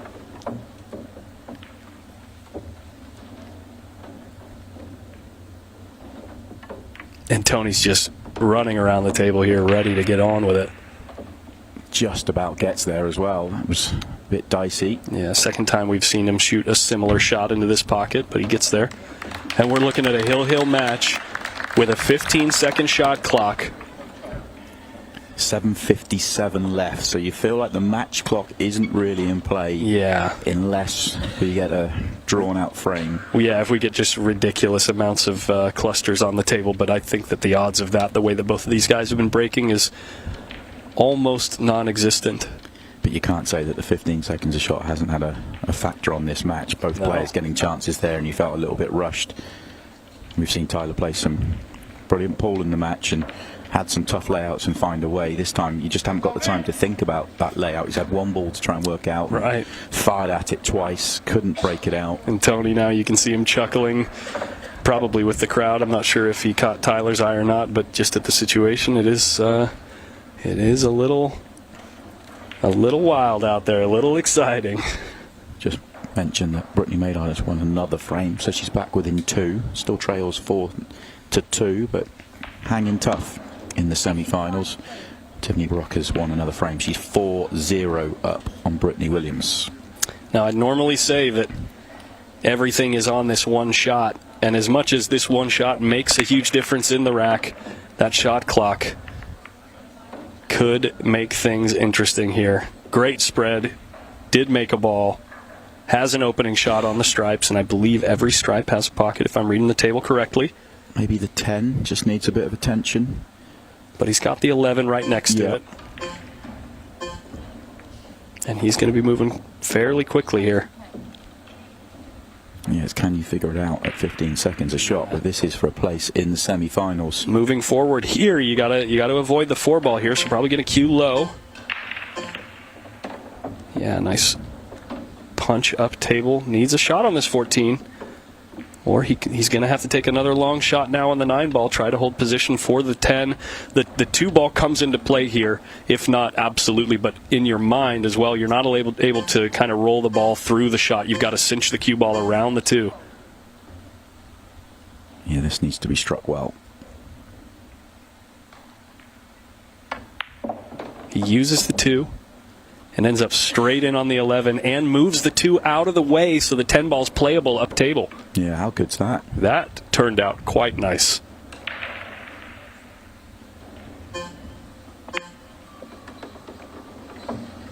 Oh, imagine being elevated by the 8-ball there. Yeah, he could have done with another few rolls on that one. He may play the bank. And especially with the shot clock running short, he's just committed already. No time to readdress the 14. Plays the bank and it comes short.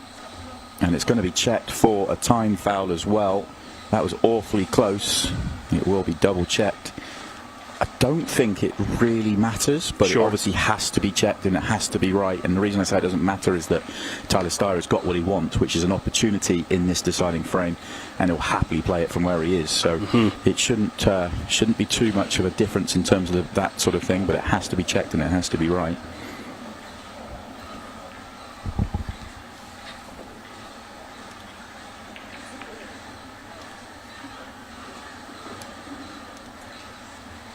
And the referee's just now pulling the video up to be absolutely certain. Yeah, this will be checked. And the time fouls are always tricky ones to call and tough ones to get right.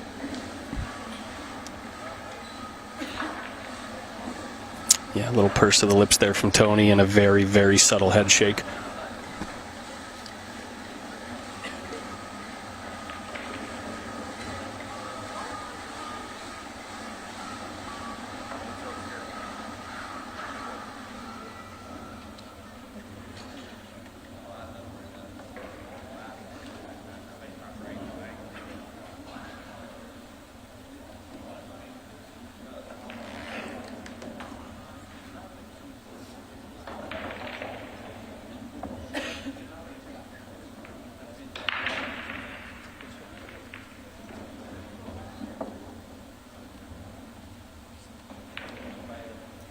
Give us just a moment, folks. We're just making sure that we've got things exactly right. It was pretty close, so I think we're going to end up pulling up a replay for all of us to watch together.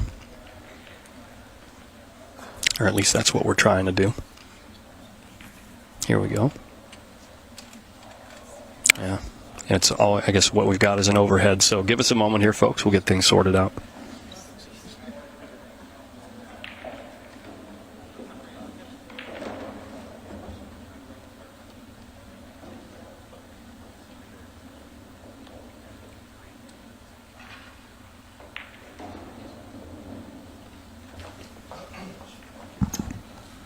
Okay, referees have checked it. They have called a time foul. As I say, I don't think it really makes too much difference. I mean, it does give Tyler the opportunity to place the cue ball wherever he wants, but he has what he wants, which is cue ball in hand, or has an opportunity at the table is what I'm getting at, but he will move where it is. Yeah. It does make it slightly easier just to deal with this 1-2 situation, but not too much. He very quickly gets down, takes ball in hand with elevated cue over the 10, no problem. And the table is open.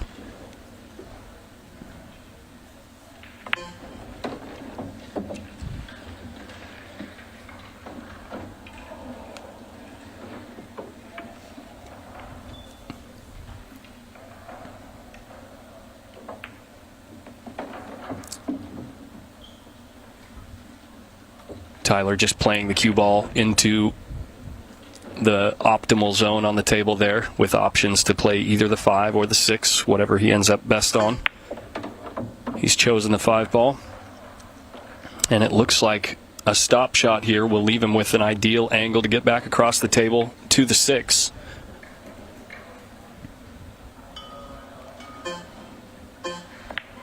And it looks to be that after a very dramatic last 3 games,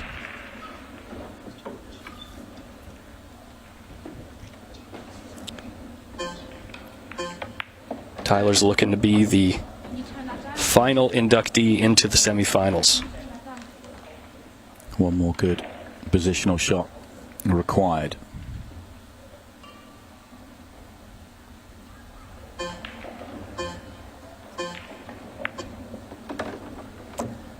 Just slides across and decides to use all 6 pockets, bringing the side pocket into play to seal the deal. Tyler Steyer. And the final 8 ball of this match. What a match. What a match. Tony Chowan playing a huge part of it. He had his chance. he wasn't able to take it, and it is Tyler Steyer that moves on to the semi-finals and a matchup with Billy Thorpe. More big matches on the way. I can't wait for that one. Yeah, it's going to be huge. We are going to be back. We're going to take a break now for about an hour, just over an hour. The semi-finals are on at 5 o'clock. We're all back at 5. 2 semi-finals. We'll have the Women's Open Final and then, of course, the Louisiana Open Final as well. 4 more big matches are coming up from 5. We'll see you in an hour or so.